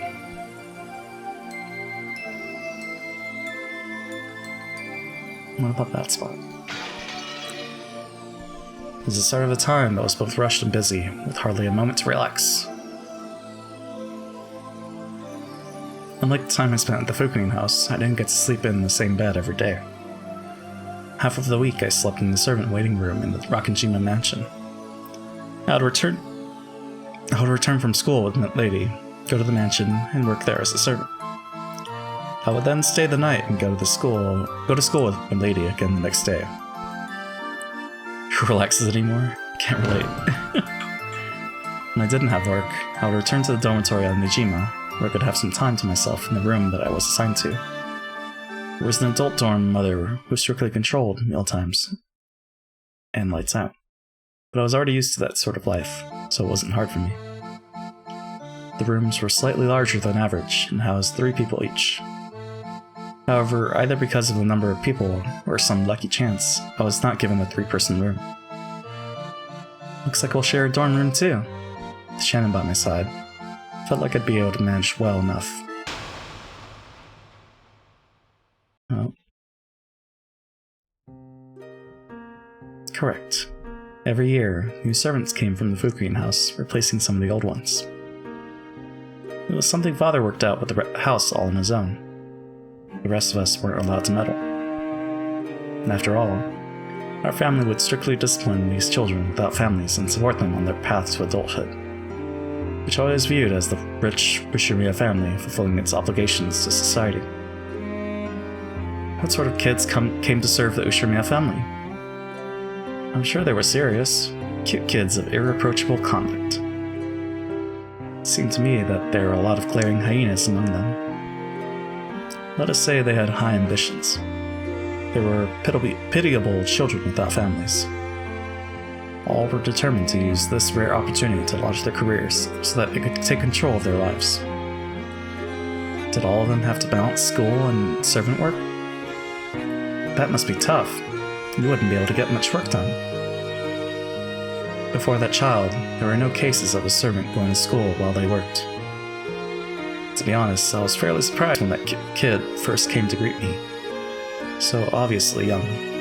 The others were all around 16 or 18 years old, but that kid alone looked 10 years younger. That one extraordinarily young servant came to the family mainly for experience. So not much was expected of that child's ability as a servant. Indeed. You certainly couldn't rely on that kid as much as you could an adult, seasoned vet servant. To think that we would accept a child who hadn't even started school, no knowledge of housework, no practical experience, not even finished with mandatory education. I don't know what Father was thinking, but I always thought there was something clearly odd about it.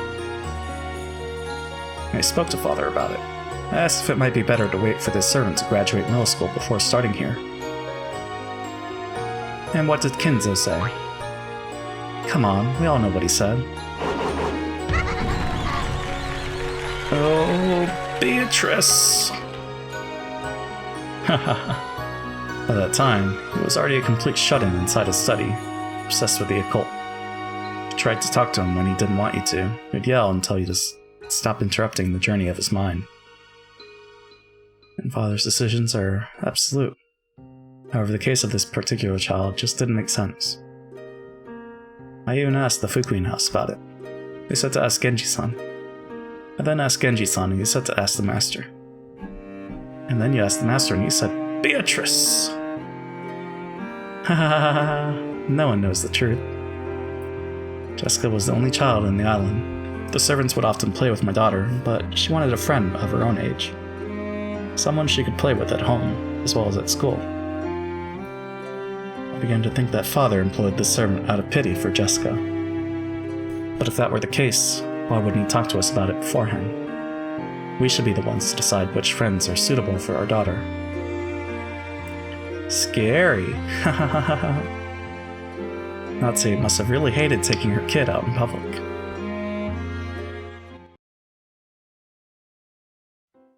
We should probably view this as an arrangement planned by Genji. Probably. Genji-san knew that the me in this world carried grandfather's blood, so he probably arranged for that me to be summoned to Rakujima. Are you feeling okay now? It was a really big shock, that's all. I just feel a bit dizzy now.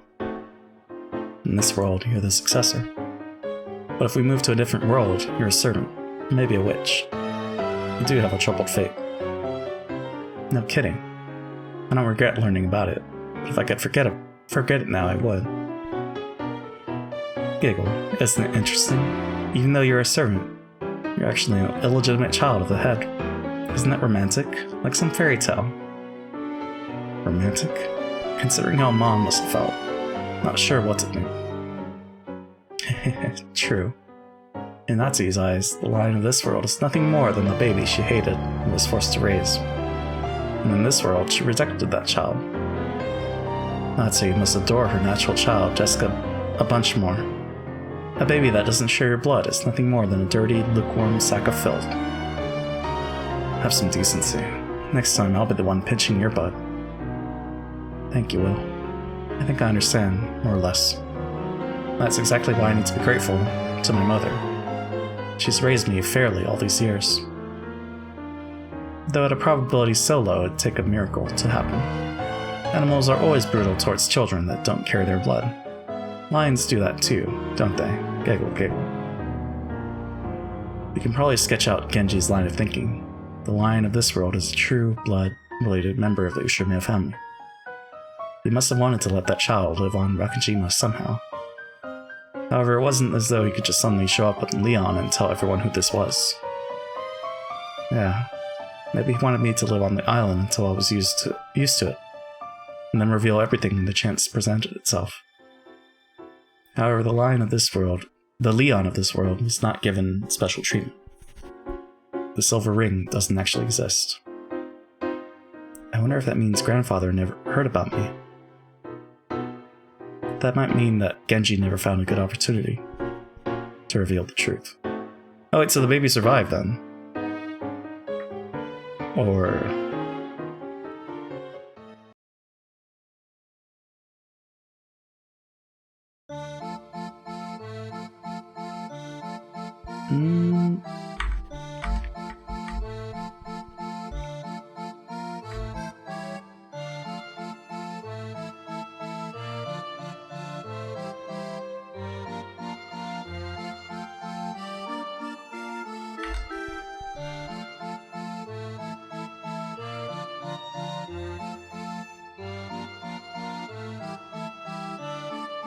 I guess.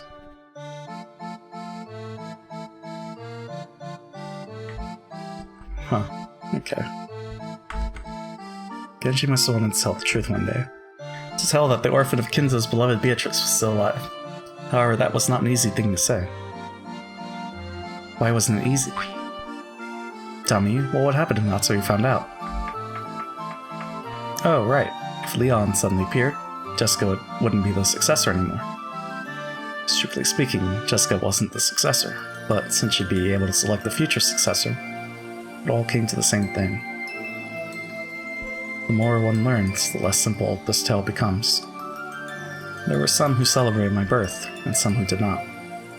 Genji could only wait in silence for the proper day to reveal it all. Was it a tale hidden only within Genji's heart? Leon and Kinzo and Natsuya and Kraus and Jessica and everyone else. None of them knew this tale.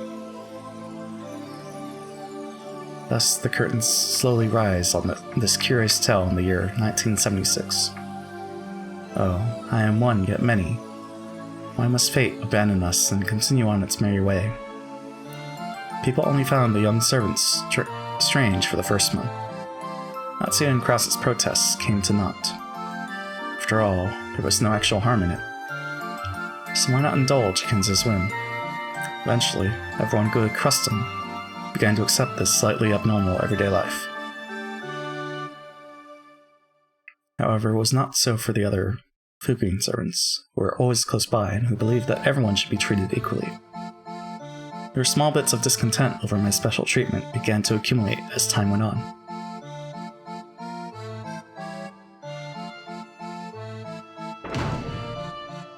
Nice work, Sawachi.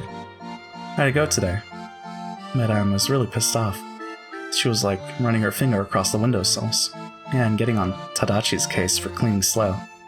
Come on, give us a break. All of the kids in the Fukuin house are supposed to treat each other as family. Because of this, everyone hides their original names and uses their new blessed names. Maybe because the character is in the word Fukuin. That character is almost always combined with at least one character from the child's original name to make their new name. Still, just giving the person a new name doesn't mean they'll accept it so easily. Boys and girls who have lived in isolation and through various trials sometimes feel as though their real first and last names are a bond that's worth holding on to. So, most of the Fukuin children hate their names, calling each other by nicknames based on their original names. Of course, that's only done privately. In the presence of the house director or other important people, only the blessed names are used. On the job, the blessed names are used. And off the job, informal nicknames are used. Everyone's very used to living with two names like this, so they're all comfortable with how the system works. Woo, you stink. Go take a shower. Dang, why is it so cramped in here? Can they get a bigger dorm if they have that huge mansion? Hey, Garashi-san, why is Yasu the only one who isn't in a 3-person room? By Yasu, they probably mean me. Don't mind me just vibing. Can't remember my parents at all, since they were gone as far as back as my memory goes. But I was given the last name Yasuda. Apparently my nickname comes from that. How should I know? Kenji-san is the one who decides the rooms. I don't like it either. Garashi. Yeah, seriously. Wouldn't it normally go 2 and 2? I mean, who exactly is Yasu anyway? Looks like that kid's job's going to school with Milady or something. So what, is being a school friend a profession now? Doesn't make any sense. Of course, on days when I'm given work, I return to the mansion right after school and work alongside all the others. I help out with caring for the garden and cleaning up the mansion. I can't do any jobs on my own, so I'm always just helping out. Maybe because I'm young, the adult servants are always kind to me. My fellow Fukuin servants don't seem too happy about that, though. Don't you think Kumasawa-san's obviously soft on Yasu? It's like she's mistaken Yasu for her own grandchild or something. Why on earth does that kid get paid the same as the rest of us? I don't get it. I realize that you have school to worry about. Don't forget that you're a servant too, okay? You need to stop being a helper and learn how to do work by yourself like the rest of us. We aren't going to let you take it easy forever, okay? I've been trying my best. However, I'm not very strong yet, so I can't carry heavy things. I can't carry a lot of things either. I can't fold clothes right. I'm not good at using a dustpan. I just can't do it as well as everyone else. As my first face turned red, I spotted Shannon, who was watching from the sidelines and not joining in. Shannon is my only ally. Unlike me, she can do everything well. However, she'll never pamper me. She'll show me how things are done, but she'll never steal my jobs from me. She really is incredible. I really want to be like Shannon, as soon as I can. She never talks behind people's backs, and no one talks behind her back. She's kind, and she gets along with everyone. I want to be like her. She's always kindly watching over my efforts to become like her.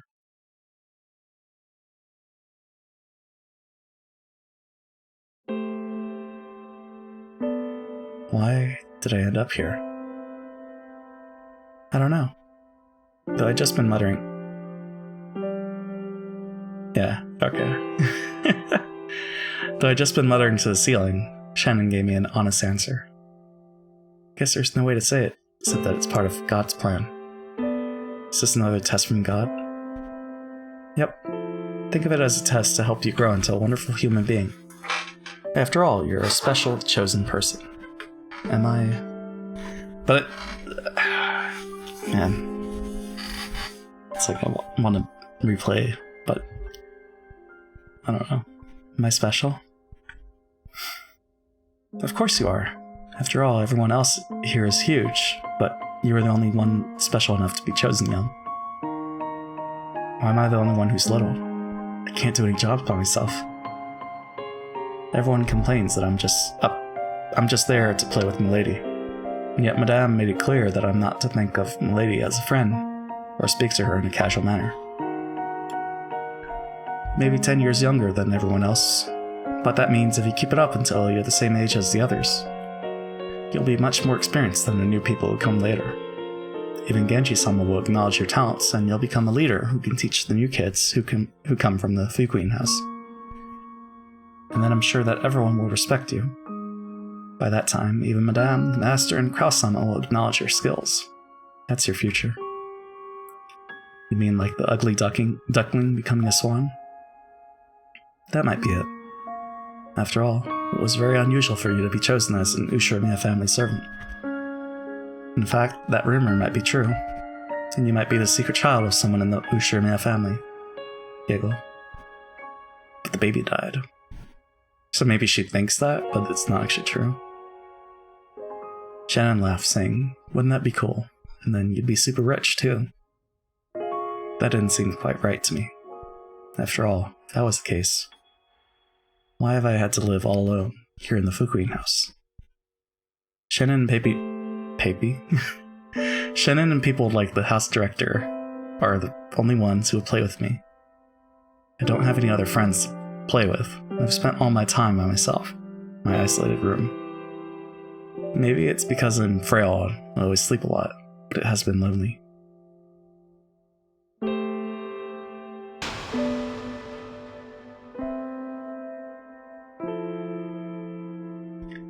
Hey, Genji.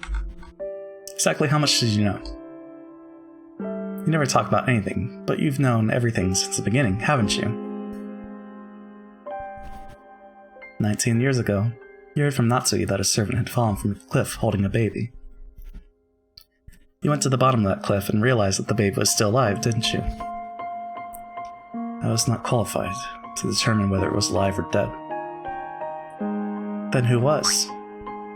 The doctor, of course. What do you say, Dr. Nanjo?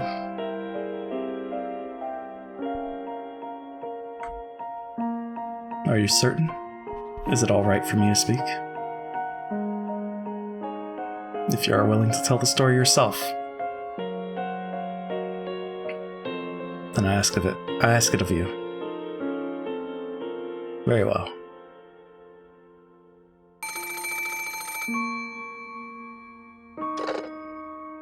I was contacted by Genji-san, immediately after the accident, and asked to conduct an examination in secrecy.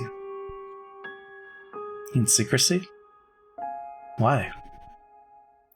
Both the Beatrice of Kuwadori and her child were unregistered people who weren't supposed to exist. It would lead to various problems if it went public. I had started the procedures to have the baby registered, but they were not complete at that time. It was a very unfortunate time for the baby to die. So the servant who fell was treated as having died alone in an accident. That's how you wouldn't talk to anyone. It would have been easy to set up. But that baby was alive, wasn't it? Correct. Of course, the child was gravely injured. It was a miracle that it survived that wound. If the angle had been slightly different, or if Genji-san had been any slower in carrying the baby to me, that baby only managed to survive thanks to a series of miracles. I had given up. I didn't believe the baby could have survived that. But it did. How strong and resilient is life? No, this is fate. Fate! So the baby was fated to live on and eventually accomplish something great. Yes, I did think it was fate. Thought the blood of the Kuwadori and Beatrice-sama, whose life ended on Rakujima, must have imparted something onto this child to make it survive. However, Genji did not tell his master, Kenzo, that the child had survived. He simply said that it had fallen to its death in an unfortunate accident. Kenzo mourned, but his mourning was more of one of madness than of sorrow. Oh, Beatrice, why have you run away from me once more? Why, even though I swore I'd never make the same mistake again, why? There was one matter in which Genji did not trust the master he so respected. That matter was whether Kenzo would be capable of accepting Beatrice's grandchild as her grandchild. Genji had served the Kuwadorian Beatrice for many years as well. He was very aware of what she had felt. He knew that she had accepted the favor Kinzo had bestowed on her and respected him as a father. However, her love was not the same as Kinzo's love. Kinzo thought her to be Beatrice Reborn, and tried to use her to satisfy the many feelings he had felt for the late Beatrice. Of course, the Guadorian Beatrice could not accept those feelings. In the end, since she had her chastity stolen by the one she thought of as her only family and respected as a father. Damn. No impede. She thought he was her father, and he thought she was his wife. Oh, what irreconcilable, forbidden love. This is not to say that I was incapable of understanding how Kinzo-sama felt. At the moment of her birth, even he did not plan on taking advantage of her, due to her resemblance to the late Beatrice-sama. He even spoke to me about it a few times when we were drinking. I always thought he was just joking. Was he surprised to find that the daughter grew to look more and more like the mother? As the daughter grew, did he suffer from a forbidden emotion he couldn't suppress? I thought that he might commit the same mistake again. That was my view. Beatrice-sama suffered much, and yet she never truly understood the difference between her feelings and Kinzo's. Beatrice-sama consulted me many times, laying bare her deepest feelings. However, I was unable to tell her. That would be hard to say. Imagine telling her that the one she respects as a father wants to use her as a replacement for her dead mother. Let me say this for the sake of Kinzo-san's honor. He also suffered greatly. It pained him when he found that he could no longer think of his daughter as a daughter. I told him to love her as a father. I think Kinzo-san followed his logic and his conscience, and fought for quite some time. Kinzo loved her. He had poured his affection onto the daughter that Beatrice had left behind. He did so as a father. And yet, if so, why did he give the daughter the same name as the mother? That was taken wrong. I did love her, huh? Yes, Kinzo's sin started from the moment she received life. She was born, and Beatrice died. He passed the name down from mother to daughter. From the moment of her birth, Kinzo had already decided that she was Beatrice Reborn. Man, it's messed up. So, then we get Leon. Kinzo, trying to atone for his sin, tried to make Leon a proper member of the Ushiromiya family. Exactly. I get the feeling I'll get my butt pinched if I talk about other fragments. Well, what if there is a fragment where Leon is accepted,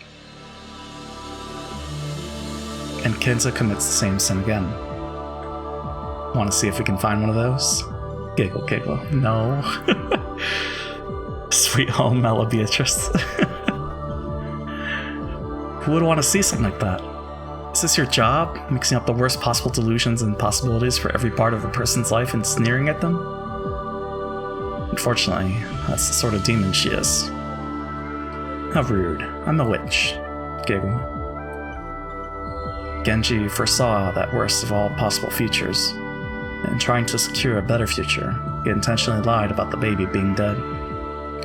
Right? Kinzo was a man so impulsive that he used his own daughter. Genji, who knew Beatrice's feelings and felt sympathy for her, couldn't trust Kinzo so easily. Even Genji, Kinzo's most devoted servant. Genji draws a clear line between the professional and the personal. While he served Kinzo faithfully, he also felt that the mistake Kinzo had made with his daughter was not one to be forgiven easily. Could be.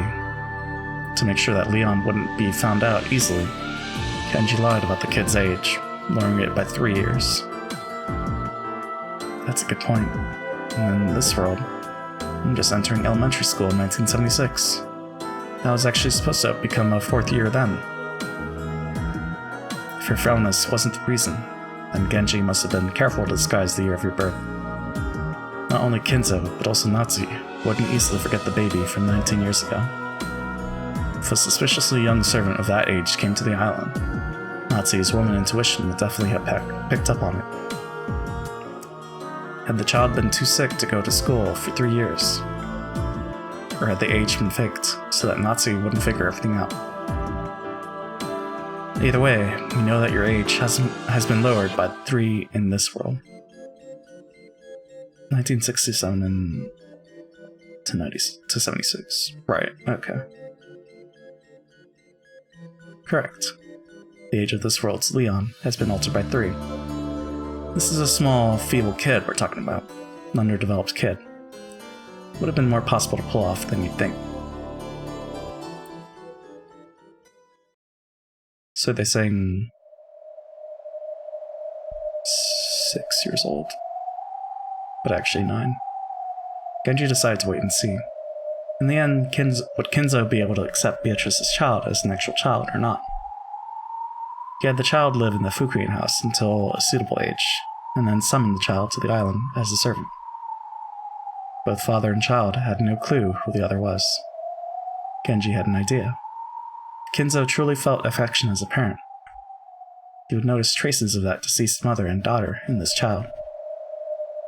That way, they would surely regain their parent-child relationship without anyone having to expose the truth to them. That's what he thought. Or perhaps the time might come naturally. When that happened, he could tell the truth to both father and child. Believing that this day would eventually come, Genji told nothing of this to anyone. He watched over Beatrice's child, waiting for the fated day. And time continued to pass. Days slid by as he quietly watched over Beatrice's child. Man.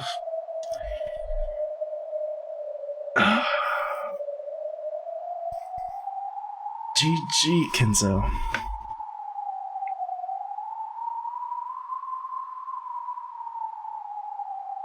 How many chapters were in the book? Like 7, right? Oh, 9. Okay. Chapter 2. First friend. Wow.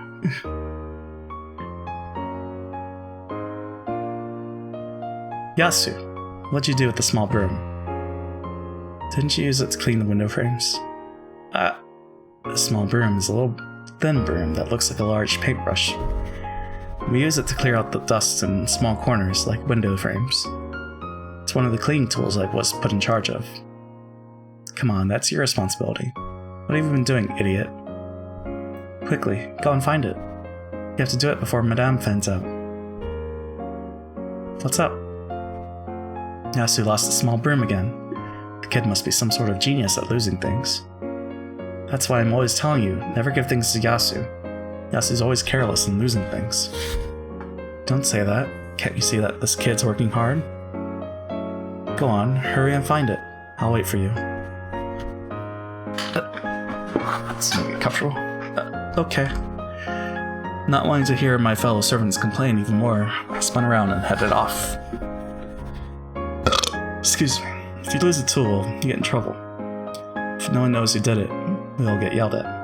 So one of them will probably tell Madam that it was my fault. Still, it really is my fault that I lost it in the first place. I wonder when I lost it. When? Cleaned out the entire chapel today. The chapel is a large building behind the mansion.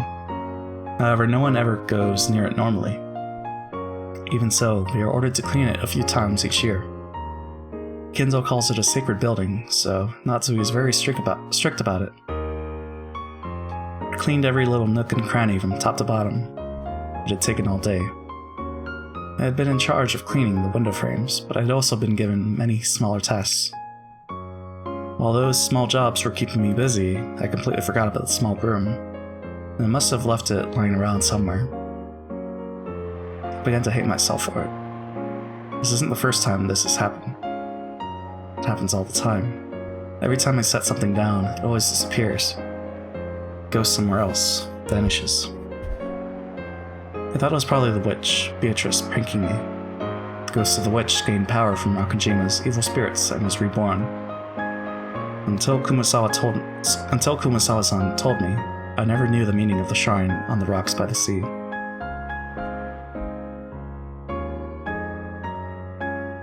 Kumasawa told an old tale passed down among the local fishermen. Rakajima used to be known as Akujikishima, and terrible evil spirits who ate human souls lived there. Hey, Kumasawa, let us hear too. Tell us a scary, scary tale of Rakajima's evil spirits. Oh, very well, very well. Rakajima was once called Tsukishima. However, even deeper in the distant past, it was known as Akujikishima. It was rumored that sailors who went too near the island were dragged down to the bottom of the sea and had their souls eaten. Yes, frightening spirits such as those do exist on this island. It was Kumasawa's favorite ghost story. Every new servant who came to the island heard about it. Such stories are usually left off, but when stormy nights visited Rakajima, bringing an eerie howling to that lonely island where nothing exists except the Ushimiya family mansion, everyone would listen meekly. The shrine by the coast was there to seal the evil spirits away. And the master had that creepy occult hobby. And the mansion was so spooky it was easy to picture something hiding in the shadows. True. The traveling Shugenja monk was only barely able to suppress those spirits. The seal just managed to hold them, but to this very day, they wander through the mansion, night after night, searching for a victim. Have you seen the master's study? I have. It's like some kind of demon laboratory.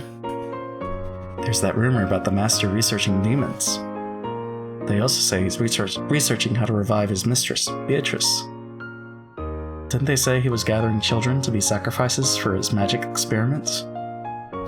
Wow, scary. What'd you do if the master asked you to come into the study alone? I heard that long ago one kid went into the study and never came out. That must have been a victim of an experiment to give Beatrice's ghost a new body. Very true. Beatrice-sama has become a ghost and wanders around searching for a body. The VIP room on the second floor is where Beatrice-sama dwells. You must always be respectful when cleaning that room. If you aren't... Oh god.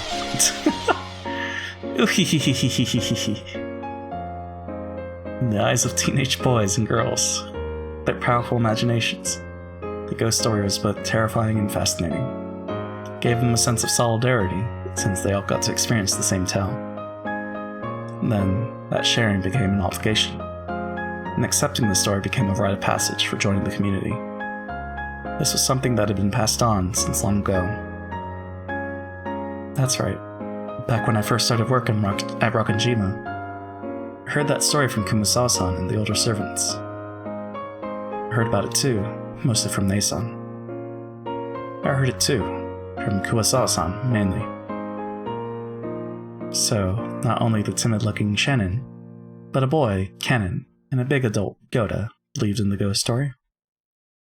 Well, I didn't really. There are tales of ghost stories and jinxes in all jobs. There are several stories of the sort at the hotel I once worked at. So you thought it was silly, and you didn't mind it at all? I think there was a need to blend with the community. That's it. Ghost stories and jinxes are the local rules of your workplace. If a newcomer breaks those rules, they can't expect to be welcomed in. Exactly. If I said witches couldn't possibly exist, but the whole idea was ridiculous, then I'd get into a fight with Nei-san. It was easier if I just appeared to go along with it. Come on, if you think that way, you'll be cursed. There was one servant who got seriously injured.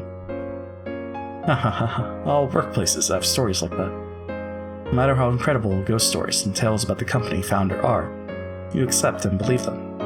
That's what it means to blend in with your new workplace. Wow, everyone's so mature.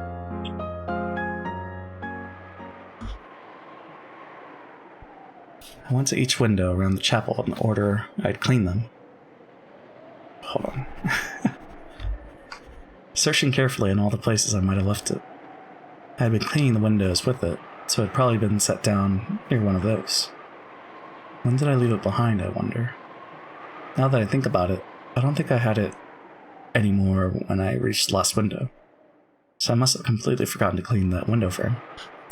You ever think you're just going to spend a whole day doing something like a celebration, but then it just ends up being like 2 hours of festivities and you got back home, just do nothing? I feel like all things celebratory have become that nowadays. Like a celebration.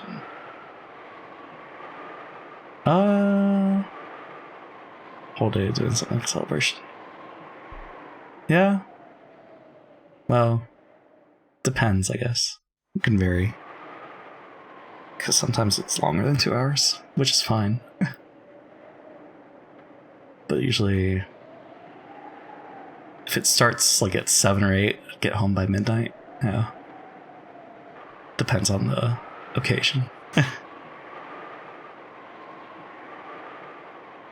Ah. Through the window, I could see the others leaving one after another. Shannon turned around and glanced up, looking worried. I don't want to be responsible for making everyone wait, so I'm actually glad they're leaving without me. If I said I wanted them to wait for me, I'd be relying on them too much. Maybe it's just me then? Maybe? Probably not. This is not my experience. The sun's beginning to set, and the chapel's getting darker and darker. I don't want to hang around in a place like this all by myself. I better find the small broom fast. No, it's not all. I also need to clean the window frames I forgot. Madame is strict. She'll probably check all the windows carefully. If she does, I'll be the one who gets in trouble tomorrow. But really, where did I lose it? Why did I lose it? The darkness grew and grew.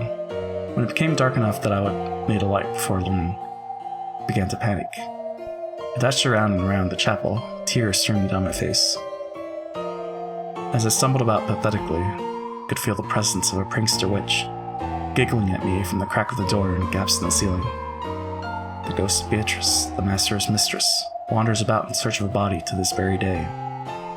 As she absorbs the power of Rakajima's evil spirits, her strength steadily grows, and she waits for the day of her resurrection.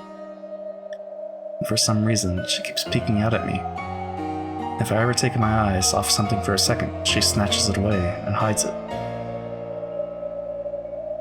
This isn't the first time this has happened. Whenever I look away, keys, handkerchiefs, pencils, erasers, all of them vanish almost right away. Even though I was planning to use them later, or just wanted to put them in their proper place, they disappear as soon as I turn around. It isn't someone hiding them that's a prank. It's happened many times when I'm the only person around. Everyone always says I'm too careless and forgetful, and they laugh at me, get mad at me. I do try to be alert, but like some kind of bad joke, I lose things easily when I forget about them for just a short while. So sometimes, I think this eraser is going to disappear sooner or later, and I stare at it. But at those times alone, it doesn't disappear.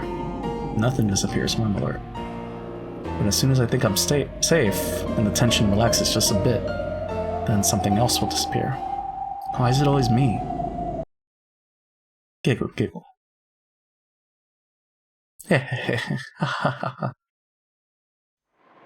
Yeah, I hear you.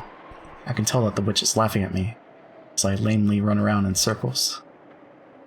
Giggle, giggle. Ha ha ha ha ha. Ha ha ha ha ha ha. Listening to that voiceless laugh, I finally slam my hands against the wall, crying tears of frustration. Please, just stop it. Why do you always hide my things and get me in trouble? And the witch answered. Fool. Isn't it obvious? Why else, except to entertain myself by watching you wander about pointlessly? Cackle, cackle. Ha ha ha ha ha ha. I couldn't bear it. Even though I knew what she said was true, hearing it said directly was incredibly annoying. I understand. That small broom probably is somewhere in this chapel. No, that's not quite it. I'm sure that the moment before I reached this window, it was right there on the windowsill. That's right. Sure, I put it by this window. The prankster witch Beatrice used her magic. Just before I reached the spot, she instantly teleported the small broom to the next window over. The instant I approached that window, a hole appeared beneath the small broom, swallowing it up. And it came out by the next window after that, and landed right inside it, as though it had been there the whole time. And this happened over and over again. As I ran up to that window, the small broom fell into a magic hole and went to the next window. And when I went to that window, it went to the next window. And I realized that she was just making fun of me. So no matter how much I searched, it would be useless. But if I stopped searching, it would be just sitting there by one window or another. So this isn't a search, it's a test of endurance. I kept chasing after the small broom, and Beatrice kept making it escape to the next window over, trying to make me give up. This is an eternal chase that'll end only when one of us gives up. So, I kept going around and round, even to windows that I knew I already searched. It's not by this one, then try the next one, and the next one. And the witch kept moving the small broom to the next window, and the next. Oh. Just give it a rest. How long are you gonna make fun of me? This isn't the only time. You'll always do this. Giggle. Heh. Heh. Ha. Ha ha ha ha ha. Ayo, what's up? The shrill, voiceless laugh, the formless witch continued to mock my sobbing. The witch is right beside me, laughing at me. As I dash around the chapel, she's following along with me, taunting me. Neat track, I think.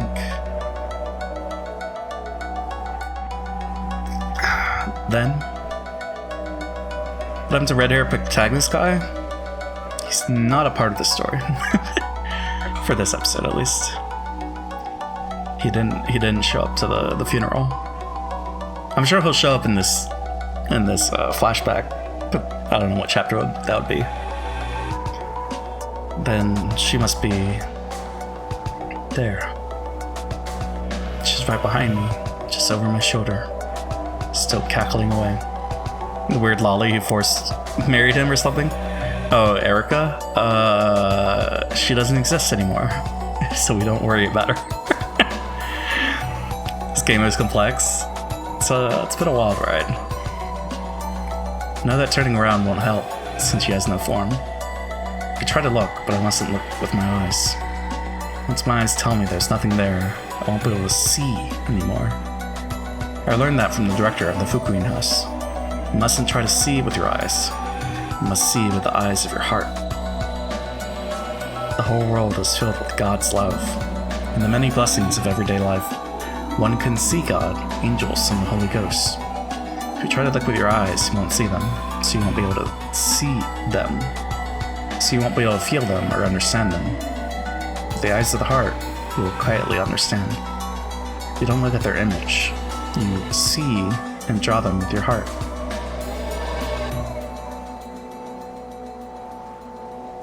In this way, I learned how to recognize beings not of this world at the Fukuin house.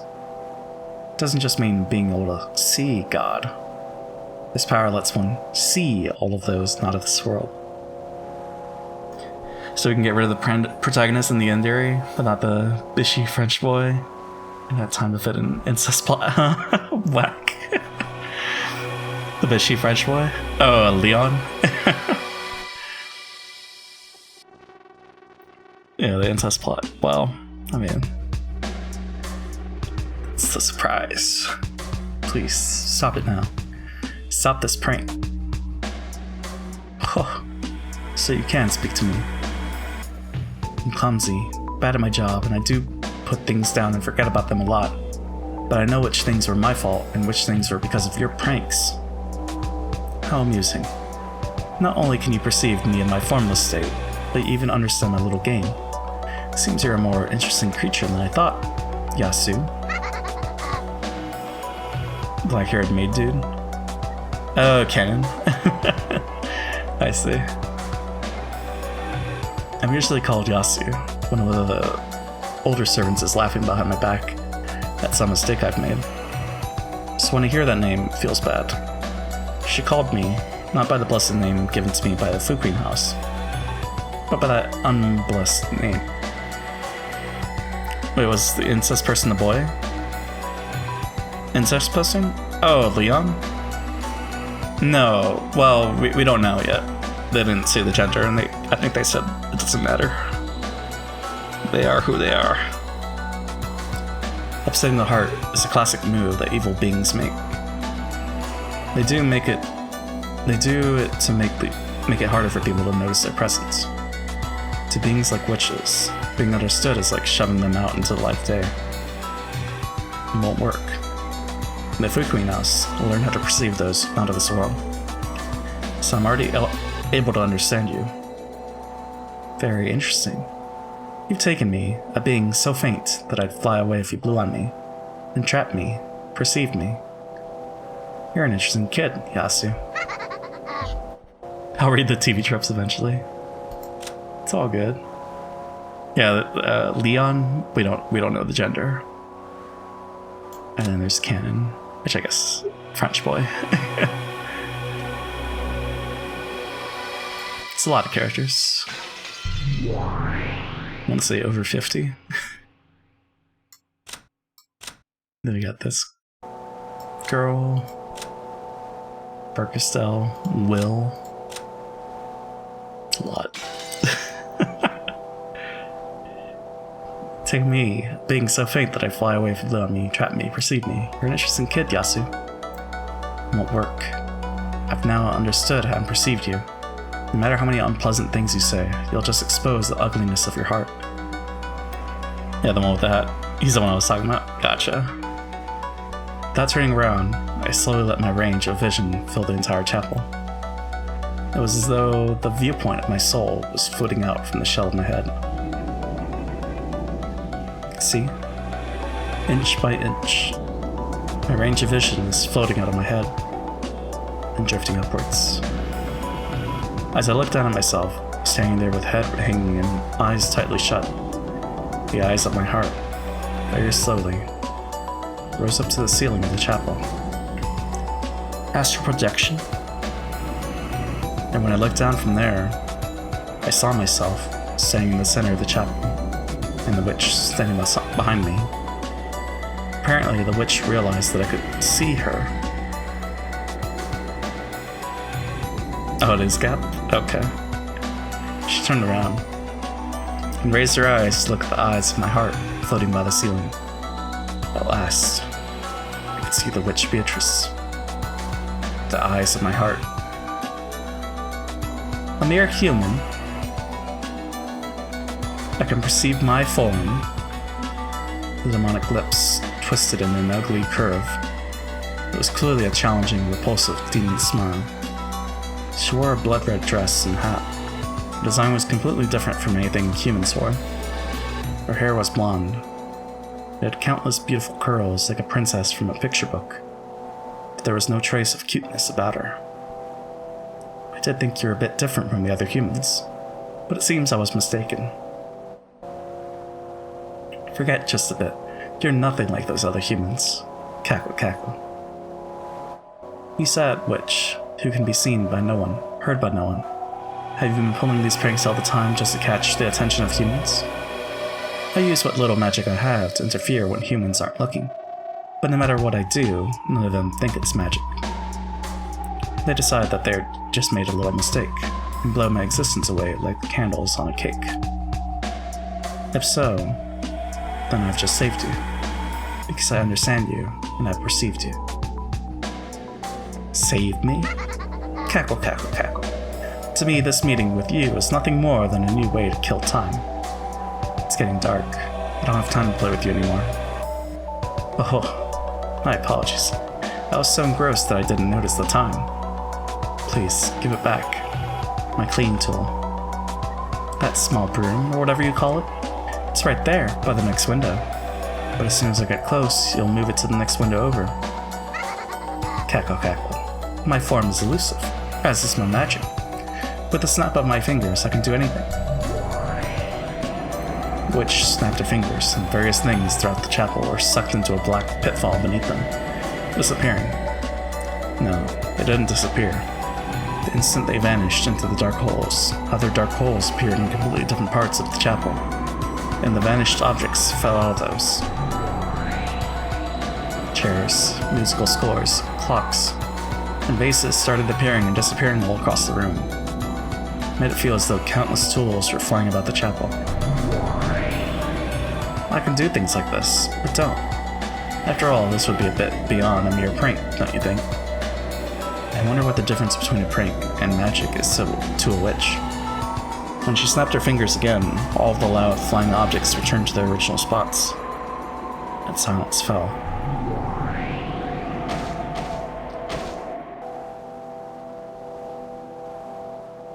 I've taken a liking to you. You've perceived me. You've perceived and captured me. Cackle, cackle. It works the same in reverse. I've perceived and captured you. The Fukuin director told me not to try and see evil beings. If you see them, they'll possess you. Now that I understood this witch, a bond had been formed between us. Eprosimperduct? That is correct. Now that you have acknowledged my existence, I have formed a bond with you. After all the years I've spent in boredom, it'll be nice to have a young kid like you to talk to. I'll talk to you from time to time. So, will you stop pulling pranks like this? Eprosimperduct Scaverny Daver? What is this? No, I'm not here to talk to you, but to play with you. Cackle, cackle. And if we're playing, pranks are just part of the game, right? Very well. I've had enough fun for one day. The sun is sunk and the moon is full. I'm a bit tired after appearing in front of you for so long. Let us call it a night. Look how much fun we had with just a single broom. Please, give it back. No way! I'll keep this as a token of our meeting. Got a problem with that? If I said I did, would you give it back to me? I never listen to humans. However, I might lend an ear to a friend. If you give it back, I'll acknowledge you as a friend. Cackle, cackle, cackle. Foolish human. Did you actually think that alone would make me want to deal? If you want to make a deal with me, try drawing a mysterious magic circle or two. Hold on.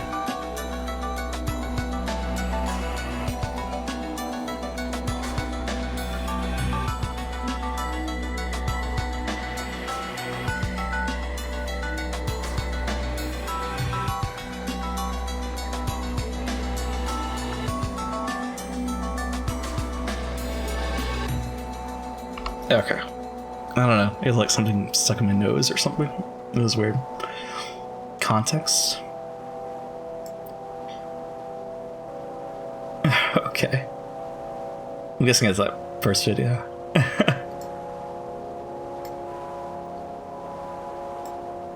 Alright. Where was I? If you want to make a deal with me, try drawing a mysterious magic circle or two. And yet, I might consider your proposal. What do you mean you might? I'll take my time in deciding whether you're worthy to be my friend. After all, to be a witch is to be a contrarian in Amano Jaku. If he asks us for an answer, we'll never give him right away. Cackle, cackle. Understood. Then I'll leave the small broom with you. Please give it back when you decide to become my friend. Very well. Will this broom become a bridge of friendship between us or not? I will hang on to it for now, making my decision in my own good time. And the witch snapped her fingers. The broom for which I'd searched so long fell out of the hole in the air, landing between the fingers she had just snapped. This is goodbye. This game with you is far from boring. Let us play again sometime. For my friend, that is.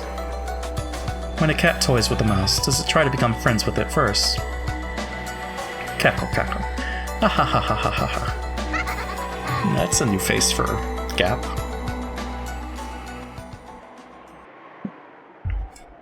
The witch faded away. As she did, the eyes of my heart shut themselves. When I returned to my body, I felt suddenly tired and let out the breath I'd been holding. Of course, when I turned around, there was no one to be seen. But I couldn't feel the witch's presence anywhere anymore. It had gotten very dark by this time. I decided to leave the chapel. There's no point in searching for the small broom any longer. Not until the witch decides to give it back. I went out of the chapel. The chapel key had been left in the lock. I used it to lock the door. What am I going to do about the small broom? There's nothing I can do. Can't even blame the witch. I must acknowledge that I'm responsible for giving the witch a chance. When I happened to glance downwards, I saw a small broom lying there by my feet. It was the broom I'd been searching for all this time. Don't tell me. It'll be swallowed up by a dark hole the instant I bend over to pick it up. No. This is a sign from the witch. A sign that she acknowledges me as a friend. Picked it up. Oh, I'm one, yet many. The first friend I made after coming to the island was apparently not a human at all. However, when I think back on it, it was only natural. What other sort of friend would you expect to make on a witch's island? This was the first meeting between me and Beatrice. However, as some of you listeners may have noticed, this was not a meeting with the real Beatrice. The witch I then called Beatrice would later be known by another name. JP, I was going to make a joke about shipping all of our fresh Snowdown to you because I don't want it, but now I realize how in bad taste that would be. Yeah, I don't want snow anymore. However, she was clearly not human, and being bonded with one who is not human means being bonded with their world. I still had no way of knowing that the varied fates that awaited for me on Rockinjima. I appreciate the sentiment.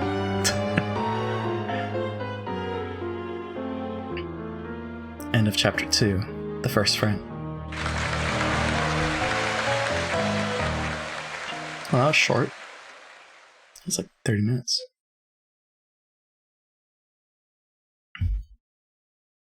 Yeah, it's like something's stuck in my throat. Or, I don't know. I can't get it out. Yeah, no snow, please. Yeah, seriously. Not only was Yasu slow-witted, that kid also lost stuff all the time. But even so, Yasu also always had this look. Like someone else had taken whatever it was away. Really pissed me off. Who the fuck are these two? Well, previously, they were the seven stakes of purgatory. The one on the left is Lucifer, the one in the middle is Satan. But they're actual maids, actual servants. They have names. I don't think we've learned them. It's probably not important. But even so, Yasu always had this look, like someone else had taken whatever it was away. It really pissed me off. That kid just didn't know how to concentrate. I think this is Belphegor? If you always act in that dreamy way without thinking, it's no surprise that you'll do bad work. But it was only like that in the beginning, right? After some time, that kid started concentrating, and all that bad stuff stopped happening. I feel like we're playing a whole new game with a brand new cast. Nah, it's fine. There's only like four new characters. So, well, I guess 5. No, 6, 7. There's a lot. Really? Well, it's all stuff that anyone should be able to do anyway. Learning to do things that everyone can do is part of growing up. I doubt the rest of you were so clever about everything when you first started, yes? Are you kidding? If we weren't clever, we'd never have been selected to work for the Ushimiya family. We're supposed to be the elite. The fact that Yasu was young was no excuse. That's right. If Yasu is supposed to learn cleverness by growing up, then that should have been done before coming to work for the Ushimiyas. Come on, that kid worked really hard to balance school and work. I think you're all being too harsh. We were selected because we made it through a harsh process, right? There's no need for us to pamper Yasu. There's only 200 new characters. I'm sick of this. I don't get why someone as dull-witted as Yasu was chosen. Being selected as an Ushimiya family servant was an achievement that all figurine children respected. The older servants had achieved glory by making it through the strict selection process. Yasu was so clumsy that they all wondered why that child had been chosen.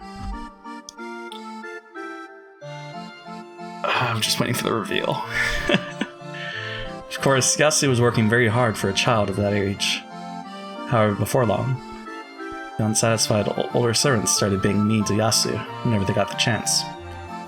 Even after getting used to life in Rankajima, Yasu didn't manage to make a single friend.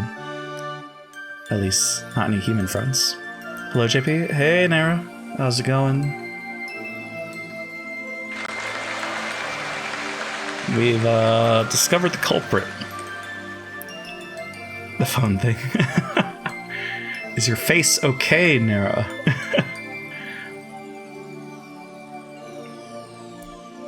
We discovered the culprit. Your face is okay. That's good.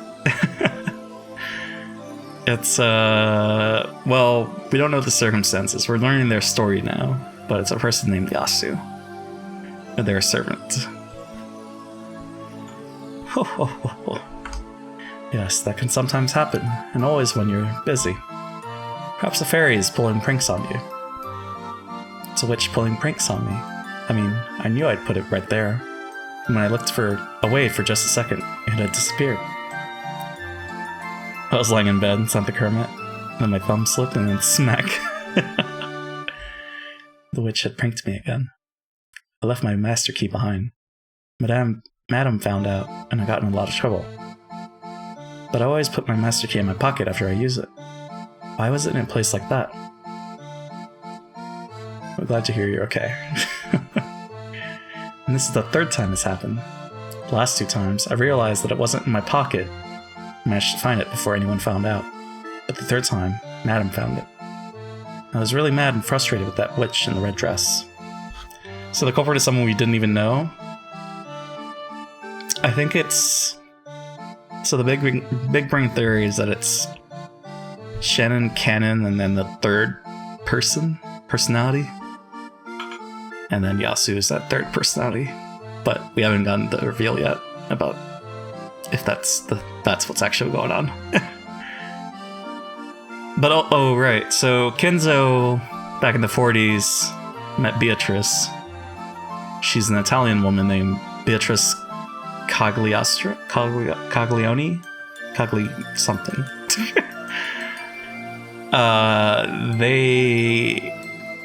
They did the nasty. They had a child. Italian Beatrice died at childbirth. So Kenzo raised the daughter. And then Beatrice Torlini, right? He raised the daughter, and then when she was older, Kenzo thought that she kind of looked like her mother. So then he thought, oh, well, you know, you're Beatrice. He banged her. Yeah, he did the nasty. And then so she had a child. And that's the child from 19 years ago. The one that had died and can come back. Turns out the baby didn't die. And that's Yasu. Incest, yeah. It's very, very manga. We don't like Kenzo anymore. I was really mad and frustrated with that witch in the red dress. So I don't think Yasu right. I don't think Yasu knows that she's the daughter of I don't know if it's a guy or girl yet, but they don't know that they're the child of Kenzo. But yeah, it's pretty your daughter to bed situations. Beatrice Lama's pranks can be quite troublesome. But if you're dealing with a witch, shouldn't a ritual of some sort do the trick? A ritual? So yeah, the baby survived falling off the cliff. Genji took it to Dr. Nanjo. Dr. Nanjo brought it back to life, or saved it. It wasn't dead, but saved it. I'll leave, sorry, bye. It's fine, it's like... And then he pulled some strings, got the kid to be a servant, and I guess, I don't know, reveal the past later. Reveal the secret. Kumasawa-san started fishing through the kitchen cupboard, saying, "Now where did that get to?" The thing she finally found and brought to me was a kite string. She stretched it out for me to see, then used a knife to cut off a 50 centimeter piece. Try tying this end to the key, then tie the other end to your pocket button or some other place that doesn't stick out. This charm represents the ritual of the spiderweb. A spiderweb? Like the ones the evil spirits of Rokkenjima fear? Grandpa Cray, yeah. Good, I'm glad you remember. It is said that the spiderwebs on this island are imbued with magic power, that they can be quite effective at repelling evil. See? If we stretch it out like this, it looks like a spiderweb, doesn't it? This way, that spiderweb-hating Beatrice won't be able to prank you anymore. They also explain where the gold came from. It was the Italians, and they went to Japan in a submarine with the gold to, like, hide it, I guess. Because they were going to use it to restore Italy back to power, but people got greedy. So they hid it on the island. Who does the witch Beatrice represent? The witch Beatrice represents the culprit. The child from 19 years ago. Because, yeah, that's where it started. Spiderweb-hating Beatrice won't be able to prank you anymore. That does make sense. It really does look like a spiderweb being pulled tight. Since Kumasawa-san says so, must have some pretty strong evil repelling power. I can just ask her to make several of these kite strings for me. And then I can tie them to everything I don't want to lose. But of course, that would be very practical. And have strings all over me. What about things I can't keep tied to me? Like pencils and erasers. For times like that, there's a different ritual. All you have to do is make a house for Mr. Pencil and Mr. Eraser. Make a house? You mean build a roof and a bed and stuff? You aren't actually building a house, you're giving them one. For example, take the knife I cut the string with. I want to go home. He's such a lonely kid that he wants to go home the moment he steps outside. So if we leave him anywhere else, he'll get lost and start crying. See? We just left Mr. Knife lying there, so he got lonely and started crying. Poor thing. We had to get Mr. Knife home. Mr. Knife's house is right here. See? His whole family of knives is waiting for him. Mama, I'm home. Welcome back. See? Kumasawa-san returned the knife to the knife holder under the sink. Even though she had done something so ordinary, I felt slightly moved, as though the lost little knife had finished his adventure and finally returned home. Once he slid into the spot where he was supposed to be in, all the knives would be together and could have a party. Then Kumasawa-san said we should give them their privacy and shut the door. The poor things hidden by the witch must get lonely easily. So, when the witch tells them she'll take them somewhere fun, they're happy to go along with her. How can you stop them from doing this? Take them home right away. Exactly. They're lonely, naughty kids. They'll go with the witch if they get the chance. So, you must always take them home quickly. Look at that, Mr. Key. You just tied to a string. He's sitting there all alone, crying and asking you to put him in his home in your pocket. Sob sob. I'm lonely. The voice of the lonely Master Key finally reached my ears. I hurried to pick it up, took the other end of the string and tied it to my pocket button, and put the key in my pocket. See? I'm home!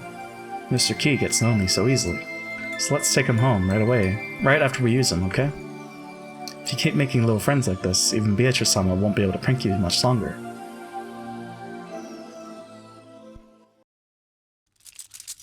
Clink. When break time was over and I stood up to see what I should help with next, I felt a tug, and the key ring with the master key fell to the floor. Once again, I had left the master key on the side of the sofa and forgotten it was there. The instant I stood up, the string pulled on it, and it fell to the floor. Without Kumasawa-san's spiderweb charm, I would probably have left that master key lying here again. The master key left all alone would have been led away by the witch and disappeared. Phew, that was close. And once again, I heard the master key, who had almost been left on its own, cry and tell me that it wanted to go home. I'm sorry. Come on, let's go back home to my pocket. Yay, I'm home! Thank goodness. I almost got pranked by the witch again. Oh, what's this? What an amusing notion, using string like that. All of a sudden, I heard a wild, shocked voice from over my shoulder. It was a voiceless voice. A witch's voice. The kind you can't hear unless you try. Beatrice? That's me, my friend. You forgot about your key again. And just when I was about to tease you a bit. It's a spiderweb charm that Kumasawa-san showed me. Apparently it does its job well. Indeed. I hate to admit it, but it does. I certainly wouldn't want to touch that. After all, you wouldn't want to put your finger on a razor and slide it across, would you? Ooh, wow, that's a scary example. My finger hurts just thinking about it. But good for you. You didn't have to get yelled at by Natsuhi for losing your key again. Kaku, you should be thanking me. Why? Because I annoyed you. You learned of that ritual, correct? Thanks to that, you'd managed to avoid that screw-up of forgetting where you'd left your key once again. In other words, it's all thanks to me. Wahahaha. Don't I deserve some gratitude? I feel like all of this could be avoided if people just dumping water on these witches. Haven't they seen The Wizard of Oz? They can't see the witches. Because they don't believe. I really don't like it. But she does have a point. Because of all the trouble Beatrice caused me, I talked to Kumasawa-san, learned the ritual from her. Even without the witch's pranking, if I didn't have that ritual, I would have gone to my next job, left the master key here. If that happened, then surely I wouldn't have been able to find the key, and it would have been a big mess. We call this punishment to make an example. By magnifying your mistakes, I've shown you what they are as a friend. Don't you see how much you've grown? I get the feeling that Kumasawa-san is the one I should be thanking, not you. My, what a thankless job witches have. Cackle.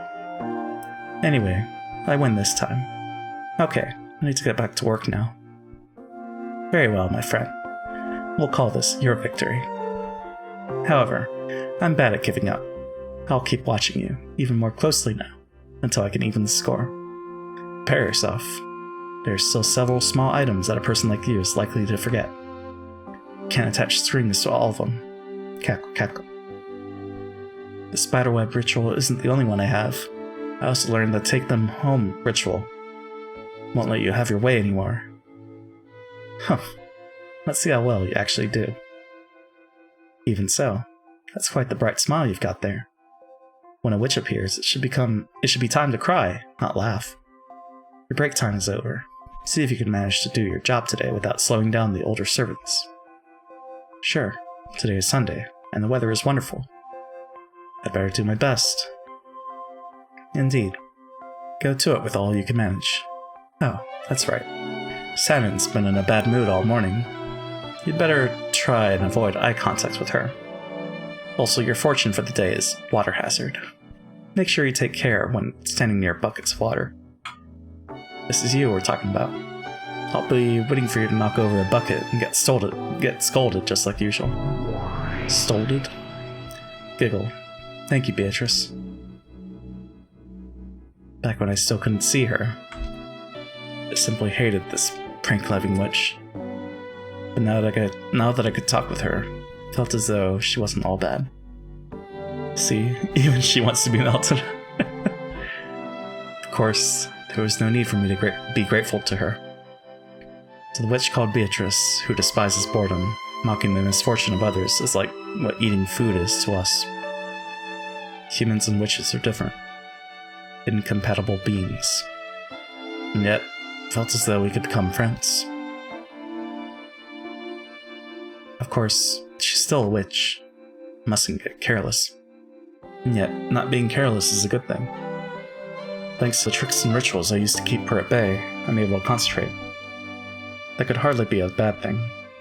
Those things will be useful for my job and my life, even when I don't have to worry about the witch's pranks. I see. So this witch called Beatrice really is like a demon. Apparently it's possible to build up a friendship even while speaking hostilely to each other.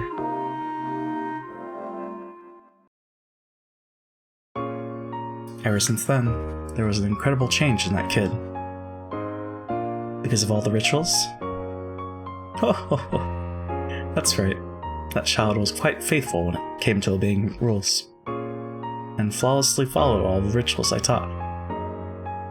You mean by attaching strings to everything? And by doing that going home thing all the time? Yes. That kid would sometimes say it out loud.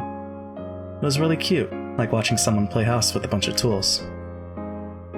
It's like a runner. Just like a kid. But they were a kid, right? Ha ha ha ha ha. With adults, you can say something one way, and all of them will understand. However, there really are many different types of kids, and you need many different ways to teach them things. If you can just find the right way, they learn quite easily. Some kids learn better when they're punished, and some learn better when they're praised. I used to scare a neighborhood kid and tell him that a fairy would take his things if he didn't keep good track of them. Ho ho ho, this was the same, except the fairy became a witch. Still, doesn't that sound like fate? After all, you knew this kid was Beatrice's child, didn't you? Yes, I did know. It must have been strange to tell Beatrice's child that the witch Beatrice would play pranks on you unless you put your stuff away neatly. When the child came and told me that a witch was stealing things and pulling pranks, it made me think. I took it as a sign that the late Beatrice-sama had become a witch and was coming to teach her child to keep track of things. That's why I thought this the best way to teach that child. That kid started out with a bad reputation for forgetting and losing things, but got a lot more cheery after overcoming those bad habits.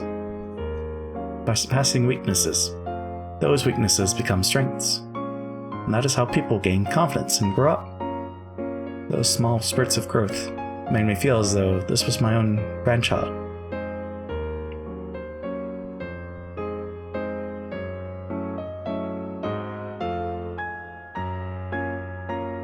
Thank you, Genji-sama. Good work with the big cleanup today. You never know when an important guest might come and borrow one of the rarely used rooms. It is important that you do not slack off in your cleaning. Of course, all of us are fully aware of this fact.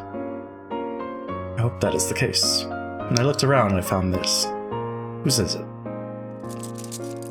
Genji took a Master Key ring out of his pocket. Apparently someone had dropped their Master Key. All the servants swung around to look at me, the usual offender. Come on, Yasu again? You shouldn't be so quick to judge. I have mine, of course. There's no way I'd drop something that important. And the rest of you? I have mine. Got it.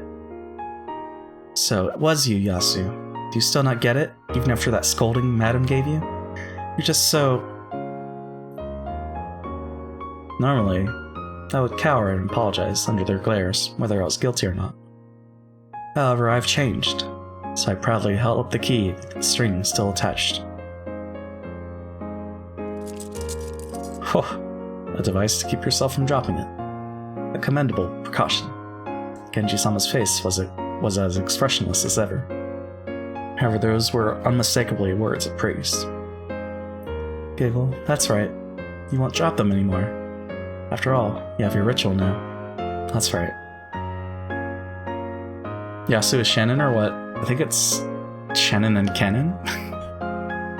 I think. But it's not, like, said yet. It's not confirmed. But they did say, why does Yasu get her own room, or their own room? And then later on we've seen, like, scenes where Shannon's in the same room as Yasu. So it's like, Shannon don't exist. I nodded proudly, a huge smile on my face. The proud experience of that day, of that moment, would be engraved into an unforgettable page in the memory of my young life. So, whose key did Genji find? What? Yeah. Which makes me wonder, like, how does it work in the previous games, in the previous episodes?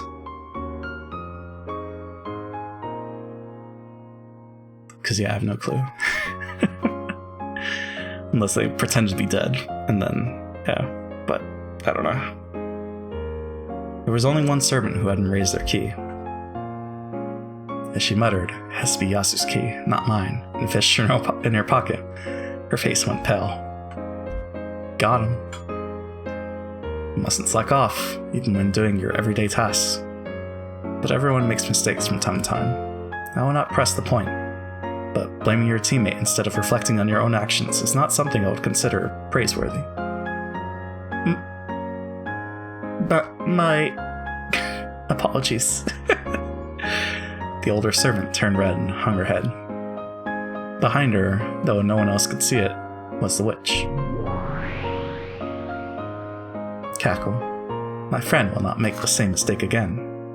After all, even though I've always got my eyes on this kid, I can never find a chance to try anything. But it's a shame. This girl here has lost her key. I should have tried pranking her long ago. Please don't prank people other than me. Huh? Did you say something? No, nothing. I try not to feel vindictive. But after being called dull-witted for so long, I was finally able to hold my head up high. On that day, for the first time, I truly felt as though I'd gotten used to life as a servant of the Ushimiya family. Aww.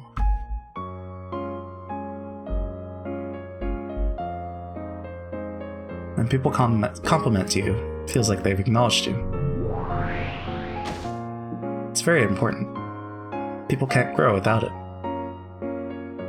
And what happens when people grow? First, it becomes possible for them to find some leeway.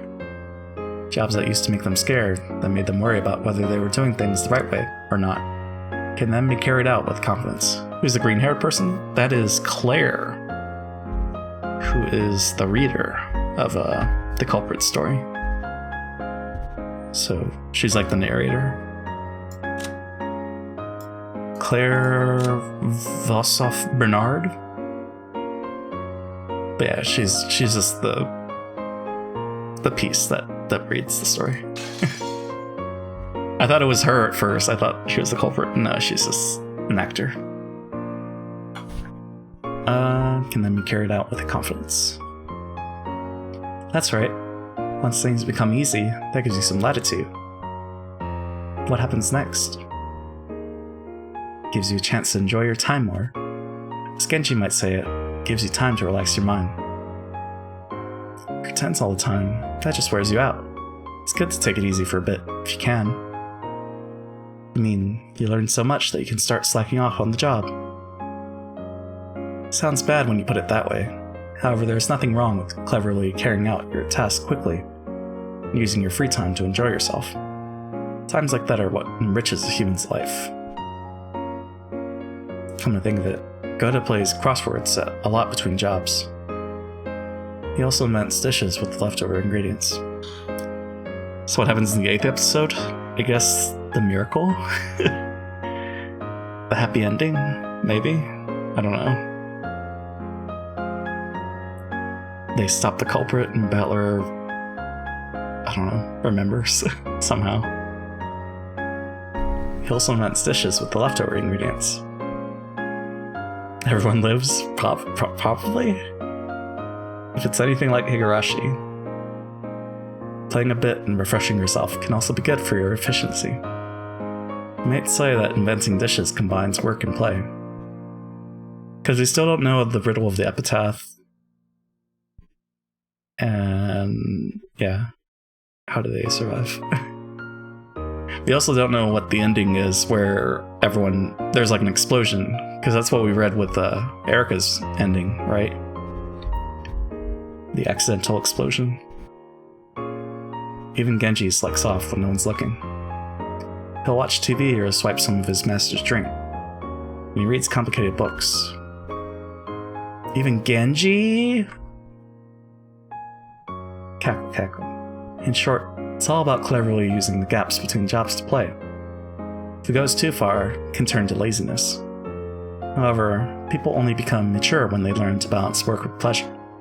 Simply put, if all you care about is work all the time, you're not fully mature. They did present something that I thought would be the cause of the explosion, which is this weapon that the Japanese have called the kaiten, which is like a torpedo. But they said the torpedo's not in Rakajima, so I guess it's not that. So that kid learned how to play between jobs? It's hard to imagine that overly serious kid slacking off at work. It started with learning how to interact with people. That kid formed a relationship with Kumasawa, the person who was always kind. It started borrowing books from her and talking together about them. Because yeah, Rakajima used to be a military base, but wasn't really used. And that explains the underground tunnels between the two mansions. Even I had friends at school, but because of my work, there was no chance to deepen our friendship. Jessica was always kind and modest, but there was Natsui's stern order to think of, so we couldn't play together very much. So at that time, Kumasawa, the one who was always as kind as a mother to me, was the person I felt closest to. Kumasawa was old enough to have grandchildren. They couldn't exactly run around and play together. He developed an interest in Kumasawa's hobby. And what's Kumasawa's hobby? Books. It might be hard to believe, but Kumasawa was a huge mystery novel fan. So the kid wanted to find out what sorts of books they were and started reading them. That's right. The nice thing about mystery novels is that you can talk about them while you read them. Even Kumasawa, who already knew the answer, must have enjoyed listening in and hearing what sorts of theories a young intellect could create. Of course, I didn't start right away with complicated books Kumasawa read. First, I asked for her recommendations and got books from the school library. I would even bring them into the servant room and read a bit during every break. Every time a new theory popped into my head, I told Kumasawa about it. And she, who already knew the answer, would nod at my theory and grin. That was a lot of fun for me.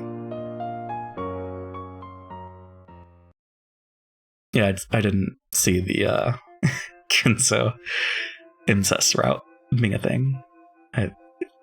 Man. That was a trip. Are you going to take a bath? Bath time's almost over. Yeah, just a bit more. I did suspect something was sus because of the whole Beatrice in the mansion, but I didn't think it would go that far. But man. Yeah, just a bit more. Another one of the Indian figures just disappeared. Giggle. You've become a total mystery nut. You get too excited reading, and won't be able to sleep again. To me, Beatrice's, yeah. According to Kumasawa-san, the culprit has already appeared. But I don't have a clue who it is. What's that book called? It's by Agatha Christie, and then there were none. It's really interesting. almost like it's a crime happening on Rakujima. That's a really famous mystery novel, isn't it? Wasn't that one a perfect crime, at least until the culprit confesses to the truth in a message bottle at the end? An incredible book. Shh. Shh. I'm enjoying myself, so don't spoil me. Go take a bath now. I'll go by myself later. Okay, okay. See you later then. Don't forget to take a bath, okay? Yeah, Shannon, gosh, don't spoil. Holding a change of clothes, Shannon smiled amusedly as she left the room. Probably won't be able to read the whole thing tonight. Even though I know that, I just keep turning the pages, unable to find a good place to stop. My new joy, the mystery genre. The mental game of thinking and theorizing. I'm also talking about it with Kumasawa-san. All of that left me enraptured. Meatloaf, eh? Meatloaf? Food or the, artist? Well, it seems you've become a complete bookworm. Well, if you do stay up and get sleepy, that just makes my job easier. Can't have that. Better find a place to stop soon. You gonna make some in the future? Oof. Post the pics. You know how it goes. Cackle. In the ancient times, I was bored in pleasures such as mystery novels didn't exist. I've been reading over your shoulder, and this truly is a captivating read. The food? Fuck the artist, I thought he was dead. Is he? No way. But he was in Pick of Destiny. Even though that was like, what? The OOs? Meatloaf. Singer. 73 years? Yeah, still alive. 73 years old. Fuck if I know. Beto, who do you think is the culprit? And then there were none? Yeah. Who is the UN Owen, I wonder? Oh, that's right, that's where that's from. Okay. The culprit who lured the victims to the island, of course? There are no more than 10 people on this island, and UN Owen doesn't exist. Someone must have... Is that why... the Toho song? I wonder. Someone must have stranded them on the island and waited somewhere far away for them to die of starvation. No, that's not right. I mean, I know Toho did that because of that, but I meant the Toho song in this one. Just clarifying. I don't get it. Why is the name of that crazy song being referenced, JP? Please explain. What, the UN Owen was her? Because they're talking about, and then there are none. Someone must have stranded them on the island, waited somewhere far away for them to die of starvation. No, that's not right. He or she is on the island. They're one of the 10 people. I just don't know who. How do you know that there are only 10 people on the island? That's just how it is. Mix it up, so Google. Sorry. Just look up UN Owen was her. And then Toho, I guess. Since if you doubt that, you're stuck, or it's just a standard rule of the mystery genre. Or, the culprit owns the island, correct? They may be hiding in some hidden room. Or perhaps they're like me. They may be a 1,000-year-old witch. No, they went to such lengths to kill a mere 10 people. They couldn't be 1,000 years old. 495 years old at best, I'd say. Cap. Closed rooms do appear a lot in mystery novels, and books often use the phrase, it could only conceivably have been done with magic. And here I am with a witch right before my eyes. It's a complicated feeling. Cackle. Very entertaining, these closed room murders. Once you read the answer, it becomes a tale of humans or a mystery novel. But if you take out the part that reveals the answer, it becomes a tale of witches or a fancy novel. Okay, Reddit explained it to me. I get it. That's an interesting way to look at it. So there's only a timing difference between human novels and fantasy novels? If a trick exists, it becomes a human novel. there isn't one. It's a witch novel. Simply take out the last few pages of that book you're reading. You might think of Lady Owen as a witch on the same level as myself. That might be surprisingly wise coming from you. So the culprit of an answerless detective novel was a witch. All of the dark places in this world belong to us witches. So I could reign as the culprit for all detective novels across the world.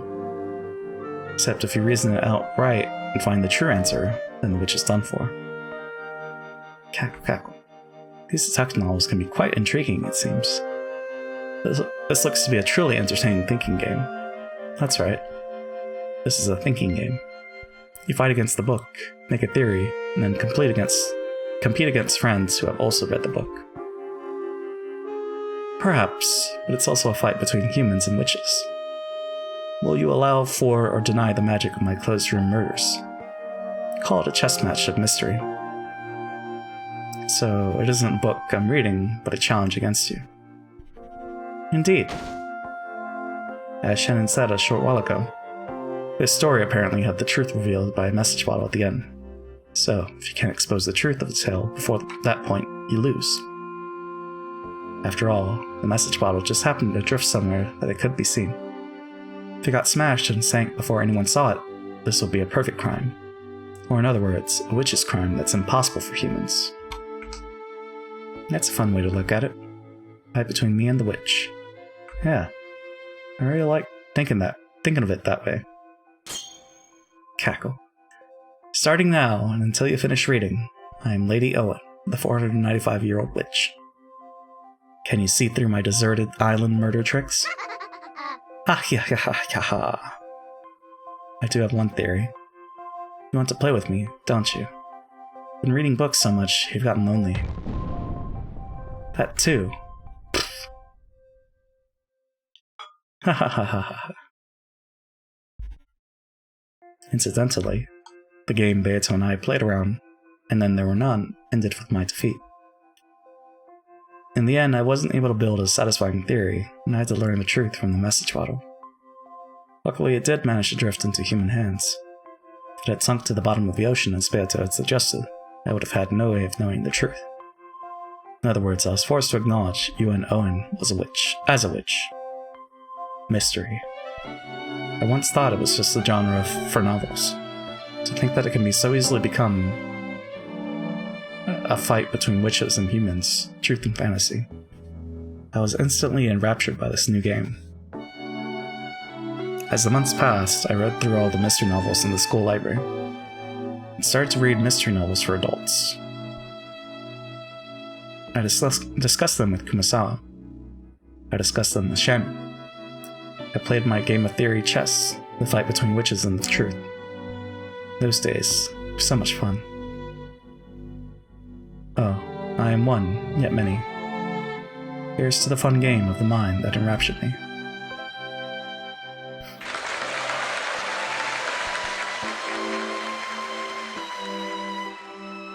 So, is that chapter 3? 'Cause chapter 2 is the friend. It's like I want to take a picture of the chapters so I know what chapter I'm at. Also, I have the mic. Okay. Days in Rapture.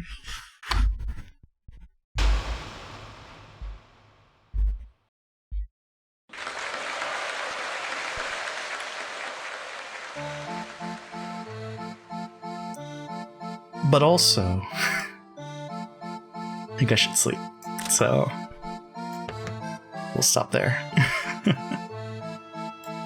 This is fun. I learned the culprit. That was I guess I should have expected it, but I didn't expect it. Plus, we're getting the backstory in this one. This game is a mindfuck. I'm so lost. Me the entire game. It's a good story, though. Very, very intrigued. See how it all wraps up. So, I wanted to finish it before Thursday to avoid more spoilers, but I think we're okay. Probably. Maybe. I didn't learn jack shit. Still don't know what's happening or who did it, or what it even is. What's going on? It's okay. We'll get the TV tropes one day. Oh man. It's good stuff. Yeah, I guess, I don't know. I don't know, I don't think I'm playing Biped today. Not sure on that. Long story short, everyone died. Exactly. They just all died. But now, maybe we'll get the ending where they all live. Because I don't think we're playing Biped. We just said that we'll stream the Chivos. If I oversleep, I'm sorry. I should probably just message and check. Yeah, I guess after ReZero, I'll stream. You can get behind that plot. Yeah, this is fun. Glad to be back to Umineko after like 2-day hiatus. Anyways, thanks for tuning in. Catch you all later. Have a good one. And bye.